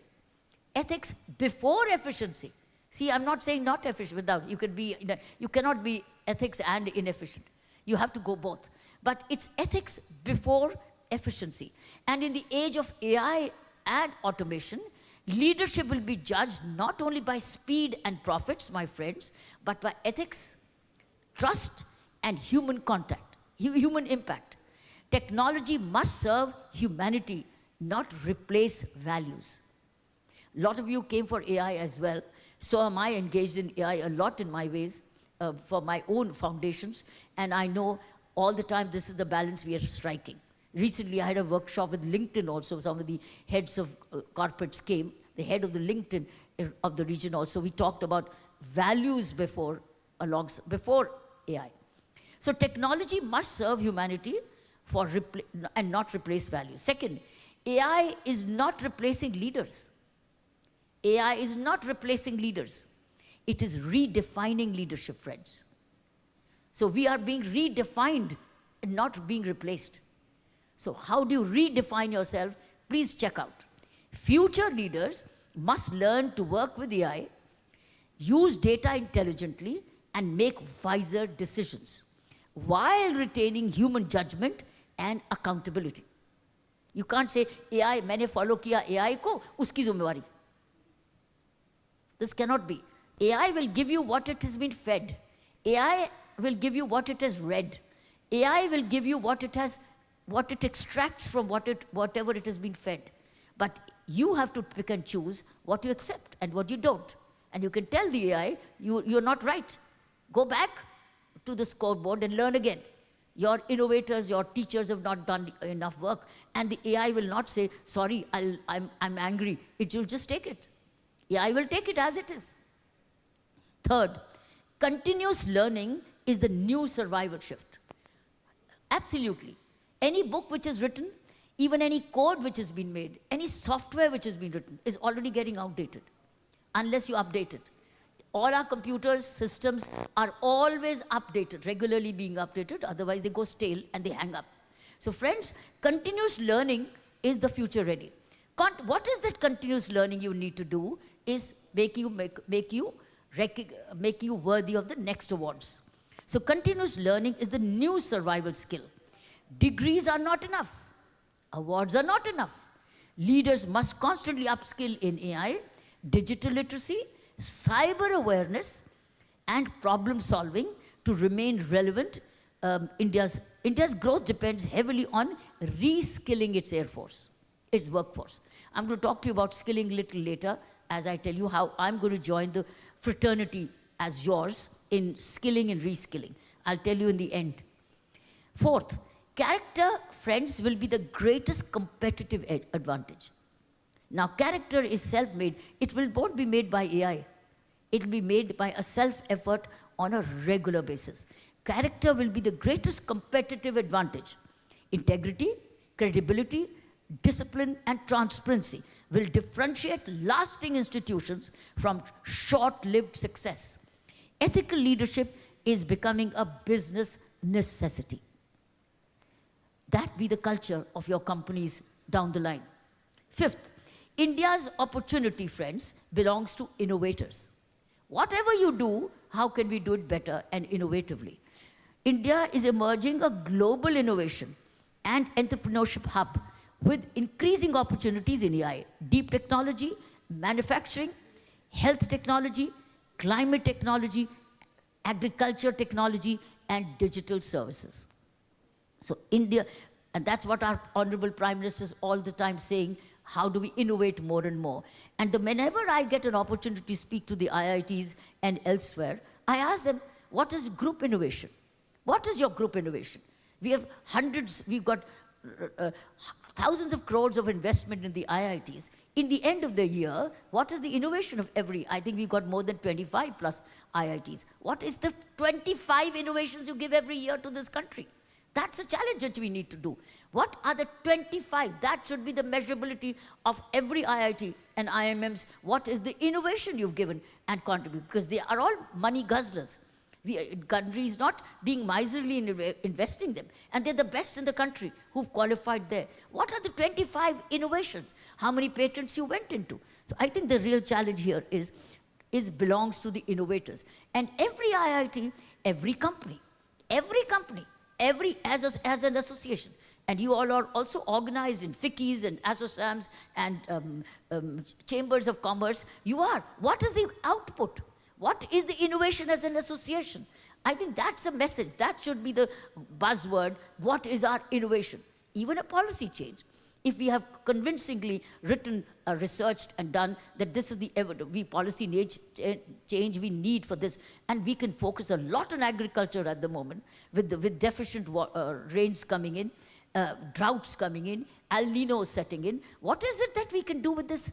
One of the, yesterday's newspaper had Isha Foundation Sadhgurus talking about how, with this kind of a situation, how farmers can grow trees on their farms and make it multicultural, jo bhi lafaz hota hai, multi-cultivation. So trees, and every tree is an expensive tree. If we have a chain, and we grow timber, etc., there's an absolute need. We have solutions. Unfortunately, the solutions are regionally limited, or go back to only limitation. Only yesterday, and I've seen Sadhguru's work, that's a fact, that how he goes around and he does it under Save the Soil movement. So, friends, we can do this if we, these are our goals. And you are don't say, let the government decide. You are the government. You're the government, you're the industry government. You have to act as a government, as a change maker, and even as a provider.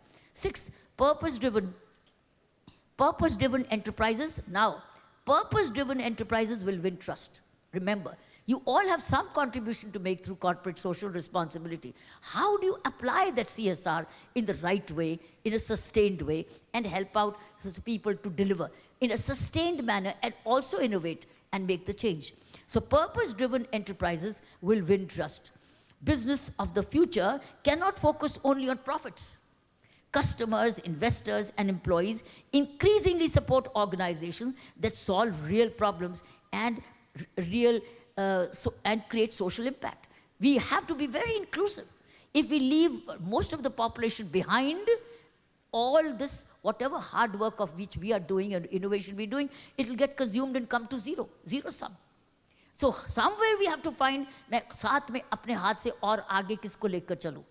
We need to keep pulling up people, taking along. My foundation's violent service in a place of influence. I created foundations for the underprivileged, education for the underprivileged. Not now, friends. 40 years ago, when I was just a young deputy commissioner of police in Delhi, 40 years ago, I set up foundations only to educate the children of the slums. Because I knew if I wouldn't, they'll only get into drug selling and get into drug trafficking or small burglars, and they'll become crime prone. I have to prevent crime. Prevent bootlegging, prevent crime. I set up schools in the gullies. I didn't have a building. I used bylanes to run gully schools. They were called gully schools. And gully schools all by a single teacher. So what I'm saying is we all have the capacity. We are all in a position of influence. We all have more than we need. We can do this. We have to be very inclusive, whether we are in government or in private sector. But we can be. And CSR is actually to include, so the point here is CSR में ये नहीं देखना कि मेरी visibility कितनी है. ये देखो sustainability कितनी. Where is the difference which is coming? So purpose-driven enterprise will win trust. You may not make a 500 crore the line which is the Companies Act says. No, anything, any small, even internship, teaching, making a person upskilling and skilling, you're making the dent. Don't talk in terms of how many. It's who, not how many, who. Where did you make the difference? Who changed because of you? So this little by little. Then comes next point I have is, resilience matters more than comfort.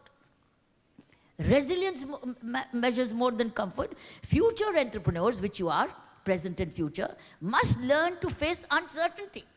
Who knows better than you the way you're all suffering the backlash of the American mood swings. So I think we're all suffering from huge American food swings and what's happening in the Middle East. So resilience matters more than comfort. Future entrepreneurs must learn to face, and you not must learn, we have been forced to learn uncertainty, adapt quickly, and turn setbacks into opportunities. Agility, therefore, is becoming a core leadership skill. Agility, how agile are we to pivot around faster so that we don't lose, we upswing and we bounce back. We all have to bounce back, all of us, because the way the Western world is, particularly the United States of America, I think for the next 2-3 years, we do not know what a deep decline it would still be in ethics or leadership. It can be. In their terms, they may be doing very right, but in our terms, no. We all have a right of perception. Then, my friends, my next is India's young population is its greatest strength. How are we letting it go? Unemployed youth, what are we doing? I regret to see there's not one award which has gone to somebody who did a remarkable work in skill development. I didn't see, and I'm going to tell you about that. That's the startup I'm starting at the age of 77. At the age of 77, with my own savings and my 3 more friends, I've registered as a company, and I am starting announcing on 9th of June, which is my birthday, and that's a gift from my friends, is doing a startup. And the startup is called Bharat Skill Exchange. And you will see on website thing. So I did not see any award going to skills. This is most critical today. Skilling the youth, unemployed, we just have 5%. I'm not into percentages at the moment. We have to find, idhar aa, main tujhe skill karu, idhar aa mere se seekho, aao main tujhe sikhaun, idhar kaam karo, ye lo tumhari apprenticeship, ye tumhare aane jaane ka kharcha, karo kaam. Even your employees' children, you should find out who is not skilled. Induct them. This is our goal today, friends. Don't delay it. We are suffering, and we can't blame others. We have to do it ourselves. So next, I've talked about India's young population. And be it agriculture, any factory, any association, anywhere it is, look around your ecosystem. Who can I benefit in the area? If you are lit, others are unlit. How do I light up that area so that they don't stay in darkness? So we have to find our own ways. There's no one message for one recipe for all. Just the will, the intention, and the determination. I have to be inclusive, and I have to skill, and not job. I'm looking at a skill development. In the skill them in such a way that they could manage government schemes which are going abandoned. They are going begging. They are just going back to the budget. Going back to the budget, unspent. Unspent. Why? Why should that money go unspent? It should all be utilized. They are unutilized because our unemployed youth does not know about the scheme. Who will tell them about the scheme? Who will explain it to them? First, you know it, you should know it, and then work with these people to use the scheme so that the money does not go unspent back to the exchequer.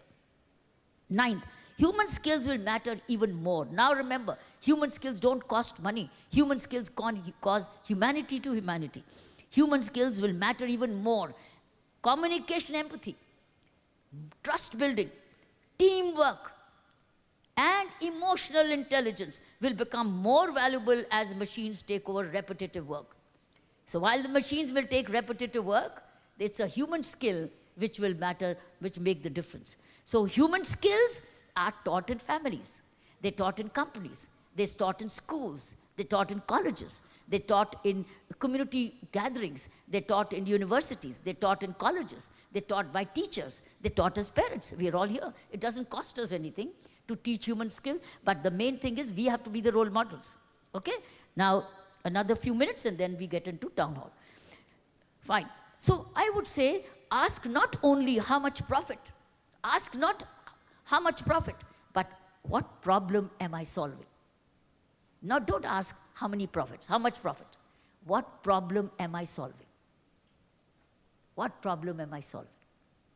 Anywhere. What problem am I solving? Friends, this is the commonality between you and me.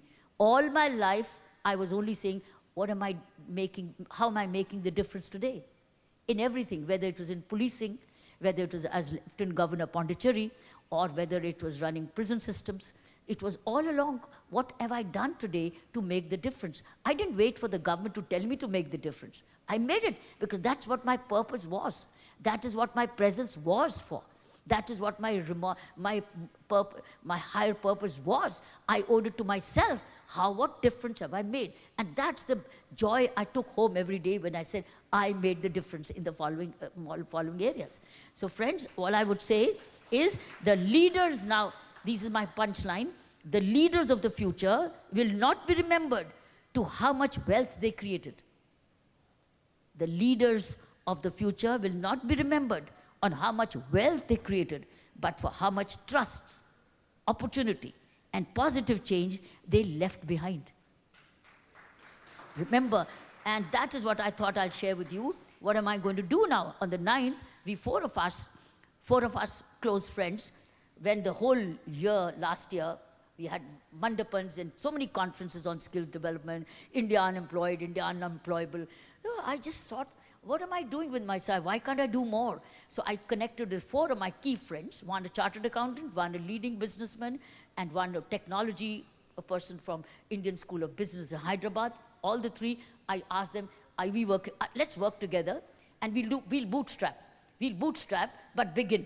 Let's begin, don't wait. And we bootstrap and we start to, and you know what? We are about to launch on either 8th of June or on the 9th of June, a platform, an e-platform, a technology platform, which brings the giver, have, and the have-not together. You are looking for interns. You are looking for somebody to be trained, and you have. You have the CSR, or you want to find. I'll give you a marketplace.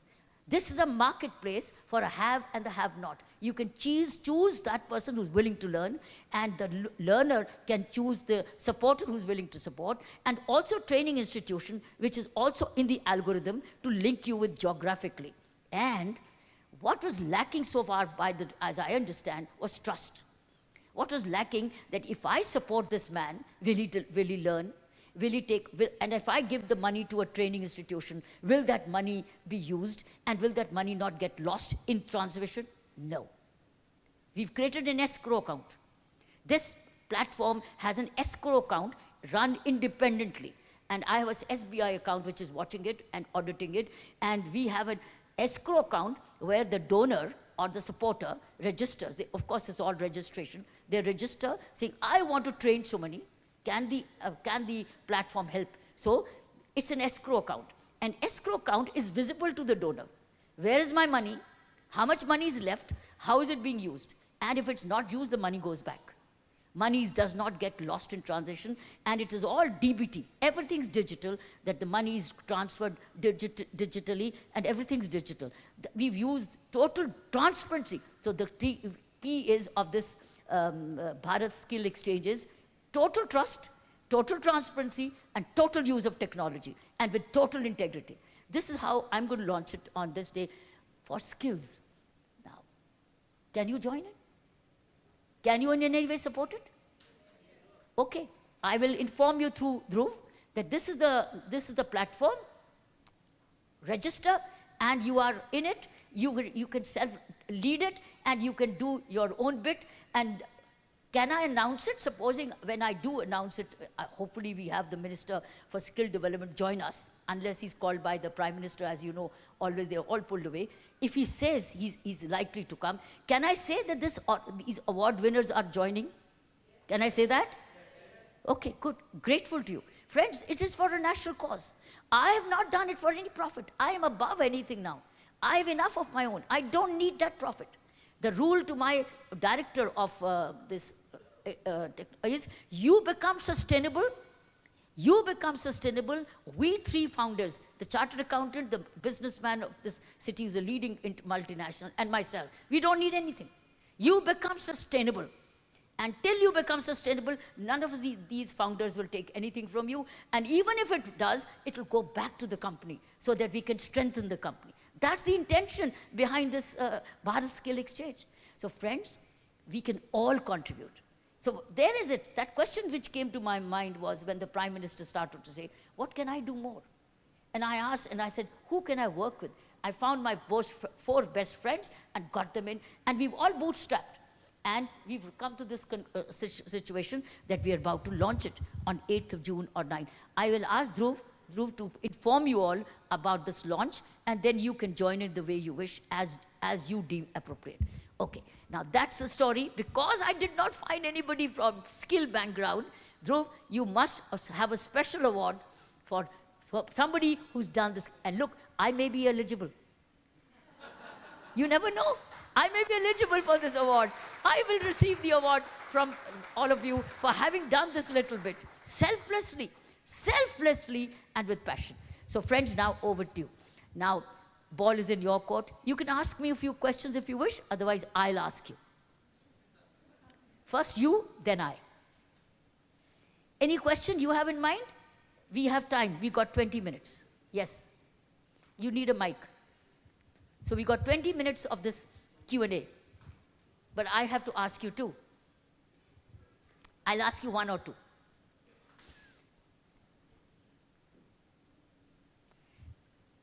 There's a gentleman behind you, and then you take.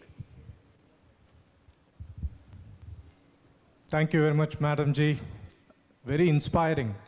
I can see fire in you. I'm a professor in Amity University, Dubai. My students, they come and ask me, Professor, what problems should I solve? Where is the research focused on? I tell them, your daily-to-day life is a problem itself. You wake up in the morning, go to your bathroom, the first item you pick up is a plastic, which is a plastic toothbrush. Toothpaste is plastic, washing liquid is plastic. Where is the solution to put this plastic to an end? If you visit this meeting room after this meeting, you will see tons of plastic water bottles are lying around. It's just a 5 rupees economy, but we are not able to eradicate it. So my question to this society, which is sitting here, what have we done to think about to eradicate a simple problem that we are not able to get out of our table? We are not able to get these plastics out of our daily life. We have achieved circular economy in plastics and sustainability, but in a negative way. We throw plastics in the garbage. My cows, stray dogs are eating plastic. I drink milk from the cow. I am digesting plastic, and I'm again creating plastic.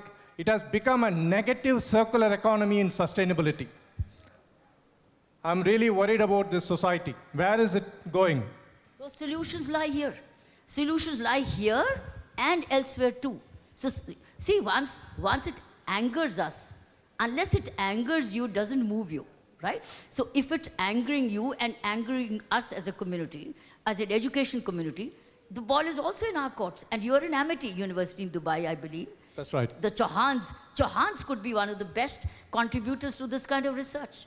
So, okay, let me go to the next question. Thank you. Thank you.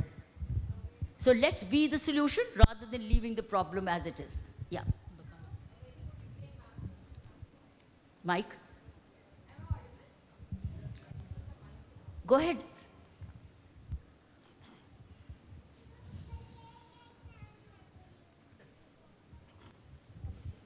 Speak and I'll speak it out. Carry on. Speak and I'll hear you. A very good evening, ma'am. It was a great honor to hear you. Commendable, your journey is really commendable. I will not take much of your time, just one question, that after serving the country for so long and still wanting to do more, what is that one thing that is still keeping you to do more every day and think so visionary for the country and for the people? It goes the fire within. Exactly said. As long as you have the fire burning within you, it does not let you rest. Right. Thank you, ma'am. And this fire within you is ignited daily, no doubt. Right. There isn't human effort to ignite, but it's also God-given. Right. So something He gives you, the Almighty gives you, and something you also add to it, so you keep fueling it, right? Like doing your regular fitness every day. If you do your fitness every day, you're fueling it every day. So you're following the diktat, the hukam which has come from above. Right. कि मैंने तुमको अग्नि दिए, इसको चाली रखना, जगाए रखना. Right. So, मैं तो सिर्फ उसकी माचिस रोज लगाती हूँ कि वो जगती रहे, बुझे नहीं. Right. जब बुझ गई, लेकिन जब तक है मेरे पास माचिस मैं तो matches को use करूँ. Right, ma'am. है ना? Thank you so much, ma'am. Hats off. Next point, anybody else who has a question?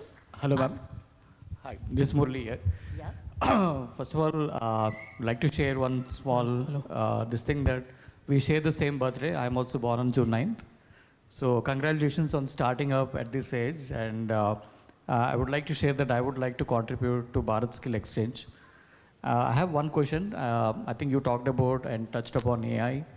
So are you thinking about AI upskilling as part of this whole exchange? Because that's a very important skill to have. Absolutely. Do you know Bharat Skill Exchange can be the biggest trainer? Once you come up and subscribe that I want to train students, there'll be students and students who will also be coming up on the panel, on the platform to learn. That means you can start teaching them. So you can teach them on board, you can teach them with the institution which is available for AI, or an AI, pay the fee of the YouTube channel fee. You never know. So today there's abundant, and amazing. Do you know we are all in the same class of AI? Yeah. Are we not all in the elementary class of AI? Yeah. Some have gone to middle, very few have gone to the top. There was, here's another person from Pune. They were doing, they got a university, Gandhinagar, right? You said Gandhinagar? Somebody had an AI university. There was a lady who came here. So what I'm saying, we are all in the same class. Yeah. जब computer भी आए थे तो एक ही class में थे, क्योंकि पहली बार ही हमने माइक्रोसॉफ्ट के प्रोग्राम सीखे थे. कई बड़े आगे निकल गए और कई अभी भी वही लेट में. तो क्लास तो सेम है इस वक्त. सो सबका ग्रेड चेंज हो रहा है. सो ये तो चॉइस है ही नहीं आपको, because AI is expediting our work. वही बात है, जो रेपिटेटिव वर्क है तो वो कर रहा है, लेकिन ह्यूमन स्किल हमारी, लेकिन रेपिटेटिव वर्क के लिए हम क्यों अपनी एनर्जी वेस्ट करें? हम रेपिटेटिव वर्क ले लेंगे, मुफ्त से मिल रहा है, मुफ्त से मिल रहा है ना.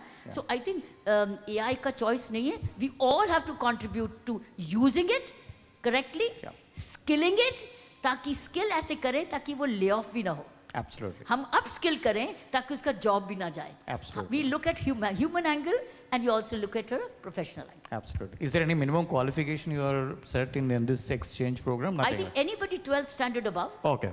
Okay. They will all be 12th standard above, naturally, and university boys and girls. Yeah, okay. So they will, but they will be, you will see the profile of the student who's registering. So you can choose also. Say, I'm willing to skill you. Absolutely. Go, choose your institution. Let me know the fee. There's be a dialogue between, there may be an understanding between the two of you. And then you come to an agreement. And then you choose your candidate. And you can monitor the performance. And you can make sure that your fee is paid directly through the institution, because you have an escrow account. Excellent. See Thank you that? so much, madam. Yeah, that's a transparency of the platform.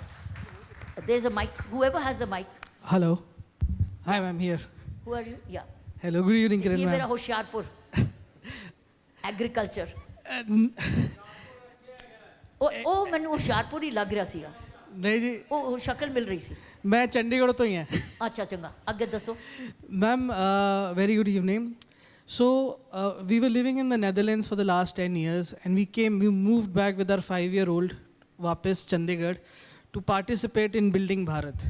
लेकिन जब सबसे पहले when we move back to India और यहाँ पे business कर रहे हैं, then the first thing we hear is कि this is a low trust society, कि low trust है, and I think that also comes from a plane कि लोग कम law abiding है.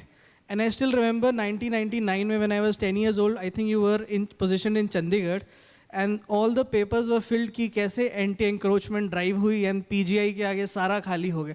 So I think this lack of trust among each other is also stopping Bharat from realizing its potential. I think you are the best person in the country to answer कि how can we make our own citizens more law-abiding so that हम एक दूसरे के ऊपर ज़्यादा trust करें, and then we can realize the true potential of our great country. Well, we are all equally contributors in breaking the trust too. Yeah. If we want trust from others, it begins with us. Absolutely. If we all resolve in our businesses, in our governments, wherever we are, we should remain trustworthy. And if we do that and do all those acts, small habits, which encourage trust, it will be a revolution. Right. So I think the point is, rather than blaming others, we resolve from here that we begin with ourselves. Begin with ourselves, our culture, our organization, our employees, their families. You see, the ecosystem, it will start changing. These islands will then gradually become islands and an ocean. So I think we got to begin with ourselves. No point blaming others right now. Absolutely. It begins with ourselves. The ball lies here. That's what Dalai Lama said. You begin with yourself. That's what Bhagwan Buddha said. Yes. Begin with yourself. So we all, and you all have large ecosystem. All of you are very blessed to have large. You have a customer base, client based. I think you are all influential. That's what was, when you're in a position of this have position, there's a have position, you are influencing. So if you influence to trust, it will spread. And you'll become the role models. Thank you. That's why I said ethics is important now. Yeah. Hello, ma'am. It's hardly congratulations for your NEET platform. I'm a first generation entrepreneur in my family. So I believe in the trial and error method, where I'm learning by myself, doing the things, getting the thing wrong, failed, learn again and again. So you are getting the platform. So this platform can be used for the new entrepreneur to learn the businesses, which only opening the business or starting a business is not a one thing. There is a different thing, because R&D, market research, whatever I did was what I was knowing. I was preferable as per my knowledge. I'm in my early 20s. So whatever I learn or whatever the available in the internet or what I studied, I had to calculate the TAM of the market, or I get the selected the sector and all. And when we go to some kind of angels, investors or something, it happens like they evaluate in the 5 minutes. They evaluate our business 5 minutes, ki itna chalega, this much will happen, this much will happen. And for getting to the investor, we require 2 months, 3 months. So again, the whole time is wasted. Though we learn something, but again, also that if So we what is your question? My question is, this platform can be used for the businesses to evaluate and get the execution. That's a good idea. Put it once the Bharat Skill Exchange come up and there'll be a website. Put it in. Put a query.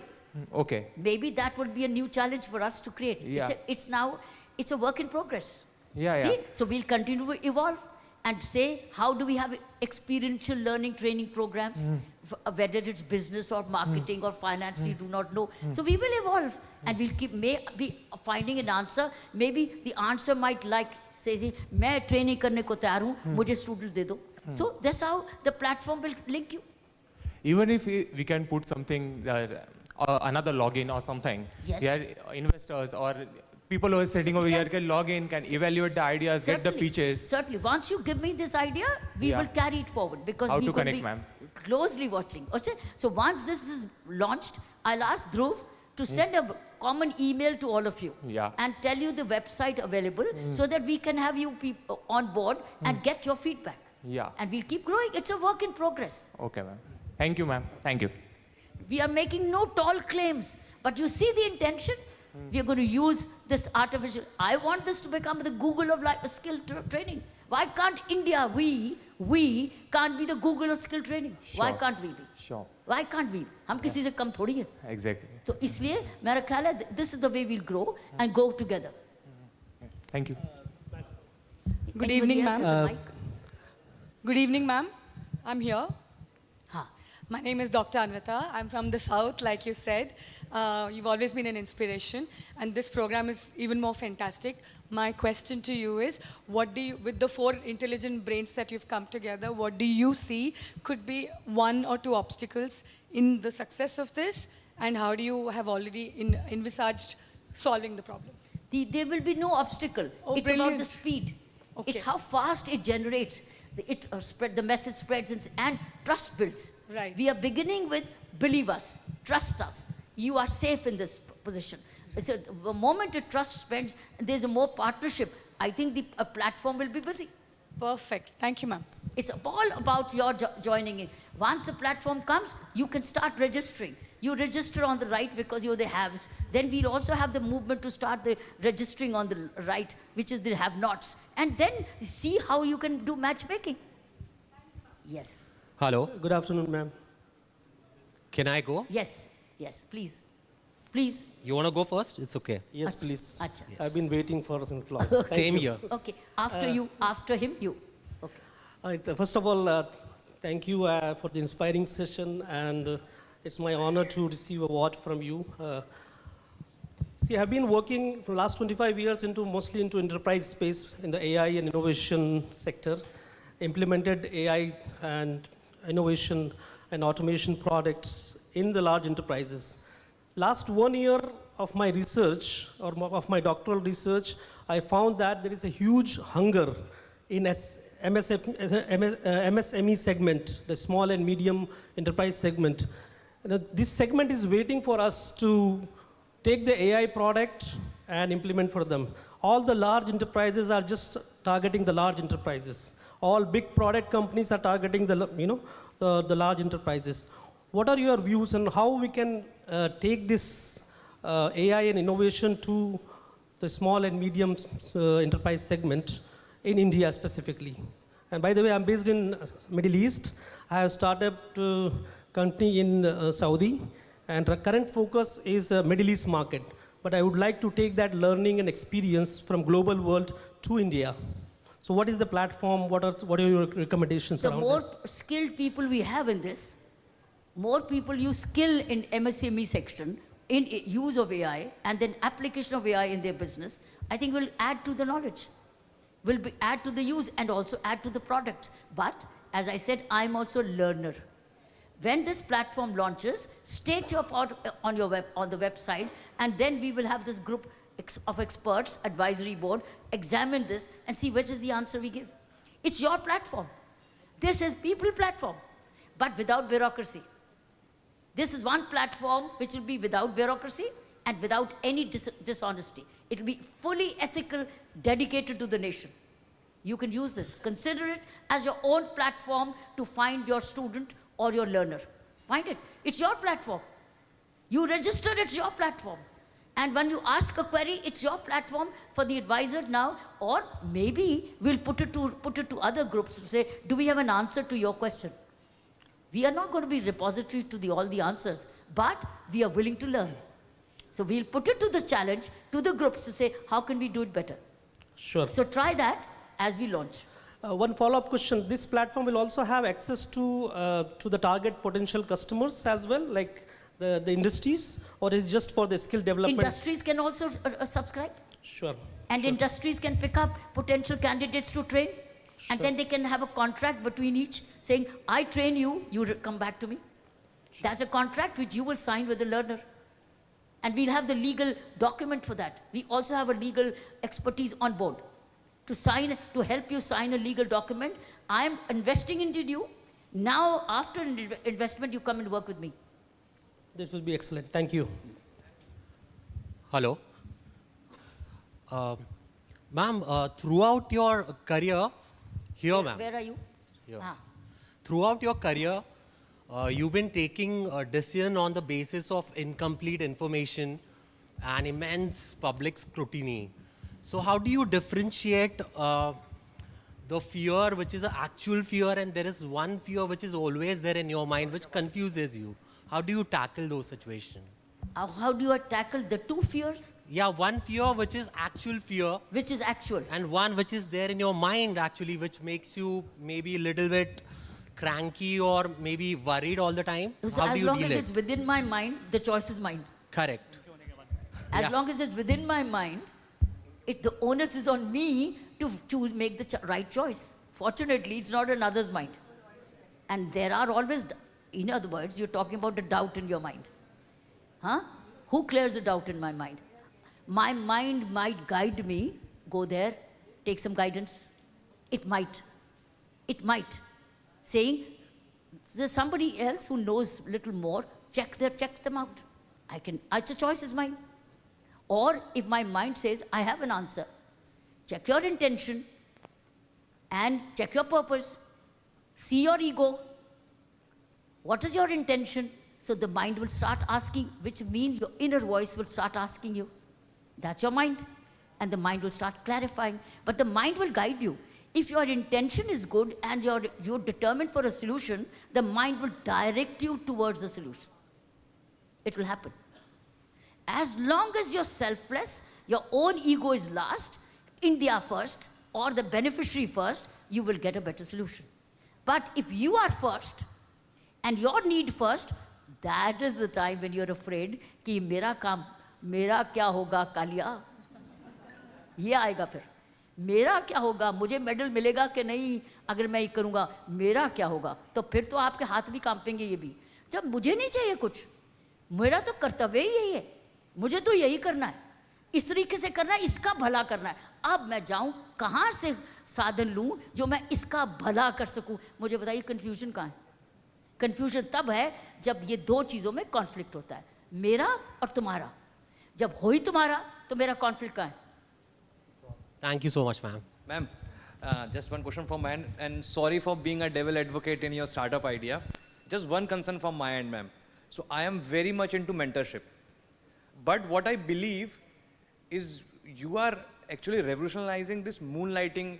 When I see this platform from a wider spectrum from corporate side of the things, it's a revolution with reference to moonlighting. And companies don't want their employees to get a salary or some amount of payment from other organizations or other startups, something like this. So don't you feel that can be a very big obstacle when I think of onboarding mentors, not the mentee who need to train, but the mentors who are willing to mentor them. So मुझे ऐसा लगता है ma'am कहीं ना कहीं एक ये discussion होगा कि किस हद तक मैं पैसा लूं, क्या मैं पैसा ले सकता हूं, इज इट लीगल? बिकॉज मेरे हिसाब से moon lighting is not legal in India.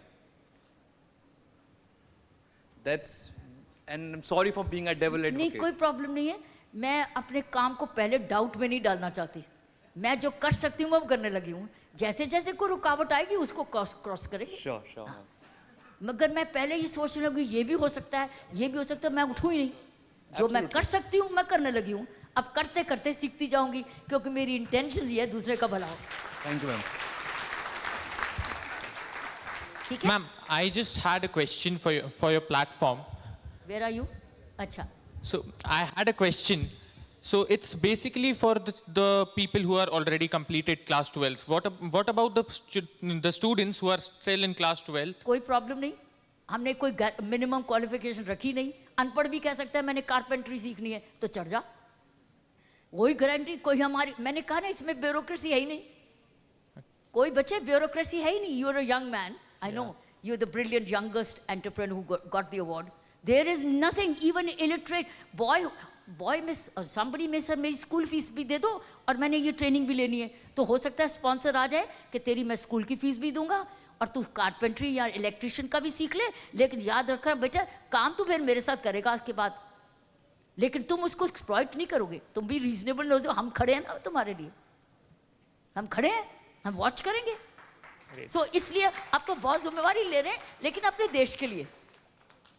Just one follow-up question. Yeah. As it's the era of AI now, I just wanted to know from you, do you use AI? And if you do, which AI tools are your favorite? Oh, well, I use ChatGPT 100%. I use it 100%. Great. Even my own medical reports, I get it analyzed from there. यहाँ तक मैं and I trust it, and I tell you, doing a good job. I know I have options, but I have got used to it. But I trust ChatGPT a lot. I've trained myself in others too, but I prefer because I've already used it and it's being very honest to me so far. Thank you, ma'am. Thank you so much. Namaste. But I'm willing to learn and tell me a better tool. I'll be able to add that, not minus ChatGPT. Namaste. Namaste. कहाँ? इधर. जी. भारत में एक सोच रहा है कि या तो आप कोई प्रभावशाली परिवार से रहे या आप किसी पावरफुल प्रभावशाली लोगों को जानते हैं तभी आप एक मुकाम पे पहुंच सकते हैं. तो इस भारत 2.0 में आपके लिए एक काबिल इंसान जो एक प्रभावशाली परिवार से नहीं है, ना ही किसी प्रभावशाली लोगों को जानते हैं, वो इस भारत 2.0 में उनके लिए क्या है कि वो चमक सके आपके हिसाब से? बहुत सिंपल आंसर है. वो एक 15 साल का लड़का आजकल क्रिकेट में क्या कर रहा है? चमक रहा है. हाँ. कब से शुरू करी थी उसने क्रिकेट पता है? 4 साल. 4 साल. फीस किसने दी थी उसकी? उसके पिताजी ने. जमीन बेच के. करेक्ट. और माँ क्या करती थी? 3 बजे उठ के उसका खाना बनाती थी. और ये रोज कितने किलोमीटर जाता था क्रिकेट की सीखने पता है? 90 किलो. और आज क्या है? क्या हरिकेन बना रहा है? कौन कहता है कौन कहता है? मैं कल उस दिन परसों एनडीए में थी कॉन्वोकेशन सेरेमनी में, और मुझे बहुत सारे पेरेंट्स मिले. पता है जितने भी हमारे एनडीओ में आज बच्चे आ रहे हैं, ये सारे 2 टियर सिटी से आ रहे हैं, रूरल बैकग्राउंड से आ रहे हैं. और एक के बाद एक बाप मेरे पास मिलने आया, ये मेरी बेटी को आशीर्वाद दो, मेरी बेटी को, ये मेरी एक बेटी तो एएमसी में आ चुकी है, अब ये ए भी चली जाए, इसने नीट का एग्ज़ाम देना है. कौन कहता है? अब ये अग्नि आ चुकी है टियर 2 से, टियर 1 में भूख बढ़ चुकी है और वहाँ नहीं है. अब टियर 1 के साथ ना अब कंपेयर करो, अब टियर 2 को चेक करो और देखो उसमें से कैसे मेहनत करके बच्चे निकल रहे हैं. विश्वास करने लगो और अपना अपना दायरा बढ़ाते जाओ. जहाँ काम कर रहे हो आप देखो मेरे इकोसिस्टम में मैं किसके काम आ सकता हूँ, आप आने लग जाओ. किस तरीके से आ सकता हूँ? मेरे दफ्तर में सिखाऊं, मैं उसको ट्रेन करूं, उसकी कहीं हेल्प करूं और उसको लोन दिला दूं, ये आपकी मर्जी. आपने देखना है. जब आप एक एक करके देखोगे और देखोगे आप परिवर्तन लाओगे देश का. जी धन्यवाद. एक्सक्यूज मी मैम, हम लोग मैक्सिमम 10 मिनट और लेंगे. और मेरा सामान गाड़ी में रखवा दो. कहाँ ध्रुव? मेरा कमरे से ना सामान गाड़ी में रखवा दो. I can get into the car straight away. Ma'am this is over here. कहाँ हो? विपिन सैनी फ्रॉम पंजाब. ਇੱਥੇ ਮੈਮ हाँ जी आगे ਤੁਹਾਡਾ ਹੁਸ਼ਿਆਰਪੁਰ. हाँ जी बिल्कुल जी. Ma'am, we talk a lot about skill development from the basics, you know, from student level or from people wanting to. I was just wondering that could the platform help us in, you know, approaching for skill of the current bureaucracy and the technocrats in the government sector, which need a lot of skill development and a lot of understanding in this whole system, and not only them, but also the judiciary also, to understand much better a way on a particular issue. Would that be appropriate under the platform? Bureaucracy has its own bureaucracy programs, training. I know that. I know their programs, but what results they're having, you and I have not measured. Yeah. You and I have not measured, and it's not public. So we do not know the difference that training is having. But all of them are getting upskilled. I know many collectors are being upskilled, but I do not know the results. I do not know the measurabilities, but this is not entering into government officers. This is an entrepreneurship and making our youth employable. But वो unemployed थोड़ी हैं. मैं तो unemployed की बात कर रही हूँ ना. वो तो employed है. इसलिए वो मेरे पास क्यों आएंगे? वो उनको अपस्किलिंग होगी, हो सकता है एआई की एक कोर्स को ज्वाइन कर ले, उनको फीस भी नहीं चाहिए, वो तो उनके पास बड़े साधन है. मेरा क्या वो कैटेगरी है, उनके पास सब कुछ अपना है, सिर्फ उनकी अपनी नीड है और उनका डिपार्टमेंट उनको काफ़ी कुछ दे सकता है. So they are not dependent on this. ये उस लोगों के लिए है जो कि जिनको हेल्प की ज़रूरत है. It's like a from the have to the have not, to make them also have. That's it. Ma'am, I am a coach. I was into corporates earlier, and I find that there are a lot of people who are already in the cycle of getting laid off. So I've set up a platform to coach them, to help them build a side hustle or some kind of business. So brightly put into your marketplace fundamental, where these guys have a lot of skills to offer. These are people more than 10 years, 15 years experience. The only question that comes to my mind, the first question that I got to answer them always is, what is the alternate business line or revenue line they have to sustain their livelihood? Because when they are out of corporates... Reskill.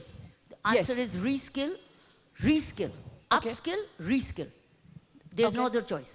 Upskill, reskill. Help them reskill. Find another skill, which is allied skill. So find a platform which reskills them. So I do that work for them. I do reskilling for them as well.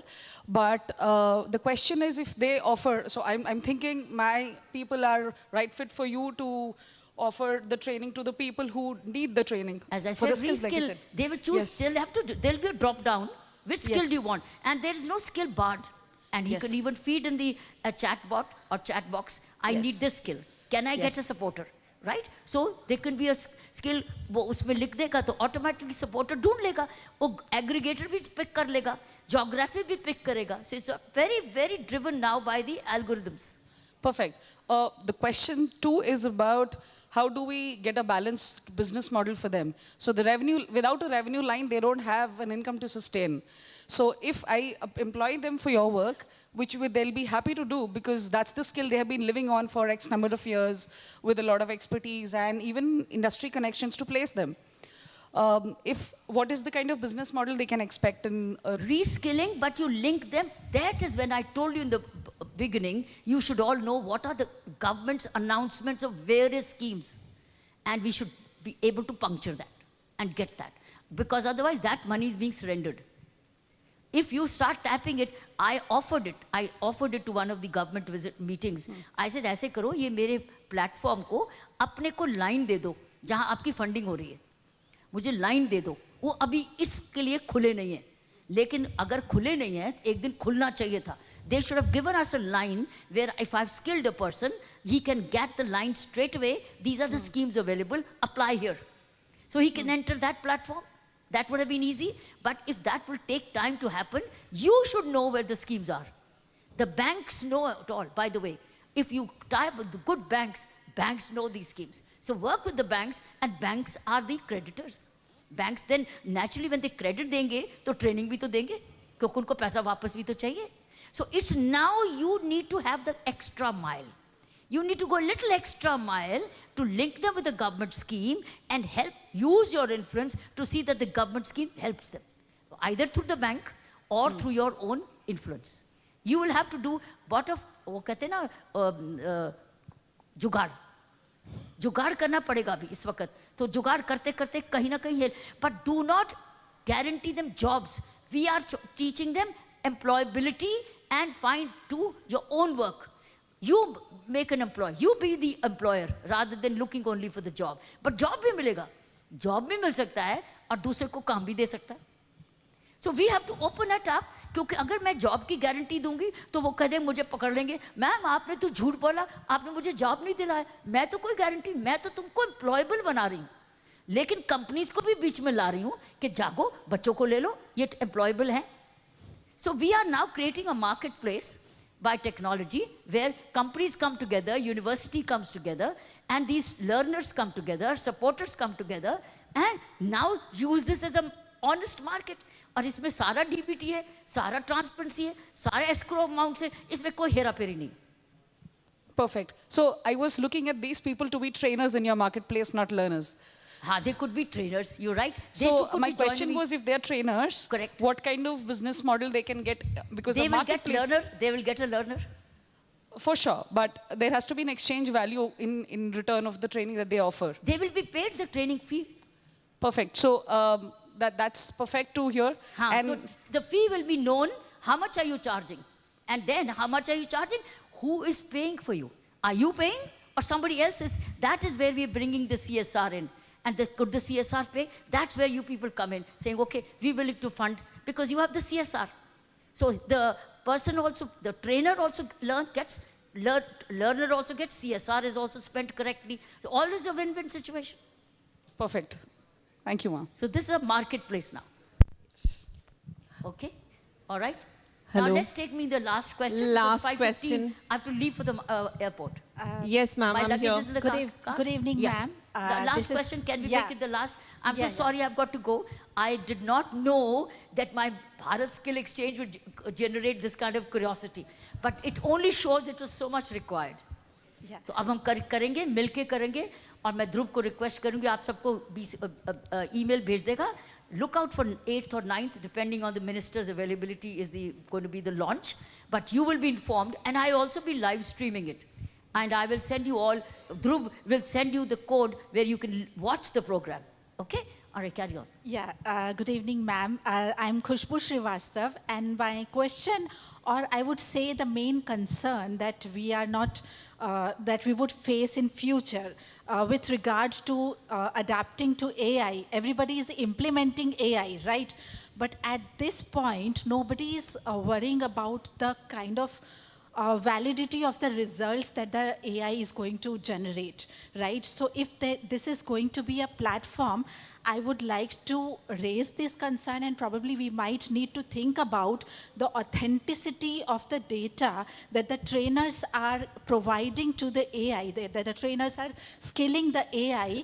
How would the trainee be ensured that this data is valid and it is not hallucinating? This is the correct stream of information that we will. This will be taken care of because the director of technology is a very well-trained director who's worked with Microsoft and he's from the ISB group. So I will take about these. We'll handle this hallucination certainly. Usko sula denge, usko chup kara denge. But I have to beg leave. I'm so sorry, but we will stay connected. Any one of you who wants to connect with me, I'm available on my website, kiranbedi.com. There's a contact page on my website. You go to the contact page and send me an email. I get it on my mail. And when I respond to you, now you get my main mail, which I will be responding to. But the way to contact me is I am accessible through my website. Okay? And this exchange you'll get to know, but I'll be live streaming it so that you can hear it. And it's a developing site. We will learn as we grow and keep improving it to meet the challenge, national challenge we have today. And in that, the more we are together, the more results will benefit all of you. So I wish you all for more awards for future, many more and more innovation and more glory. God bless you. Thank you. Thank you so much. Can we have a huge round of applause, everyone? Well, some voices inform us, some voices inspire us, but truly, Dr. Kiran Bedi, today you have ignited something very meaningful and powerful within us. Can we have a huge round of applause? I'll request all the awardees quickly to join with an awards.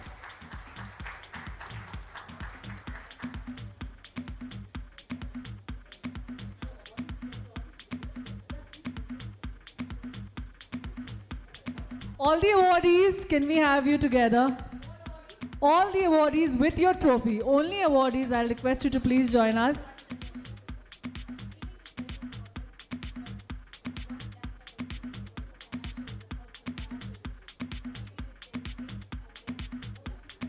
We can join, some can join us also on the stage.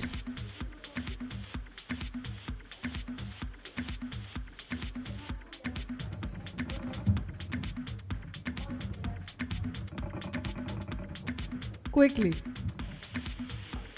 With all your awards, all your trophies, please.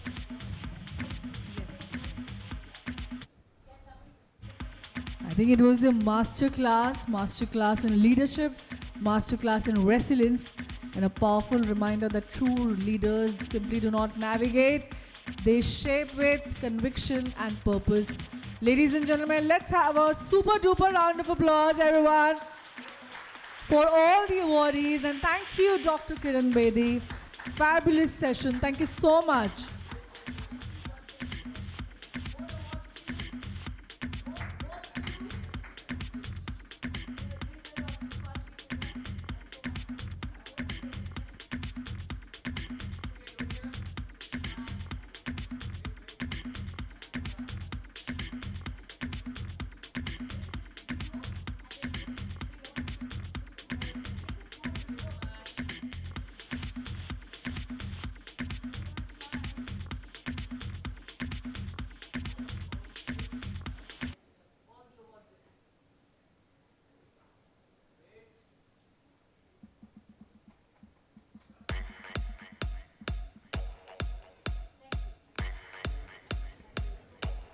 Thank you, Tong. Thank you, all the awardees. Congratulations once again.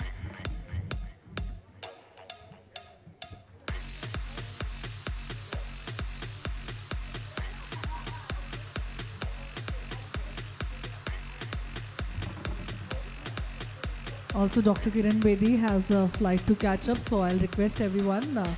We shall be continuing this meaningful conversation later as well. So I'll request everyone to please maintain the decorum.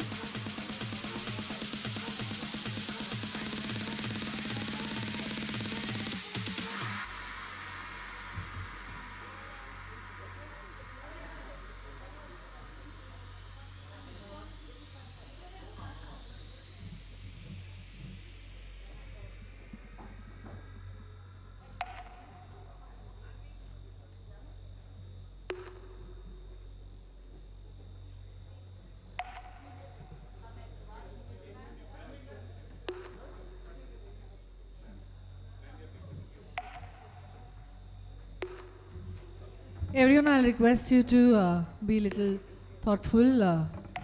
Dr. Kiran Bedi has a flight to catch up. I'll request you to please maintain the decorum.